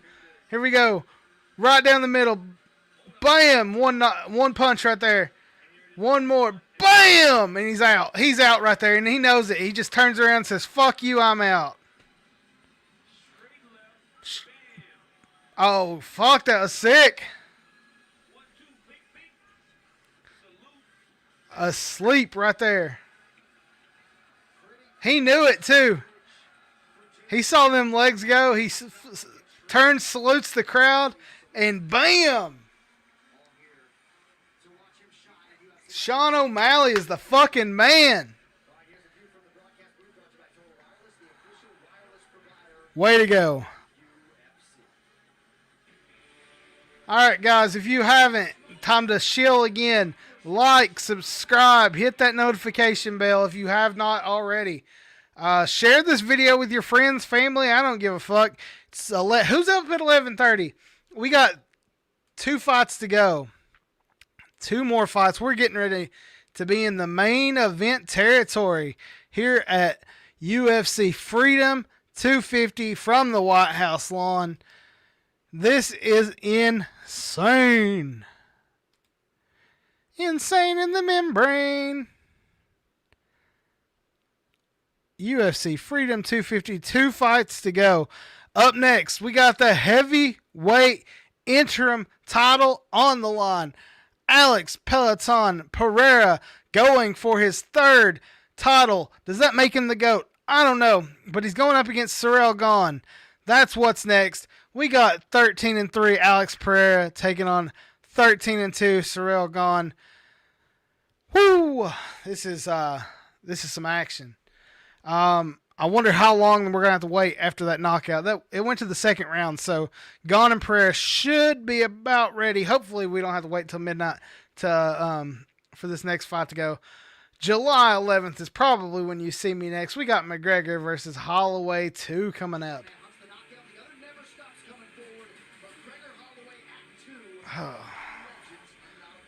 We got 3 people in here right now. Hit that comment section. Tell me what you thought of that last fight. Was it knockout of the night worthy? Sean O'Malley. Let's see what O'Malley has to say after that win.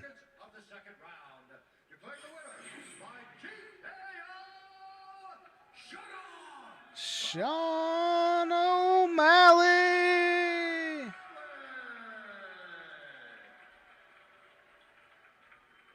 Like, Congratulations, sir. Ladies and gentlemen, I'm here with the winner, Sean O'Malley, with I think a historical first walk-off salute KO. How good does that feel? It's hard to put into words.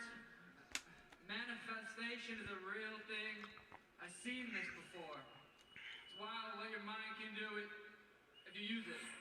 You saw the walk-off KO with the salute? Yeah, that was the plan. I mean, I said it on interviews. I said, I'm going to knock it. I said it. It's out there. Well, it was he Mystic Mac that shit. take a look at it on the big screen. It seemed like he was troubling you in the first round with those inside low kicks. Sean O'Malley. Do we get Sean O'Malley versus Peter Yan next? Has O'Malley fought Yan yet?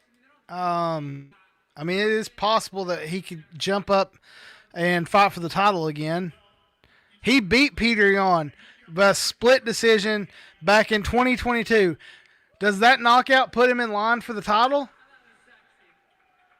What do you guys think? Is he in line for the title? Contenders in the bantamweight division. You're one of the former champions, and you have a victory over the current champion. Give us your thoughts on that. There he goes. It should have been him here tonight. I don't know why he didn't show up, but that's what I want next. Whether they do Rob and Peter, I want Peter next. Well, I think the universe would like to see that fight. I know you would love to see that fight. I would love to see that fight. I just want you to enjoy this victory. Congratulations on an amazing performance. Shout out everyone at the park. I fucking love you guys. I felt the energy in here. I truly felt the energy in here. Thank you guys. Thanks everyone. Dana the fucking gangster. Ladies and gentlemen, Sugar Sean O'Malley. And Sean O'Malley referencing the 80,000 plus on the ellipse, right? So we got the cans on. We can't necessarily hear what's going on not far from here, but here was the reaction of Sean O'Malley. The ellipse went ape shit when he won. I can't imagine being in that ellipse right now. Like, that place has got their shit going in the air. That has to be like rocking to be in the ellipse right now. I think it would have been cool as shit had they been able to, had they done, I wish they could have done Peter Yan versus Sean O'Malley for the title here. But it was tough. It was tough to do that. But I definitely want to see Peter Yan, Sean O'Malley. Like I said, there was a split decision on that one on the last time. So what kind of world are we living in where you got Sean O'Malley talking to Mark Zuckerberg?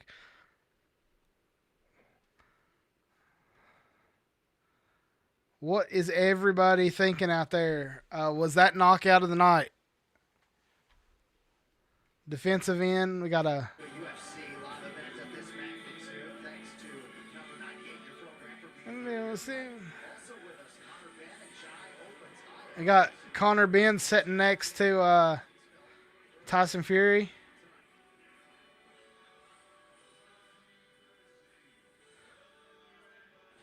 I just think it's weird that you have boxers in the audience and not UFC fighters. That's just, I don't know how many times I can repeat that and it not feel weird to me. And it's always going to feel weird to me. You should have had Tom Aspinall in the front row of this bitch. Tom Aspinall is the heavyweight champion of the world, and they are fighting to fight him. Why is he not there? But Connor Ben is there. I don't get it. Where are all the UFC fighters? I don't understand. Make it make sense. But hey, 2 fights to go. This is the big fight of the night, honestly. This is the one everybody came for. You got a huge main event between Ilya Topuria and Justin Gaethje, but everybody's came for Alex Pereira versus Ciryl Gane. Can Alex Pereira win his third title? Is it really his third title? It's the interim title. So many questions, so little answers. What is going to happen? They are still warming up. I really hope let's get this fight to the cage. That's all I'm going to say. Is that his fight kit? Because that's weird if it is. What is Ciryl Gane wearing? That can't be his fight kit. He's got to have something over top of that. What are we showing here? To inspire America, experience the National Medal of Honor Museum in Arlington, Texas, where immersive exhibits bring to life the stories of ordinary Americans who took extraordinary action in the service of others. It's a weird thing to advertise. All the museums in D.C. and you go to Texas. I mean, it's cool. Just, it's a choice.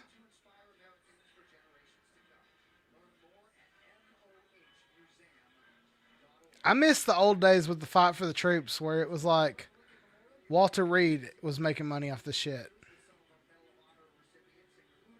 It is cool though. They have all these Medal of Honor people there.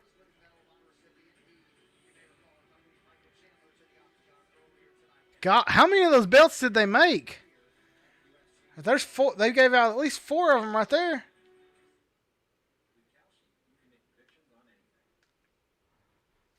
I will say I really like the look of the White House title belt that it's on the line here. I don't know if you guys have seen it. I will put it in the chat. Championship belt. What do you guys think of this belt? I think it's fucking sick. I like it a lot.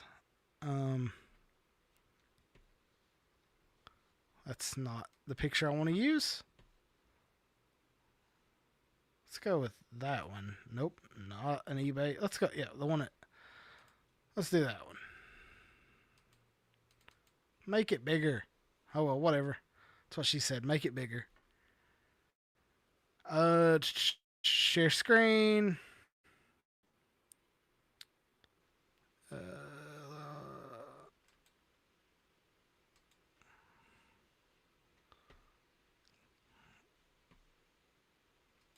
Why is it not? There we go. Look at that beautiful belt with the flag coming in behind the UFC 250, the red behind the gold. I think that belt is sick.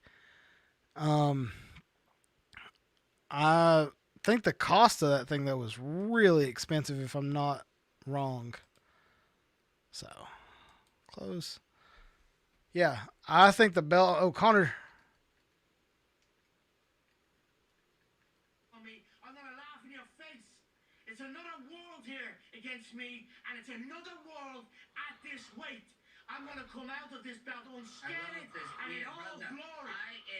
We talk about ancestors, we talk about warriors, bro. I'm a Hawaiian warrior, brother. When do they say this? And over again, brother. I already know this, brother.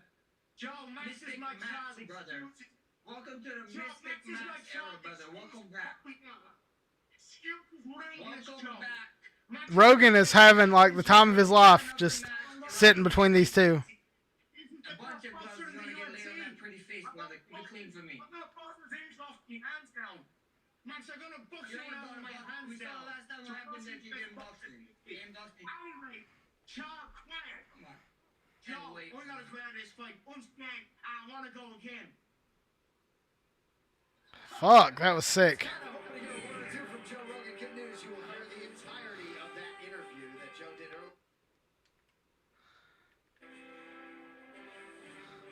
The drone shot is sick.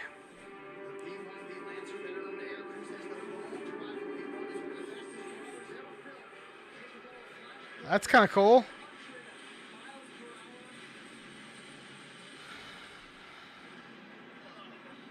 That thing is loud as fuck. Flying at more than 900 miles per hour.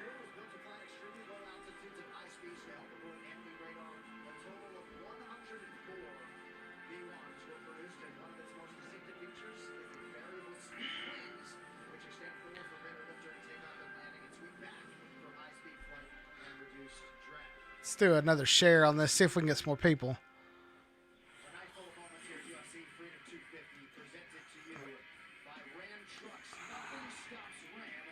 And Crypto.com, the world's leading cryptocurrency platform, celebrating. Bum, bum, bum, bum, bum, bum.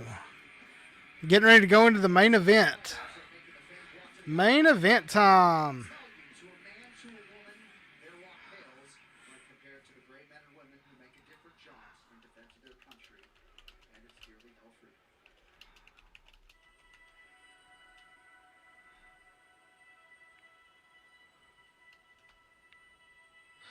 It's time for that co-main event.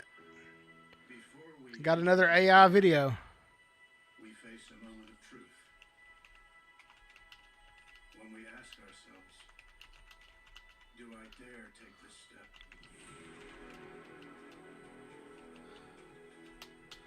This question tests the courage of our convictions. Oh. The answer can change the course of history. Generations of Americans have made the choice to to confront fear, to make the walk.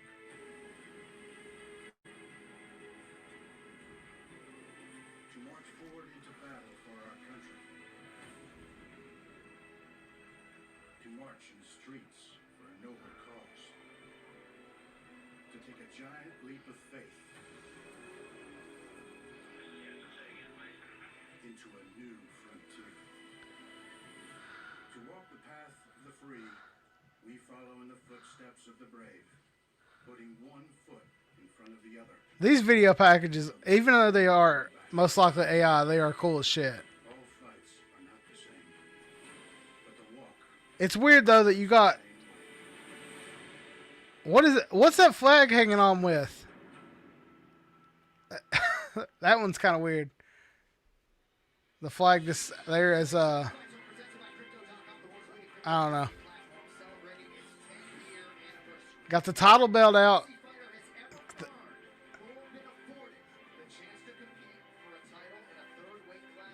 This title belt is sick. How badass though would it be if Alex Pereira wins his third title and it's this UFC title from Freedom 250? We are in the home stretch. 2 more fights to go. Wonder if there's anything going on the old Twitter world for this fight. Any updates on Sean Strickland?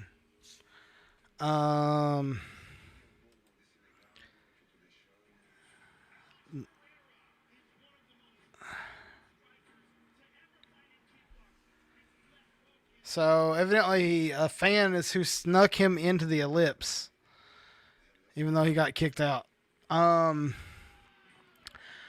What is everybody thinking these last 2 fights? I mean, everything's been kind of predictable, but we got Ciryl Gane versus Alex Pereira on this last one. I know the fans are going to be picking Pereira, but Ciryl Gane is no fucking slouch. I mean, he's the number 1 for a reason. He was beating Tom Aspinall before he fucking scratched his eyes out. I'm really curious to see who can pull out this next win. Like I said, 1 more fight, and that is, I'm ready for it. 2 more fights. 2 more fights.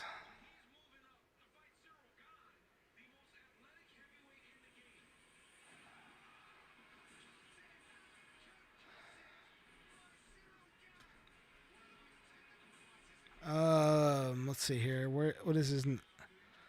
See if there's any updates from Hawani. What's up?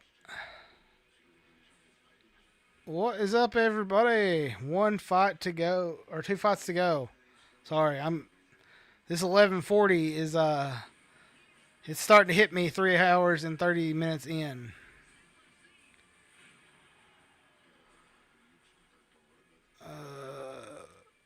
Thomas. Let's see what Luke Thomas has to say about the fight so far.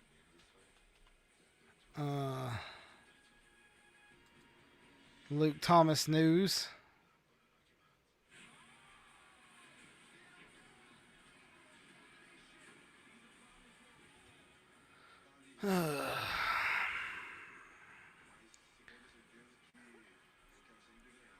Curious to see what his live stream had to say. I do want to thank anybody who took time to come out for this live stream.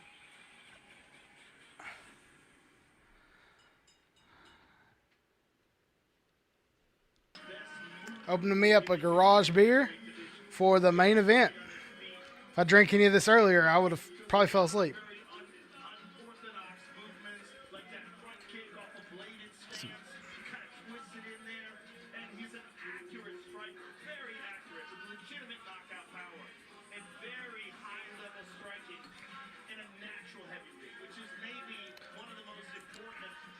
This is the longest walkout. Like, that's one of the things that tonight I could have lived without was all the. It looks badass when you're coming in from different parts of the White House, but goddamn, that's a long walk to the octagon. I didn't realize the band was actually playing that song, and he's dancing his way in. Like, get in the damn cage, man.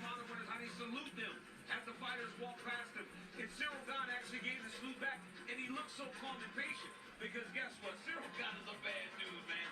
Cyril Gane is a bad, bad dude. And this dude is a real life heavyweight. I was asking him about the size.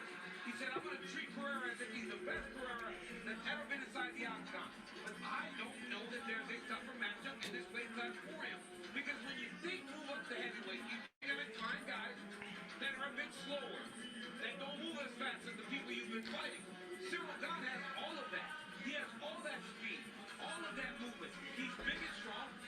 It's sad because this could have been John Jones right here. That's the crazy thing. This could have been John Jones. This should have been John Jones. Like, how badass would that have been? John Jones versus Alex Pereira at the White House. But we didn't get it, so...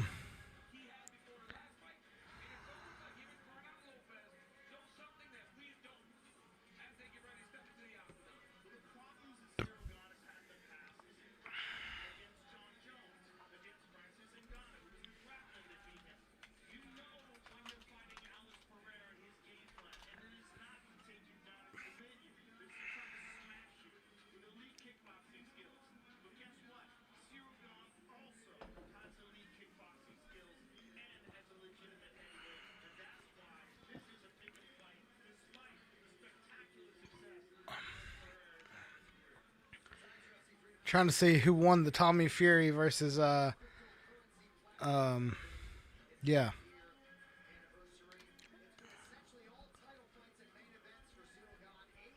Did Tommy Fury win his last fight?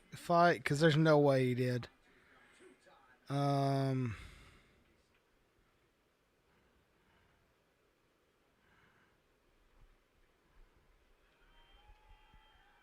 Did Tommy Fury really beat Eddie Hall? Oh, shit. Look at the lights on the fucking... That's a fucking cool shot of the... It is still going, Judy. We are still here. Thanks for coming back. Sorry for running you off earlier.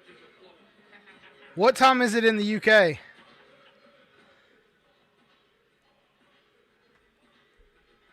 We're actually starting the first, the co-main event. Alex Pereira is heading to the top, the cage for his chance to win his third title in 3 different weight classes.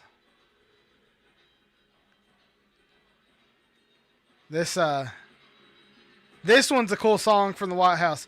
Almost 5 a.m. there. Well, thank you for staying up with us. It is 11:48 p.m. on the East Coast. Judy, if you haven't, hit that subscribe button for me. That would help me out a lot. I'm one away from getting to my goal for the night.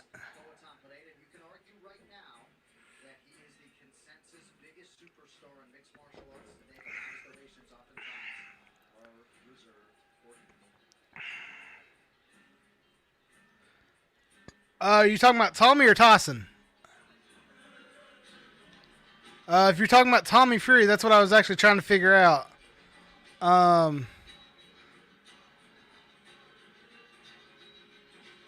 Thank you very much, Judy.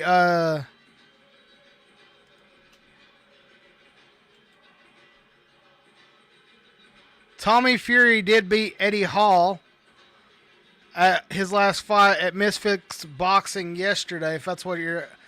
Tommy beat him. It looks like it was a majority decision, but a lot of people online kind of was like, they call bullshit, but I'm not sure.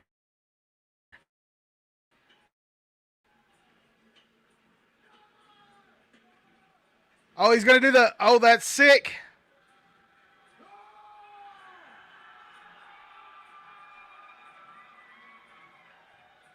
Yeah, I just looked that one up. That was fucking sick. Sorry. Alex Pereira come out and did his arrow, and when the arrow come off, the claw fireworks came off of it. That's the first time fireworks has been there all night. I don't know how Tommy Fury beat because there was 108 pounds weight difference. Yeah, I didn't see it either. I'm normally not a huge fan of watching those freaks fights like that. And Tommy Fury's not that good. I think that was maybe his 4th or 5th win. But Tyson is at the fights. Tyson Fury's here for some reason. He said he was going to let Dana White say what happened. I mean, why he's there. I guess they're going to say that in the press conference afterwards. I don't fucking know. Oh,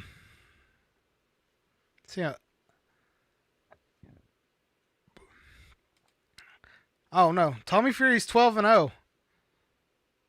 But I don't know who he's fought that matters. Listen, you're from that makes sense. You are from the UK. Yeah, AJ's awesome. I'm kind of shocked, if I'm going to be honest. I'm kind of shocked that Anthony Joshua is going to be fighting possibly on a TKO card. I mean, the fact that Tyson Fury walked out at this one kind of says that TKO is doing this fight. Because he's an Eddie Hearn guy. What do you think about the Katie Taylor fight? At Croke Park in Ireland. I think that's how you say it. Like, tickets sold out in minutes. I'm pretty excited to see that one. I really wish, though, that I wish Katie. I mean, not Katie. I wish Holly Holm could have won that fight to get Katie Taylor's last fight. That would have been sick. We're getting ready to go into the. Pereira's finally getting in the damn octagon.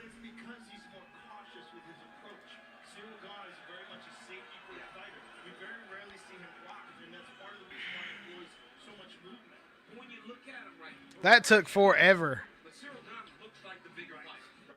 But yeah, I try and do a lot of the bigger fights. I don't. I'm not the biggest boxing guy, just because in America, boxing is not, especially where I live. I live in like Southern Kentucky.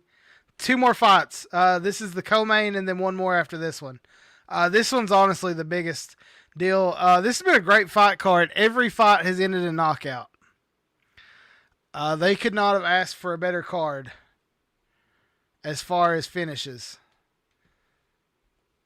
I'm going to turn the volume back on here because it looks like they're finally about ready to start this.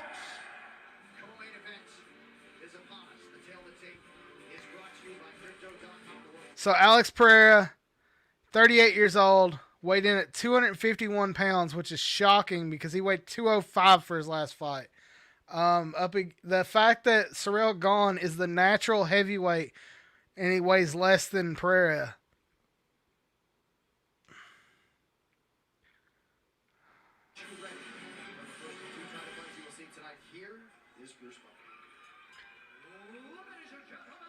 Yeah, a lot of so I know like WWE over there is on Netflix. And then AEW has their own app called My AEW. But the UFC is most likely going to be on Paramount Plus over there pretty soon whenever their deal runs out, whoever they're with. I think they're with Sky One or something like that.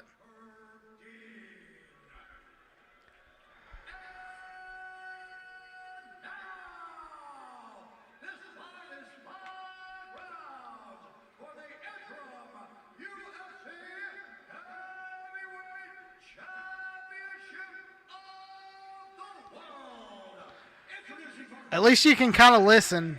I won't try and talk as much shit during this one. I kind of just called the last 2 fights. He stands 6 feet 4 inches tall, weighing in at 248 pounds, fighting out of Paris, France, presenting the former interim UFC heavyweight champion and the #1 ranked heavyweight contender in the world, Cyril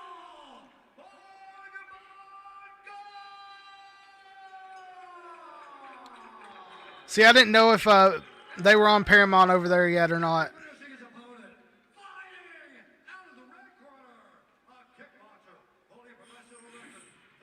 I don't bet on sports. I should, but I work hard for my money, and I'm afraid to lose it on a bet.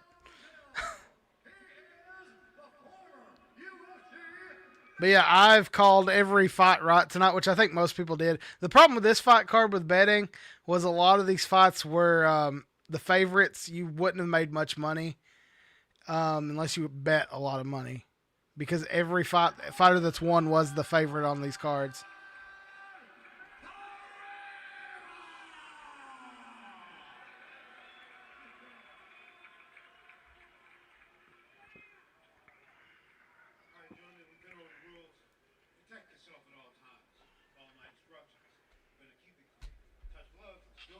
I mean, I'm not against gambling, but I like, if I'm going to do it, it's like very small amounts and playing cards or something at like a social setting. I have no problem with people sports betting. I just don't do it. I don't like something I can't control. That being said, I would likely bet on wrestling before I bet on fighting, because I pretty much know who's going to win that one every time. Oh, shit. Nice leg kick. I love that high kick by Guerrero with that open stance. You want to start throwing high. Oh, no. You're not bothering me at all, Judy. I wondered if Guerrero was going to throw as many low kicks. I've got the fight on this monitor, my chat on this monitor, and my other information on this monitor. So I've got screens everywhere. Oh, another leg kick.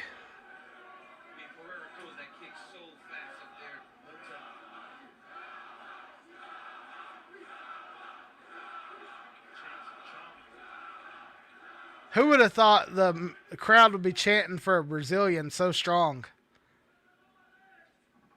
Haven't seen either of these gentlemen since last October when Pereira regained the light heavyweight title against Magomed Ankalaev, and Cyril Gane took part in his 3rd undisputed heavyweight title fight against Tom Aspinall.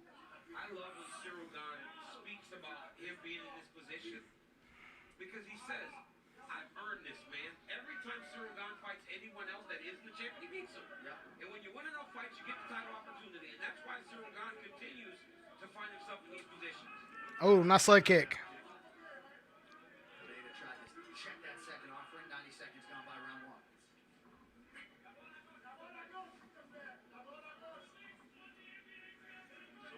I can't believe that I've been on air for almost 4 hours. It's the longest I've ever been on air in a row by myself, which, I mean, I had someone hop on for a little bit, but you know what I mean. You want to try to lead with the backhand when you're in that split stance or throw more kicks. It was nice to try out knowing how to have people on and not have an echo, because I had to play with that.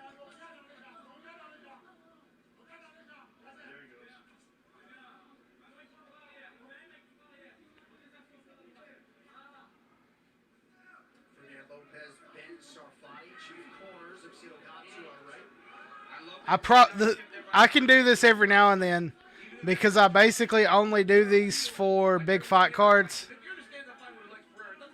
I don't do it for wrestling because I need to pay attention more. But a UFC fight, I could pretty much pay attention and talk. There's no story to follow here. It's just fighting. The other, there's a story to follow. and I can't talk while they're talking and all that shit. That's usually why when there's an interview going on, I just kind of stop talking. Oh, shit. Eating those shots, but fairly well, all things considered. Nice lead hand by Gon. Tap, tap, tap. And that's one of the things that Pereira will do. At times when he gets hit, he starts pressing so much that he doesn't necessarily pay attention to the defense. Right. So he can be open to some shots landing. This is Alex Pereira's first heavyweight fight ever.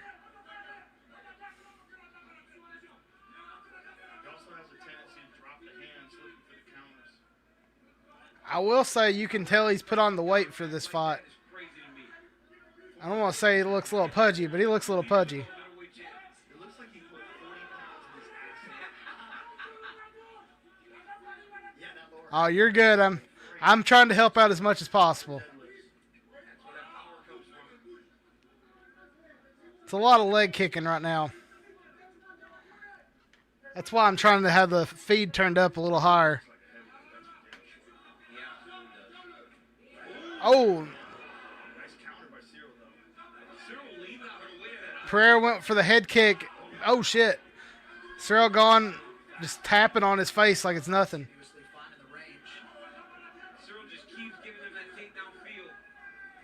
Cyril Gahn's wanting to go for that takedown pretty bad. Gon actually has the most submission attempts among all active heavyweights right now. Oh, nice inside low kick there. Trying to go for that head kick. Got checked. Pereira threw one back, missed. 10 seconds.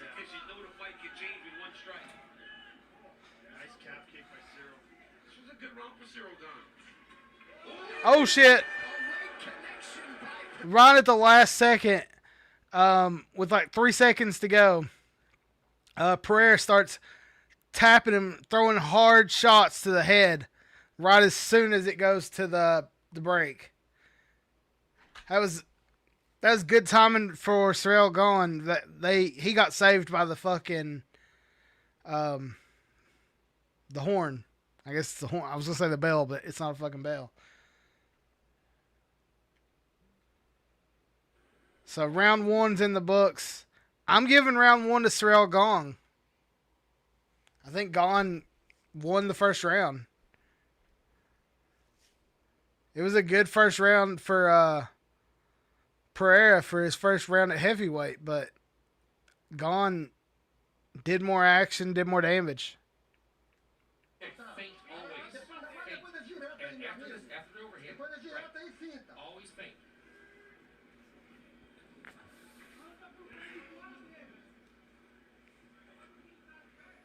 Get everybody out of the cage so we can go for round two. A lot of pointed advice while some of you were in commercial break from the former UFC champion Glover Teixeira in the corner of Alex Pineda. Oh, that was a nice thigh kick. More feints and to attack with some leg. Kind of reminded me of the old John Jones style. 25-11 in round one. Well, you saw that inside leg kick he landed was really good. Another leg kick. Cyril Gahn throws his own inside leg kick there. I mean, that is some serious whacking and booing on the inside of Pineda's lead leg.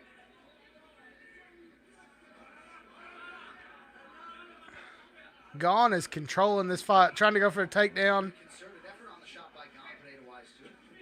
Oh, shit! Cyril Gahn just... Cyril Gahn's throwing elbows on the ground. Elbow, elbow, elbow, but Pereira's getting up. Gahn's just throwing heavy hits. Oh, shit, they're back on their feet. I can't believe Pereira just survived that. Try not to overextend. Tense moment early round two. Oh, elbow to the head. I think he just opened up Pereira's eye. Referee closing the distance. Pineda trying to survive. He's on wobbly legs. Pereira is about to go. Pereira's knocked out. Cyril Gahn just knocked out. Holy shit.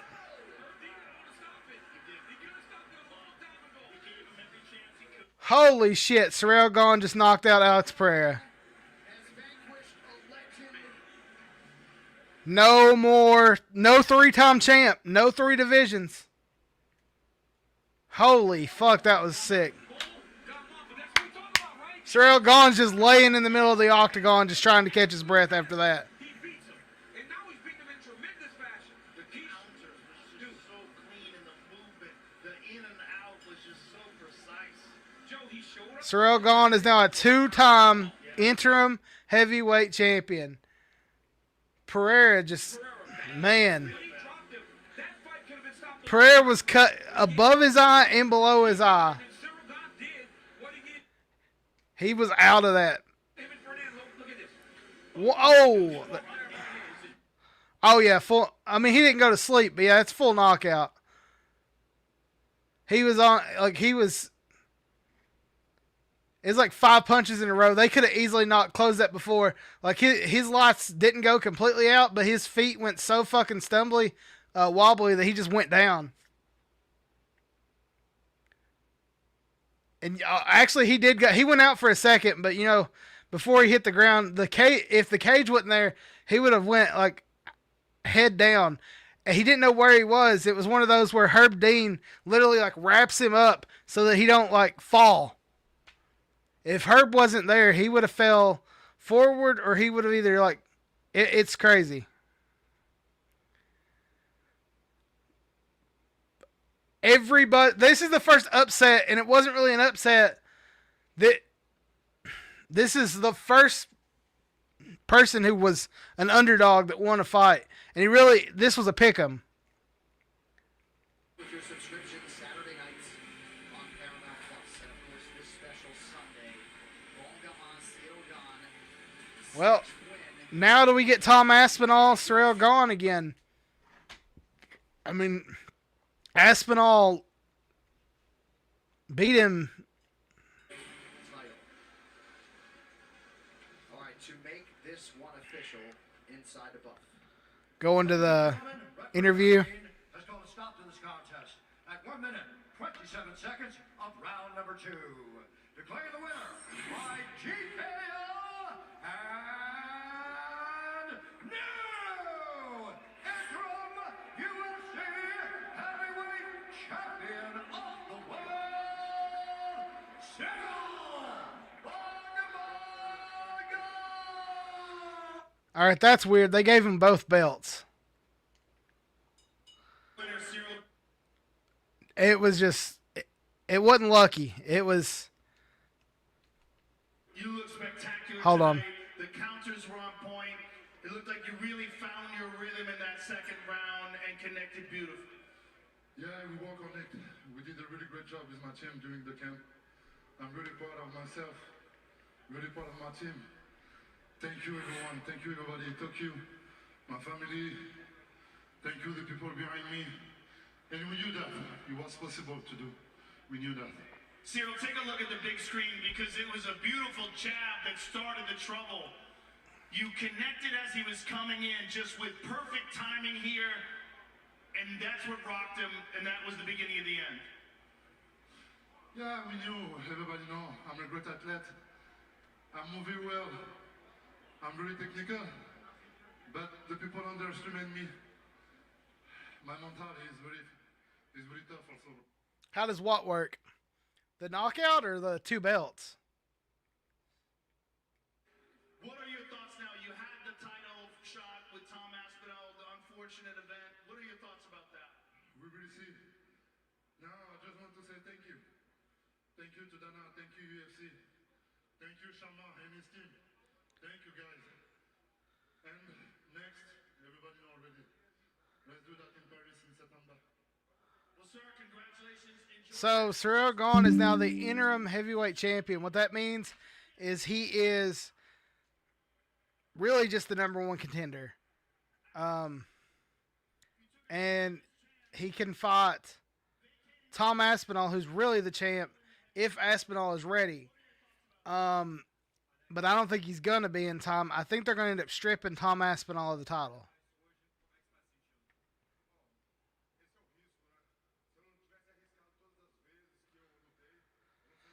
Oh,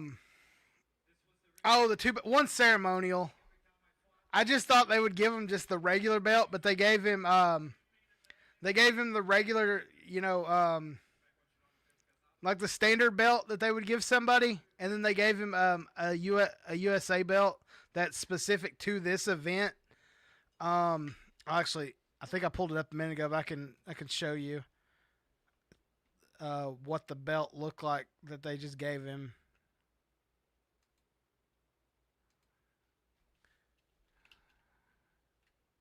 UFC 250 belt. So they made a special belt for this event, but I thought that would be the belt that they gave him, and then he would just have his regular to go with it. But they gave him both belts, which is kind of weird. I'm going to show it on the screen right here. Open a new tab. Share screen. So this is the belt that they got just for this event. Add to stage. Maybe. There we go. So this belt right here, it says 250 on it. It's got the American title, the red. Like, it's a really nice looking belt. But they gave him this belt and the regular UFC title. So I guess this one's just ceremonial, but like, he won the title. In boxing, they would just give him this, and that would be his title belt until, really the other one would be it, but they would get this.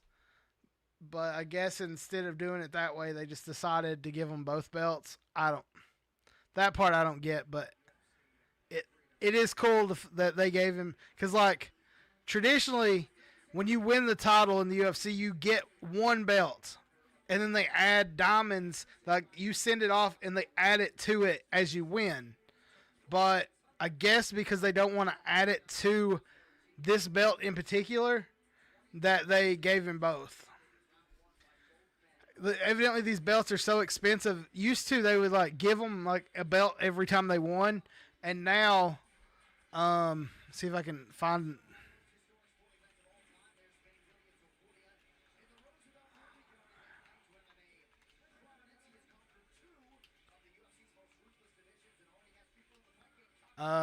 See if I can find the jewels.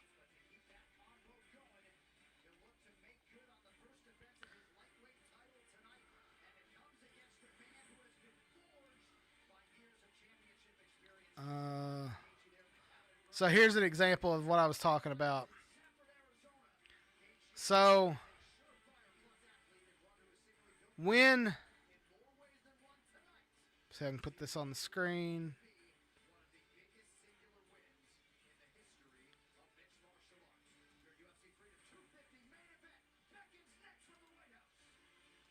So we got one more fight. So I'm kind of killing some time, but I will show you this beforehand.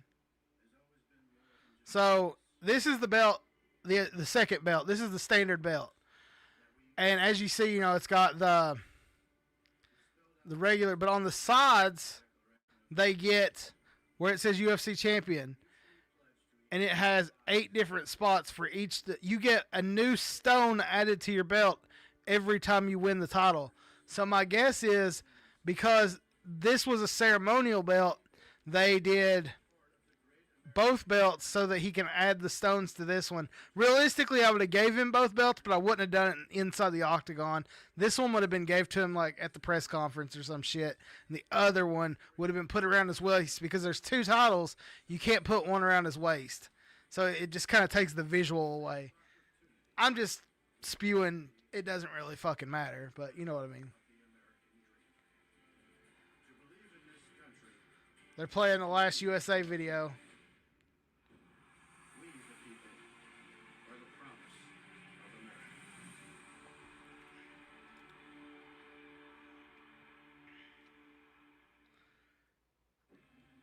America's military is unmatched. That's weird that they went from a video about America into a commercial. I like the standard but the other was like it's special to this event. Like I really like the USA belt because it's something special to this event. It's kind of like how when they have like they did a special belt for the boxing event that took place in front of the pyramids. And they got that title even though it was really the same belt, if that makes sense. It's the same like meaning title, but they gave them that one instead. Or like when McGregor and Mayweather fought, they had a special belt just for that belt, that match. It doesn't really mean anything, but that one was called like the money belt, and they gave it to him because the it was just ceremonial. If that makes sense, it's just an extra luxury item to add on top of the show. It's just weird that they. I mean, it's not weird because it makes sense, but they went from like a UFC video to Trump signing something. Oh, he's just signing autographs. Who has witnessed a whole bunch of finishes and no decisions here tonight as festive a UFC live event as any of us. Yeah, and they like the UFC doesn't do that. Like that's what's special. That's why I like that belt so much. They don't ever do extra belts. Like you only get the regular belt. Everything about this event is something they don't normally do.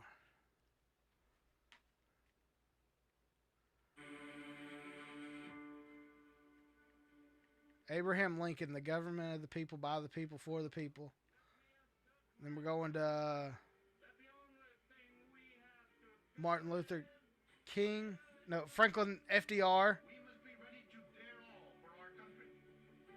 For history does not long entrust the character Dwight Eisenhower.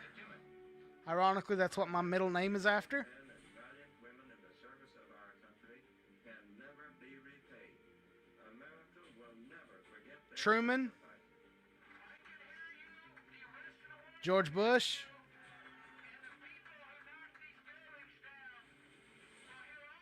Please don't be a Trump video after this.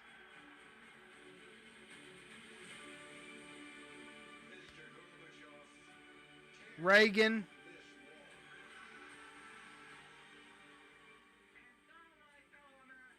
JFK. Your country can do for you, but ask what you can do for your country. The moon. Because they are done. I will say this is my favorite video of the night, and it hasn't been fucking Bill Clinton, Obama. We're not Republicans first. We are Americans first. Do not allow anyone And now it's Trump. that cannot be done. No challenge can match the heart and fight and spirit of America. President Donald Trump, alongside the First Lady, watching UFC Freedom 250.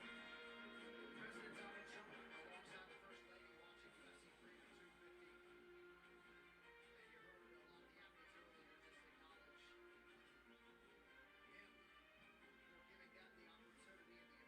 perform their.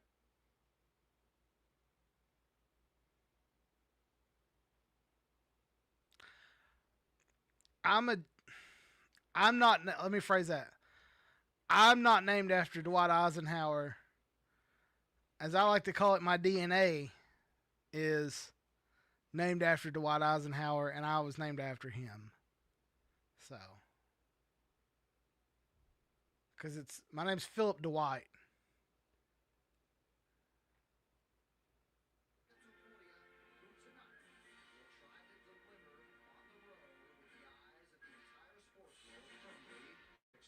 At least that's the story I was told. Is that's where Dwight comes from, is Eisenhower.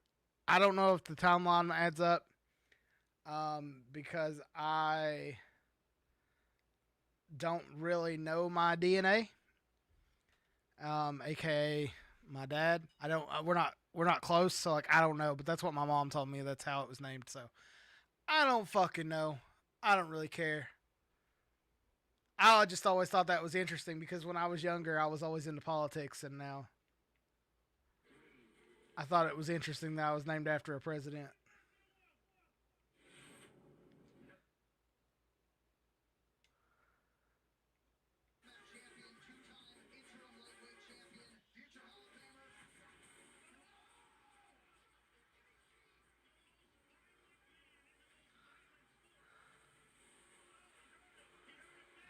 Got one more fight: Justin Gaethje versus Ilya Topuria.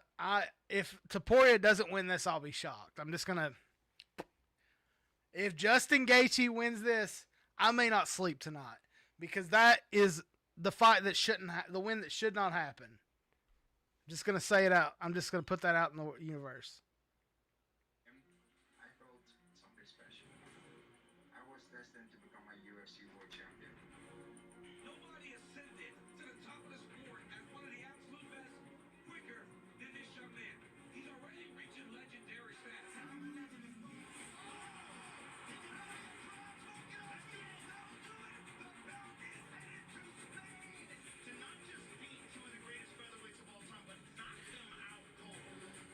Whew.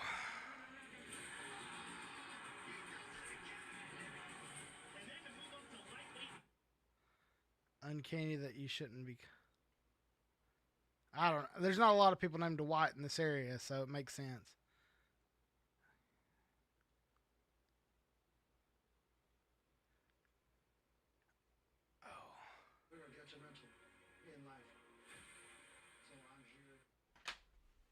I am exhausted. By the time this is over, it's going to be at least 4.5 hours. That's if it ends in 10 minutes, and that ain't happening. I will say, looking back, I should have just watched this until time for the first fight to start. But I talked for like an hour prior to that happening because of the rain delay. And kind of just talked through the rain delay for a while. But we're almost at the finish line. I just pray we're done before 1 o'clock in the morning. This shit is, this is a standard UFC card would be ending. Oh, you're good. I'll be honest, I missed it because I missed the topos, so you're fine. Here comes Justin Gaethje.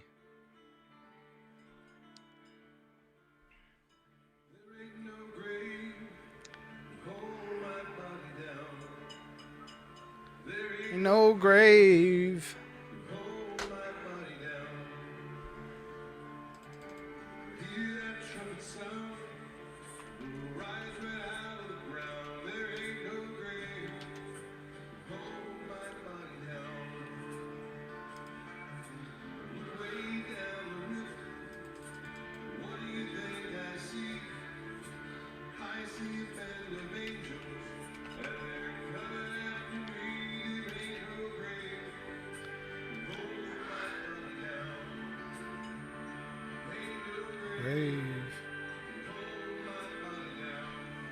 Can't believe Justin Gaethje's not going to one of his normal walkout songs.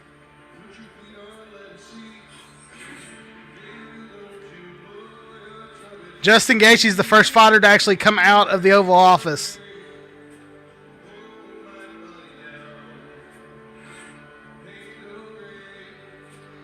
Kind of see why they didn't, because that's the walk Trump made that took forever.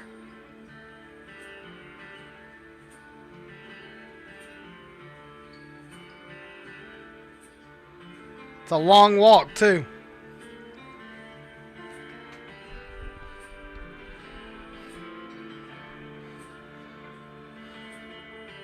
I will say my MVP, I've said it over and over tonight, the Marine Corps band is the winners of this fucking fight.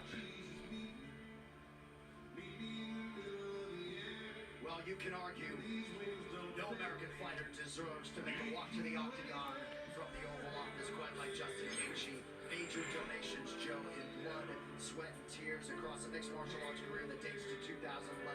This man has accomplished everything in this sport with the exception of the ultimate prize. And if he can somehow solve this Ilia Topuria puzzle tonight, there will be nothing left to accomplish for Justin Gaethje. He is one of the most unusual fighters to ever fight in this sport. It's one of the things that he said to you, John, when you He looks like he is like dead set on for getting out here. say that and you don't believe it. When Justin Gaethje says it, I believe it. There's something about the calmness in which he enters into war, the calmness in which he throws himself into the fire that's so different than everybody else. And he has had such a reckless abandon in the way he approaches high-level combat sports. It's just Great. so unusual. The calmness is so unusual. And his conviction to Going into the main event, thank everybody who has sit with me all night, 4.5 hours, possibly going to be 5 by the time this is over with. Thank you guys for watching. Just muting this while he's still working to making his way to the cage. I'll turn the audio back on. But yeah, thank you very much for sticking with me all night, especially those who've come and gone. Thank you, Judy. Thank you, JD. Thank you, everybody. I mean, it's not stiff, but I do have a beer right here. I plan on going to bed when this ends, to be honest with you. I've been up since 10 a.m. So yeah, I've been up over 12 hours right now, or going on 14. tonight, he is a legend. You know, Joe, you said he's your favorite fighter's favorite fighter. And then we all picked up and started saying it. But we weren't just saying that because it sounded cool. It's actually the truth. Because when you talk to his contemporaries, they're all in agreement. There is no one to watch. Justin Gaethje is your favorite fighter's favorite fighter. Justin Gaethje. Ain't that the fucking truth? That the UFC's ever seen. Because he will chop you out with leg kicks. He can kick you up high like he did Dustin Poirier. His boxing is improved to the point that he can go with just If Justin Gaethje can pull off this win, an American ending the White House card, winning the title, defeating an undefeated fighter in Ilia Topuria, this will be a special fucking moment for the UFC. That's all I got to say is if Justin Gaethje can pull out this win, this is going to be a very special moment in UFC history. In the fucking White House lawn, an American winning, like, that would be insane that you end the night with an American getting his hand raised. He is an underdog. He is a big underdog, but he is the current interim champion. Can he become the undisputed? We shall see in about...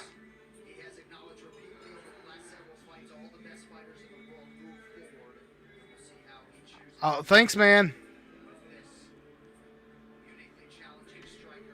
This fight card has been amazing. I did not see Cyril Gahn winning the last one. I'll tell you that for sure. I would love to see Justin Gaethje pull out the win here. I've always been a huge Justin Gaethje fan. He goes in there, throws it, does not give a fuck. Like, he goes strong every fight, gives it all. He has more performance bonuses, I believe, than most people. He's tied for the most performance bonuses at lightweight of 5. I would love to see him become the unified champion. He was talking about hanging him up prior to this fight. So if he loses this, we may lose 3 UFC fighters that lost in this fight tonight. I will say, goddamn, I wish they would hurry up and get to the octagon a little faster. Oh, there's fireworks again.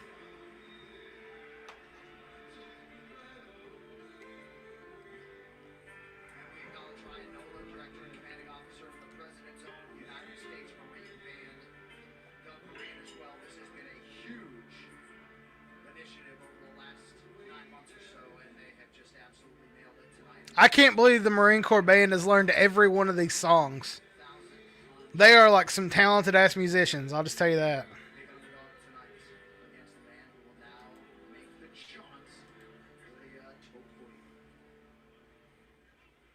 Last fighter coming to the cage.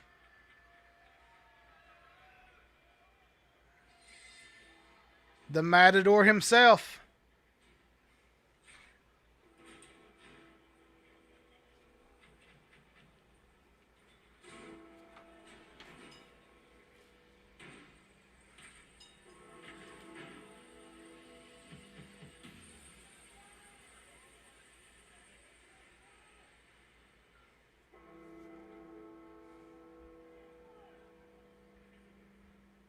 I hope to God if he does knock him out, he throws a white rose down beside of him like he said he was going to.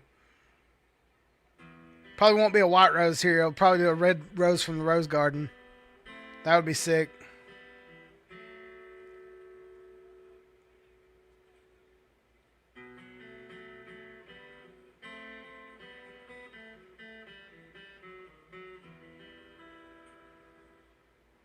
This dude on guitar is sick.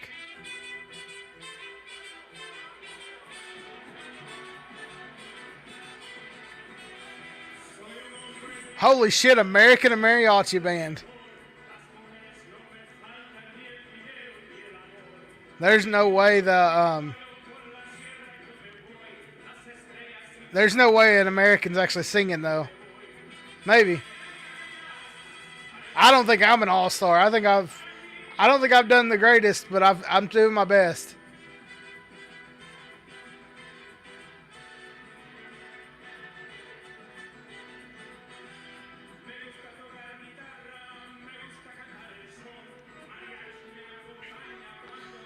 I do love that they're walking past all the president's portraits before going out for the main event. I probably wouldn't have made them gold, but that's just a personal thing.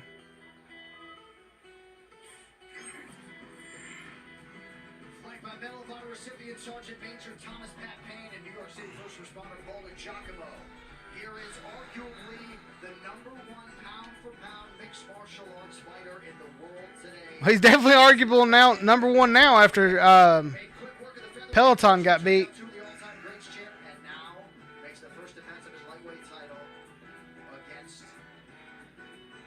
I really hope they bring a rose with him just so he can throw that fucker down.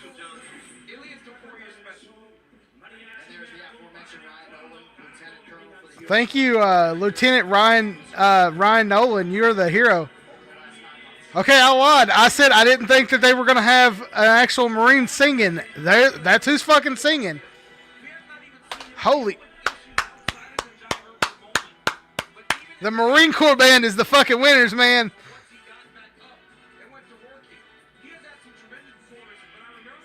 I want a soundtrack from this fucking fight card. That's what I want.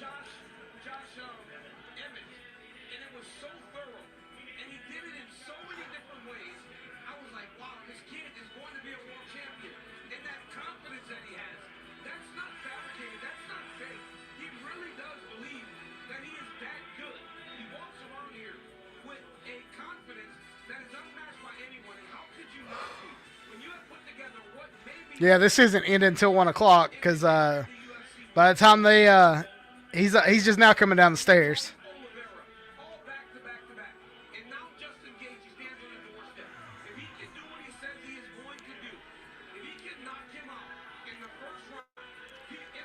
Before this fight, I do want to make some plugs. If you're not already, like, subscribe, hit the notification bell, all the normal YouTube shit. We are at RSRG Podcast on Facebook. If you we're at RSRG Entertainment on Facebook. We're on Instagram, TikTok, and X at RSRG Podcast. If you like wrestling, if you like action figures, that's kind of where the Instagram is. TikTok is usually just shorts from the podcast. This shit's way too long. I'm not doing no shorts from this, but that's usually what I use on TikTok. X, honestly, I don't use X a lot. X is more for basically just retweeting and shit like that. So, yeah, that's definitely where I'm at. Like I said, if you want to follow me, Instagram, TikTok, X at RSRG Podcast, and at RSRG Entertainment on Facebook. I'm always trying to grow the audience. I'm most active on Instagram. So if you like random videos or if you want to see me retweet Danhausen videos, that's kind of where I'm at there.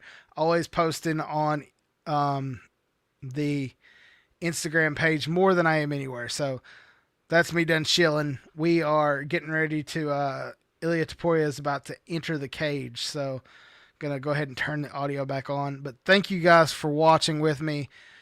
Last fight of the night. I'll do my best to call it the best that I can. And we will have fun for at least 25 minutes plus probably 5-minute interview. So let's see where we're at, if we can make it till 1 a.m. Can we make it 5 hours on air? We'll see. Let's see how this goes. Audio's back on. Very excited to see what happens tonight. And his brother Alexander Topuria, as you guys well know, is a UFC fighter who has sacrificed to such an extent his own MMA aspirations because his brother's so darn good. And the focus is on the lightweight champion, El Matador. Here goes the fireworks again.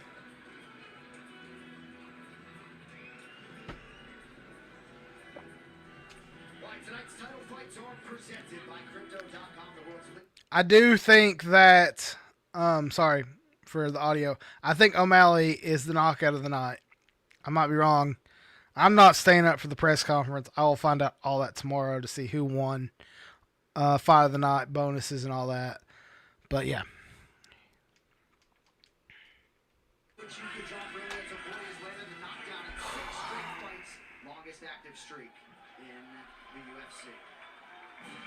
I do want to thank everybody who helped me get to 752 subscribers tonight. Thank you very much. We made it over that goal. Judy, anytime I'm live, you are welcome to join the chat and be a part of the show. That's what makes these nights so much better. Where I'm by myself for these big long cards, having somebody to talk to makes it so much special.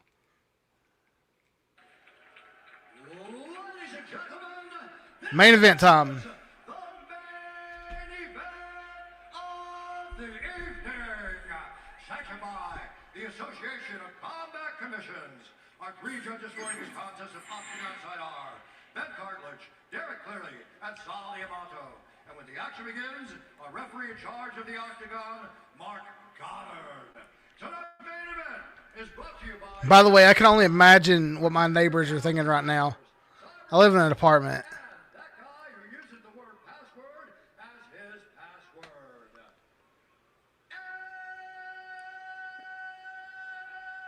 No.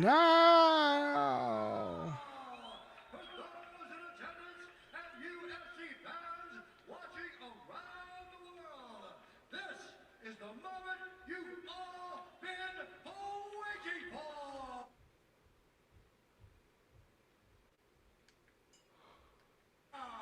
In Washington, D.C.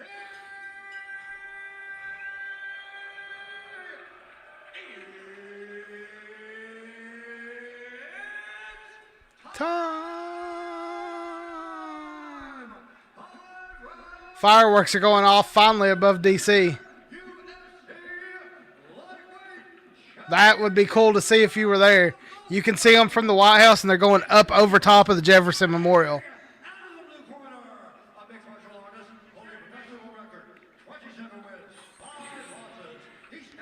So for people who's not, like Judy, you're not from the U.S., it goes White House, the Ellipse, and then the Mall, and then there's the Washington Monument, and then behind the Washington Monument,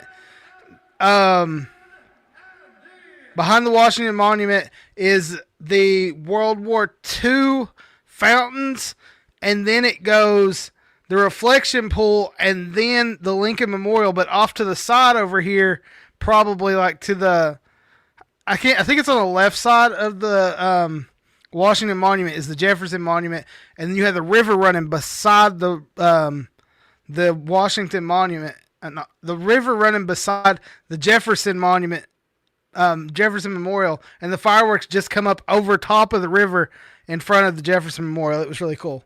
Sorry.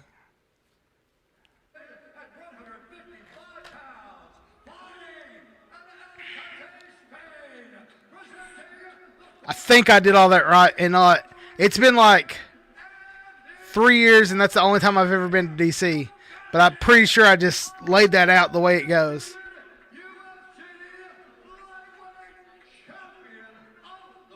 I will say, probably one of my favorite places to visit that I've been. That in New York City.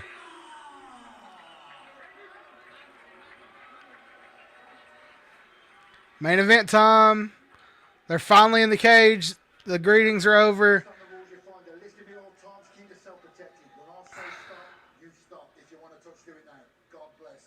I can't believe they touched gloves. These two have been talking shit at one another for the last week or two. Thank you, Chrissy. Ready to go. And that is the belt that is on the line here at UFC Freedom 250.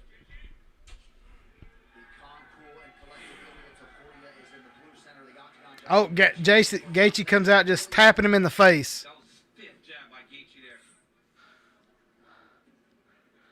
Justin Gaethje knows he has to knock out Ilya Topuria to win. Oh, shit.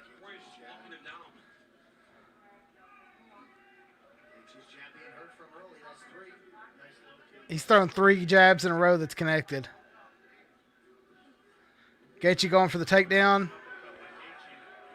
Gaethje gets an uppercut as he's coming out of there. Just tapped him again. Another uppercut.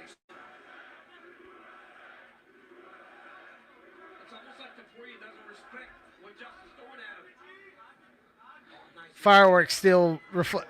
The algae's not new. Even though they painted it, that algae was there when I was there last time. Oh shit! Topuria throwing punches.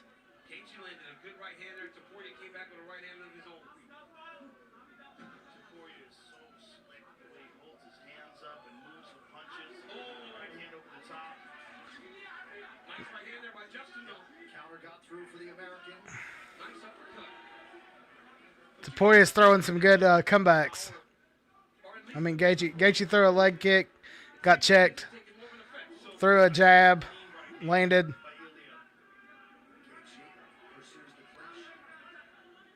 Gaethje's wanting to wrestle. He just threw an uppercut. I don't think it landed. Really good start for the underdog. Gaethje landed 15 of 26 significant strikes already. Remember, Gaethje used to throw so many leg kicks. He doesn't do that anymore. I think that would benefit him with Topuria having such a heavy boxing style. And Topuria's already bloodied up on that. It looks like Topuria's already busted up under his eye, but that doesn't matter. It's full of algae again.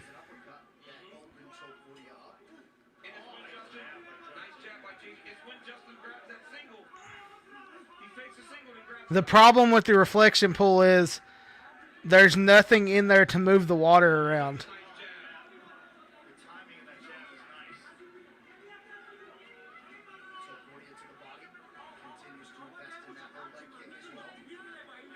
They basically stopped the leak, which was a big. I mean, the sealant that they used was important because it stopped the leak.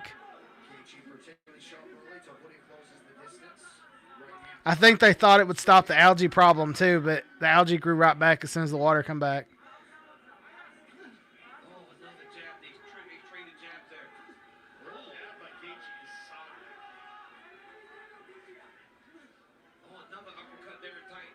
They talked about adding bubblers to it, but they don't really want some. When the water's moving, it doesn't show the reflection, so you can't really put a fountain or anything in there. It's kind of like if you think of a pond that doesn't move. The reflection pool's the same way. Nice right hand by Gaethje. Topuria's left eye, maybe right eye, it looks like shit.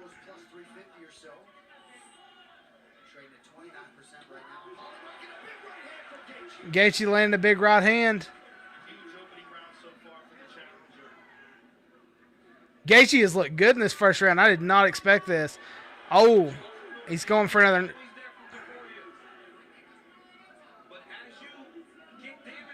Leg kick by Gaethje.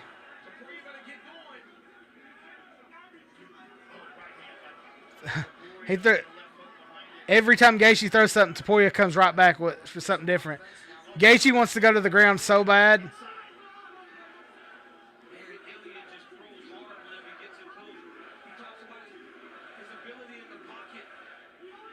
I really hope that I hope there's a way Gaethje can pull out this.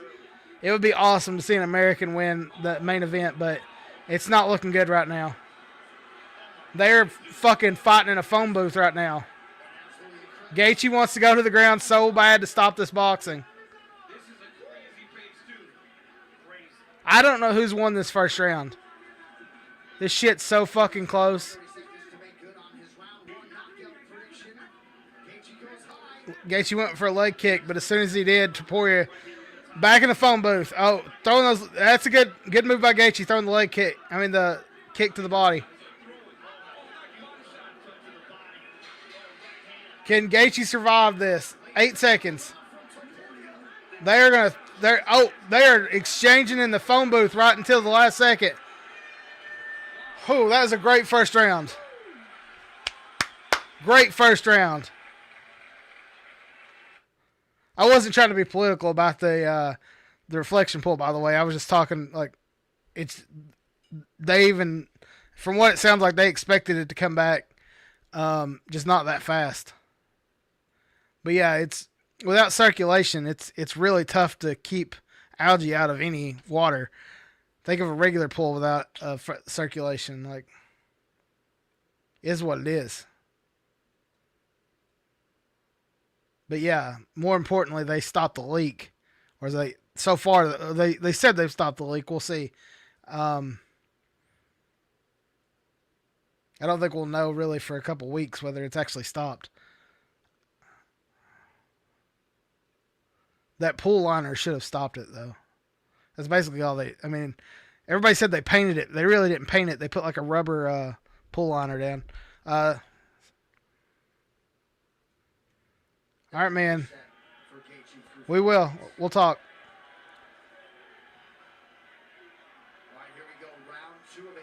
Round 2 of 5. Gaethje started to stand a little bit in front of Topuria too much. Ilya is so explosive. You cannot allow him to set his feet. Gaethje and Topuria are like two of the greatest, not too great, but like Topuria is one of the greatest in his weight class. He's never lost, and Gaethje is just always there to fight. That's what I love about Gaethje.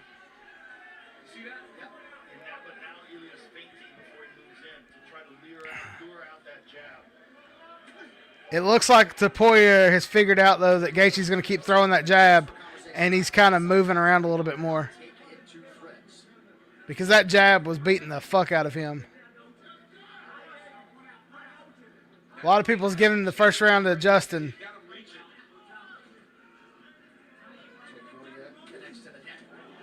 Oh! They literally, like, both landed at the same time. It is a very big pull to line. It's something impressive. Like, it's very impressive.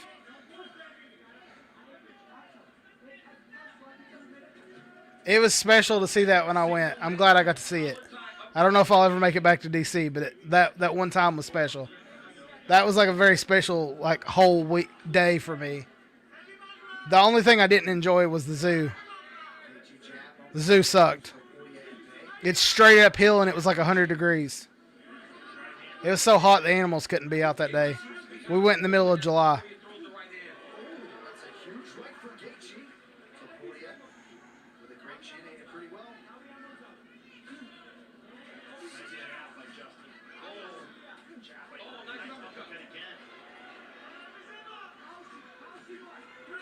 Oh.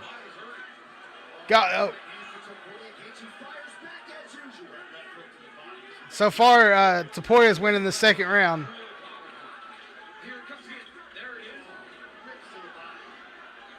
Yeah, we're in the middle of the second round. They're in a fucking. They're literally like in a phone booth boxing right now, though.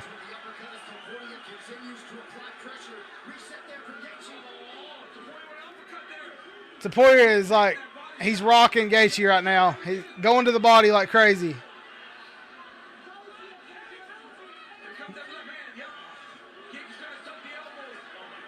Oh, God. Come on, Gaethje. He's down. He's down. He just let him. He got hit in the liver and just dropped. He's got him mounted. Throwing the hands and the elbows. He's getting ready to get his back. He's got the arm looking like he's going to go for the triangle. Armbar. Armbar. Nope. Gaethje's fighting off the armbar.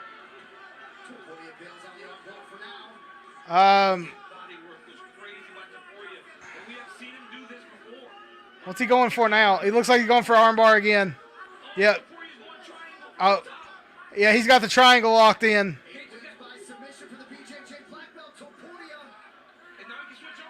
Oh, going to the armbar from the bottom. He's flipping him with his legs. He just flipped him with his legs to get the armbar. His jiu-jitsu game is strong. How in the hell did Justin Gaethje just get out of that?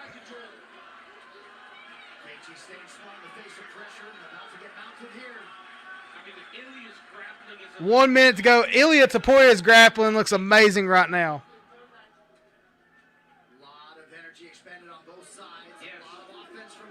I think they're both wore out on this one, but Topuria is just taking his time. He's got 40 seconds to figure out if he can submit him. Gaethje looks like exhausted right now. He looks like he's going for the triangle again.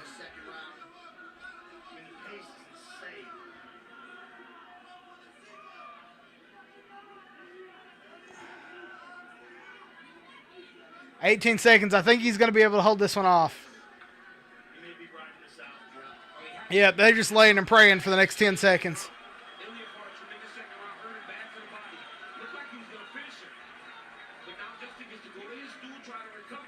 1-1. 1-1. Fuck, this is going to be a long trip on the stool. Can Justin Gaethje get his breath back and come back after that? Because that was intense. Let's see if they're going to play any coaches playing.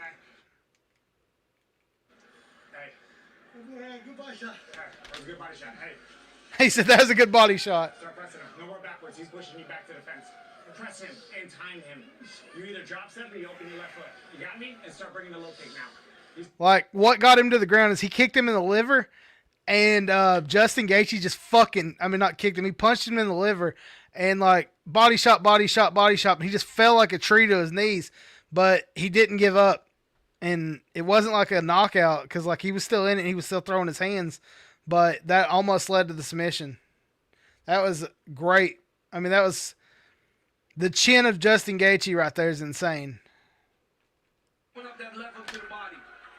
Trevor Whitman doing a great job centering Justin Gaethje, and again with pointed advice, he wants forward motion. Both their faces from elbows are just like hamburger meat right now. He wants Gaethje pressing forward. He said he's allowing Topuria to back him up. This is good for Gaethje. Get close, get in contact, try to clinch and hold him. Because Ilia, so they're clinching right now, and Gaethje's just coming up with the uppercut one after another. Yeah, they played it. They've been going to commercial during that, but they didn't on this one. I guess because it's the main event.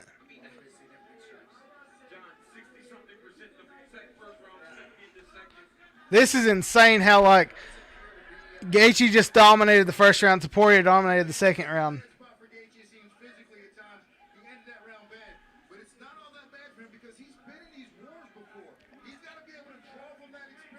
Gaethje's went 5 rounds before, though.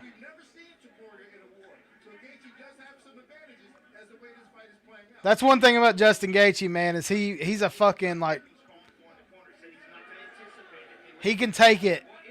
He can take more than he gives, to be honest. He's just jabbing him right now. Gaethje's looking good in this third round. I wonder though if Topuria was dominated enough to make it even rounds. because that's possible too. He could have actually got the made it a draw in the first 2 rounds. Because I think that could have been a 10-8 round instead of a 10-9 round.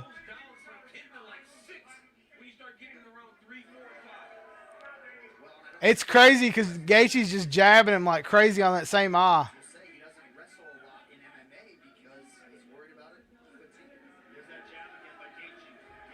He's got a target. Oh, shit. Gaethje's got him on. Come on, Gaethje. Get that submission. He hurt him bad, but now they're on the fucking ground. Now he's going for the submission, I think. I don't know what he's doing, I'm going to be honest.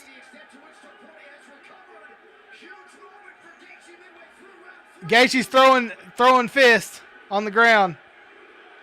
Tapoya's bleeding, but I think it's been long enough for him to recover. He's back up. He's throwing knees. Tapoya's bleeding out both eyes now.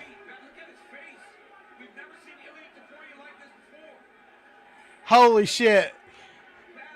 This might be I'm sorry, I'm not even saying it yet because head kick. God, Tapoya looks rough.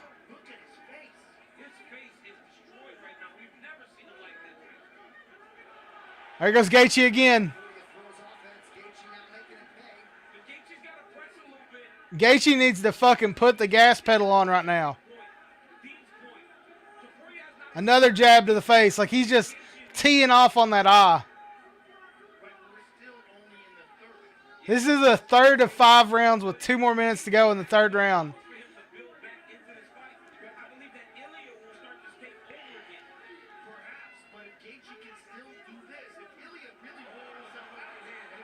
I think Gaethje needs to take advantage of this 3rd and try and get the knockout. Oh, nice. Ilya's face looks awful right now. I wish I could show it to you.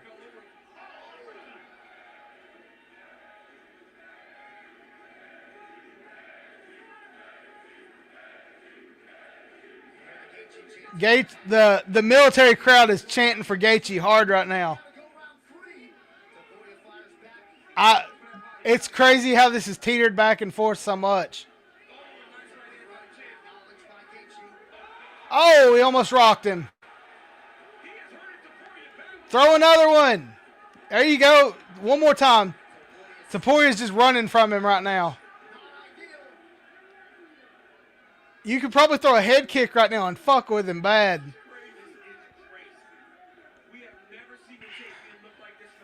Five hours without peeing. I need this thing to end soon.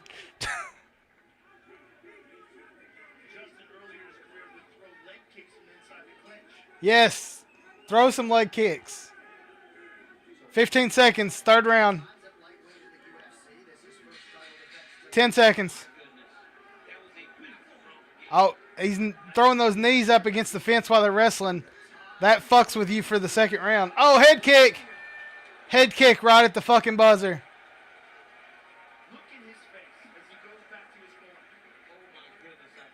The ellipse, the crowd off to the side is insane.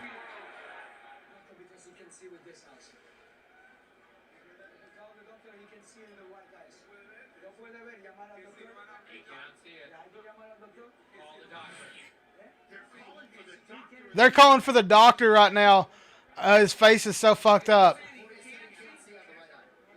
He said he can't see anything out of his right eye. I think they might end this fight right here.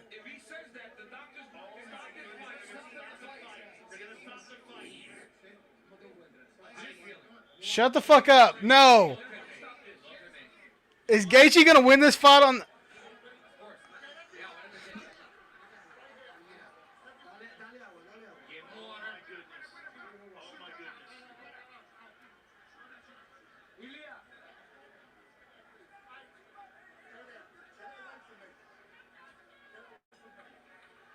Damn.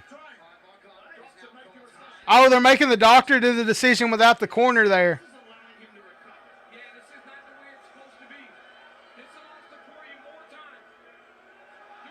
They just called it. They just called it.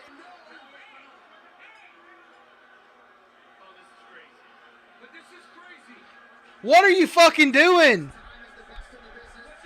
He said he can see. He can see. Are you calling it or not? You're letting him fucking recover. Oh my God.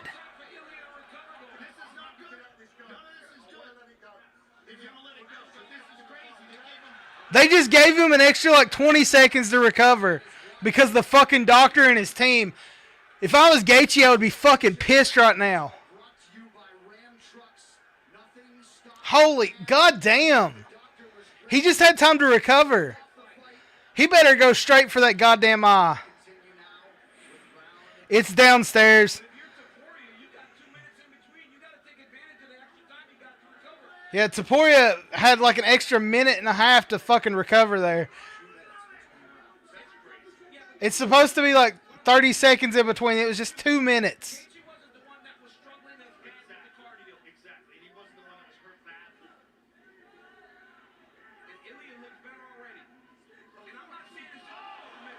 Gaethje needs to attack those fucking odds so they stop this fight. No, they didn't call it. We're back in the third round. Or fourth round. I'm shocked. That doctor wanted to call it, and they talked him out of it. And the doctor couldn't make a decision, so the ref said we're going again. Knee. Throw a knee. Throw some more knees. Knees to the head right here. Knee to the body. They're clinched up against the fence right now. They're talking mad shit. Gaethje just went from a leg kick to a right jab. Taporia with a leg kick. Taporia with a jab. Another jab by Taporia. Ilia Taporia looks like shit right now.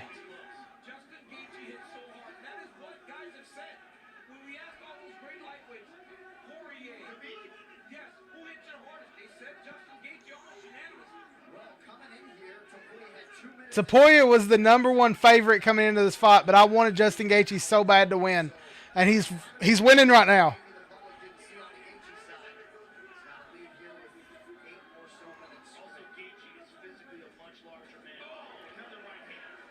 Come on, Gaethje.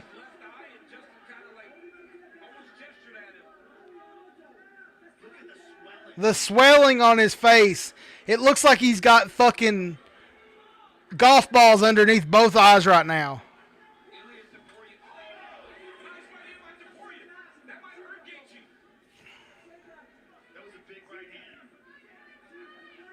You can't knock Gaethje out.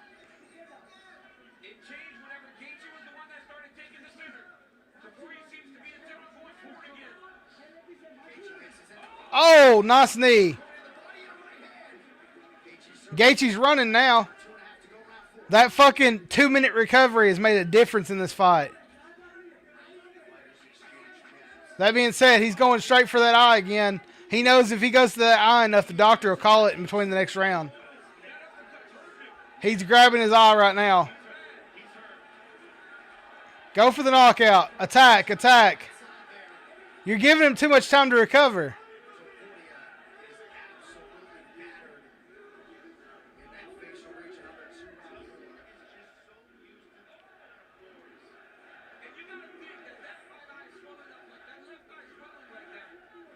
Both his eyes are swelling. Like I don't know how Taporia can see right now.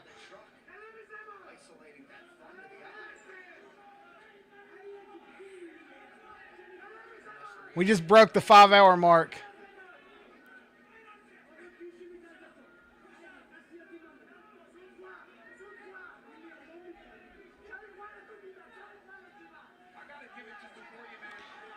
They're fucking wrestling right now. 2 minutes ago, Taporia's on top. I think it's a 2-2 after this.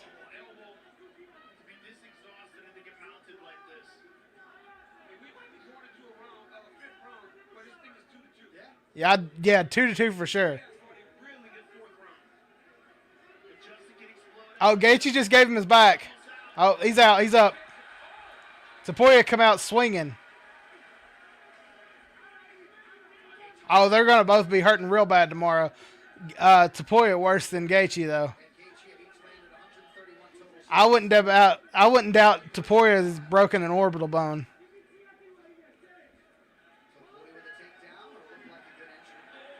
Gaethje just stuffed his takedown. I think they're going to stall for like 30 seconds.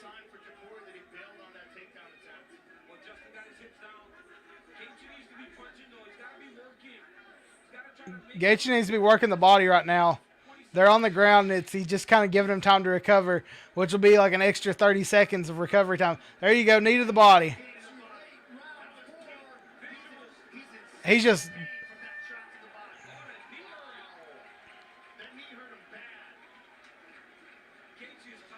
going into the 5th round. Gaethje is exhausted. And Tapoya can barely fucking sit on the stool.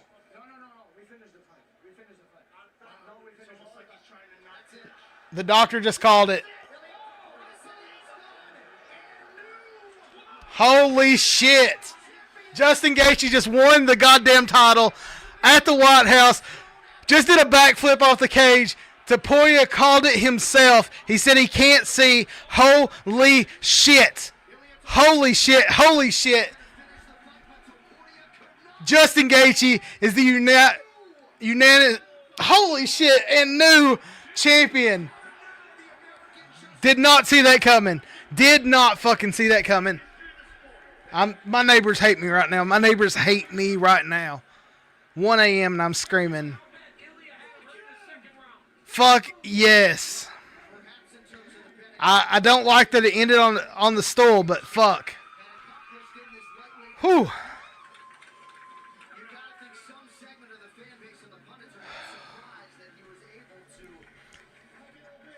An American won at the White House in the main event as an underdog. You know how much money anybody who bet on him as an underdog right now just made?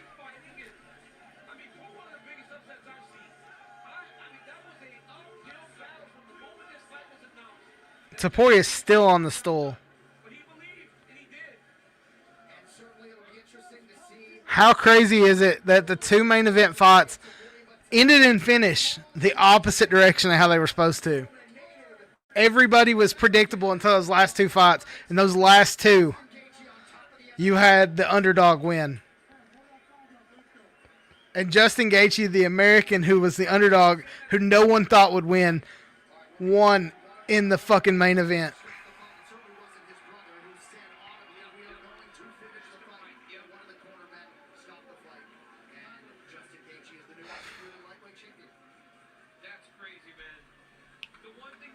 Oh, wow. I think Gaethje just found his family in the crowd. Yep, he just found his family. They're trying to get him back in the cage.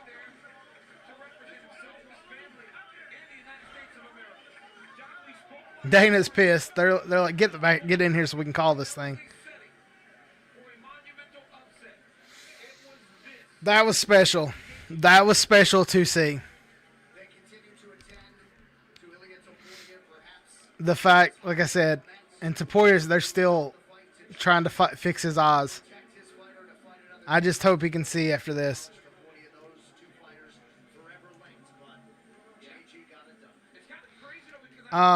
His corner called it. He didn't call it.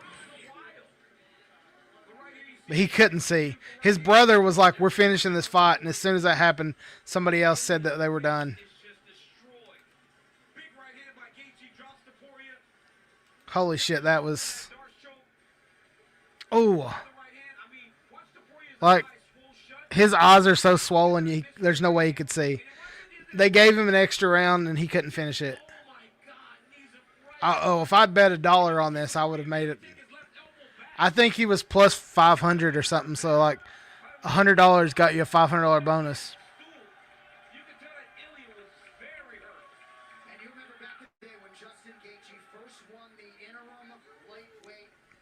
He won the interim title against somebody they didn't think he would beat in Paddy Pimilton. And now he has beaten the goddamn... I think they were going to run this one back. I could see in December or January you get a rematch. I'm going to run and pee. If you leave, I'm sorry. I can't hold it anymore. They got a 30 seconds before the interview. I will be right back.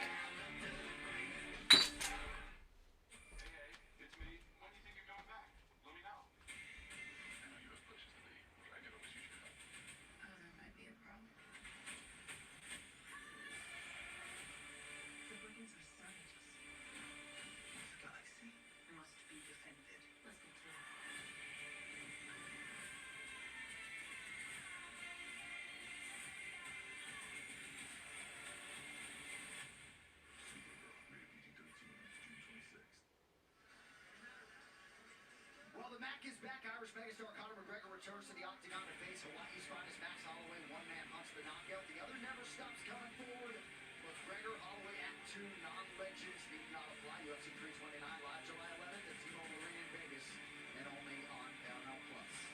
All right, one final time tonight. Here is Bruce Buffer. Ladies and gentlemen, at the end of the fourth round, your winner by TKO due to corner stoppage.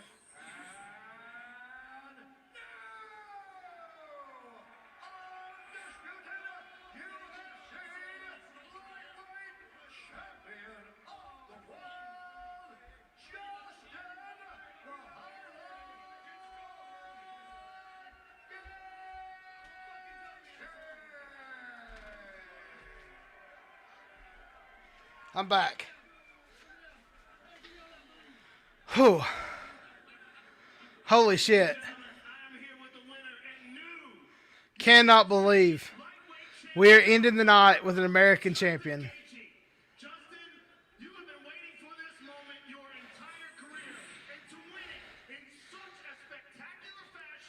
Thank you for sticking with me. I'm going to be here until the end of this interview. But if you leave, I understand. Thank you so much.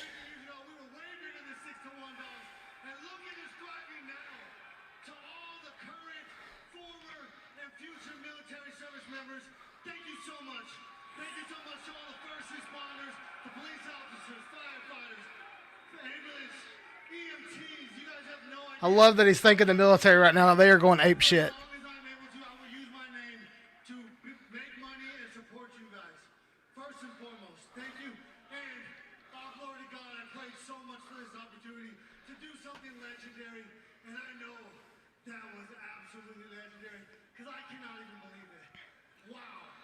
That was special.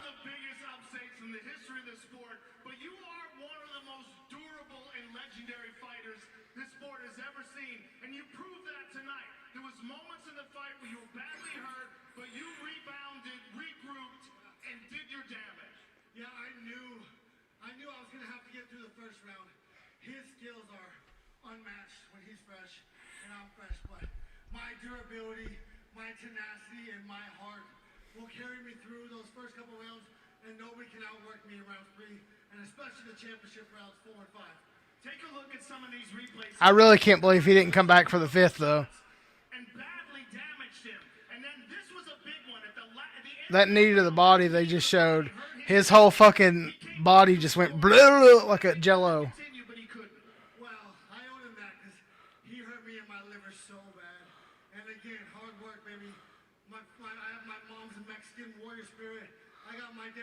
German hard-ass thick bones, and I am made for these moments.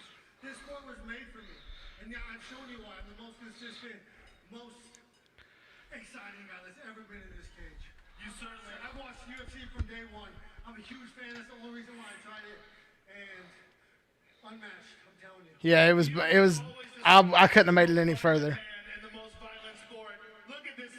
Look at that beautiful belt.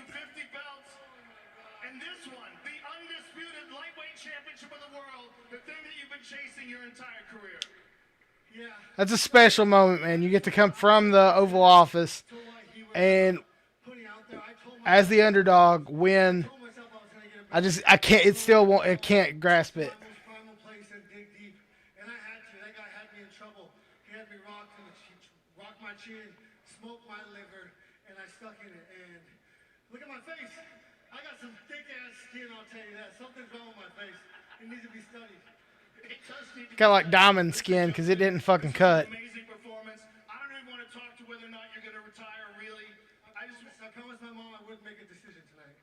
Well, good. Beautiful. No decision on the retirement. It was one of the greatest fights I've ever called in my life. One of the greatest fights. I really hope he don't retire here. But if he does, there's no better thing. Yeah, thank you for doing that. Thank you for following me on Facebook. And, yeah, that's the end of this fight card. I'm going to go ahead and log off right here. Thank you guys for watching. Thank you guys for sticking with me. 5 hours, 12 minutes, 13 seconds. This has been special. Somebody just popped in. If you haven't yet, like, subscribe, all that normal shit. Thank you very much. You guys have made this a very fun night. Thank you for sticking with me. Thank you for everybody who has said something in the chat tonight. I'm going to hit my theme song, and I'm going to get out of here for the night. Thank you very much, and have a nice night. See you guys. Love you. Thanks for watching. Hopefully I see you on the next watch-along. The next watch-along will most likely be Conor McGregor versus Max Holloway, July 12th. But keep an eye on my socials, and I'll let you know for sure. Peace.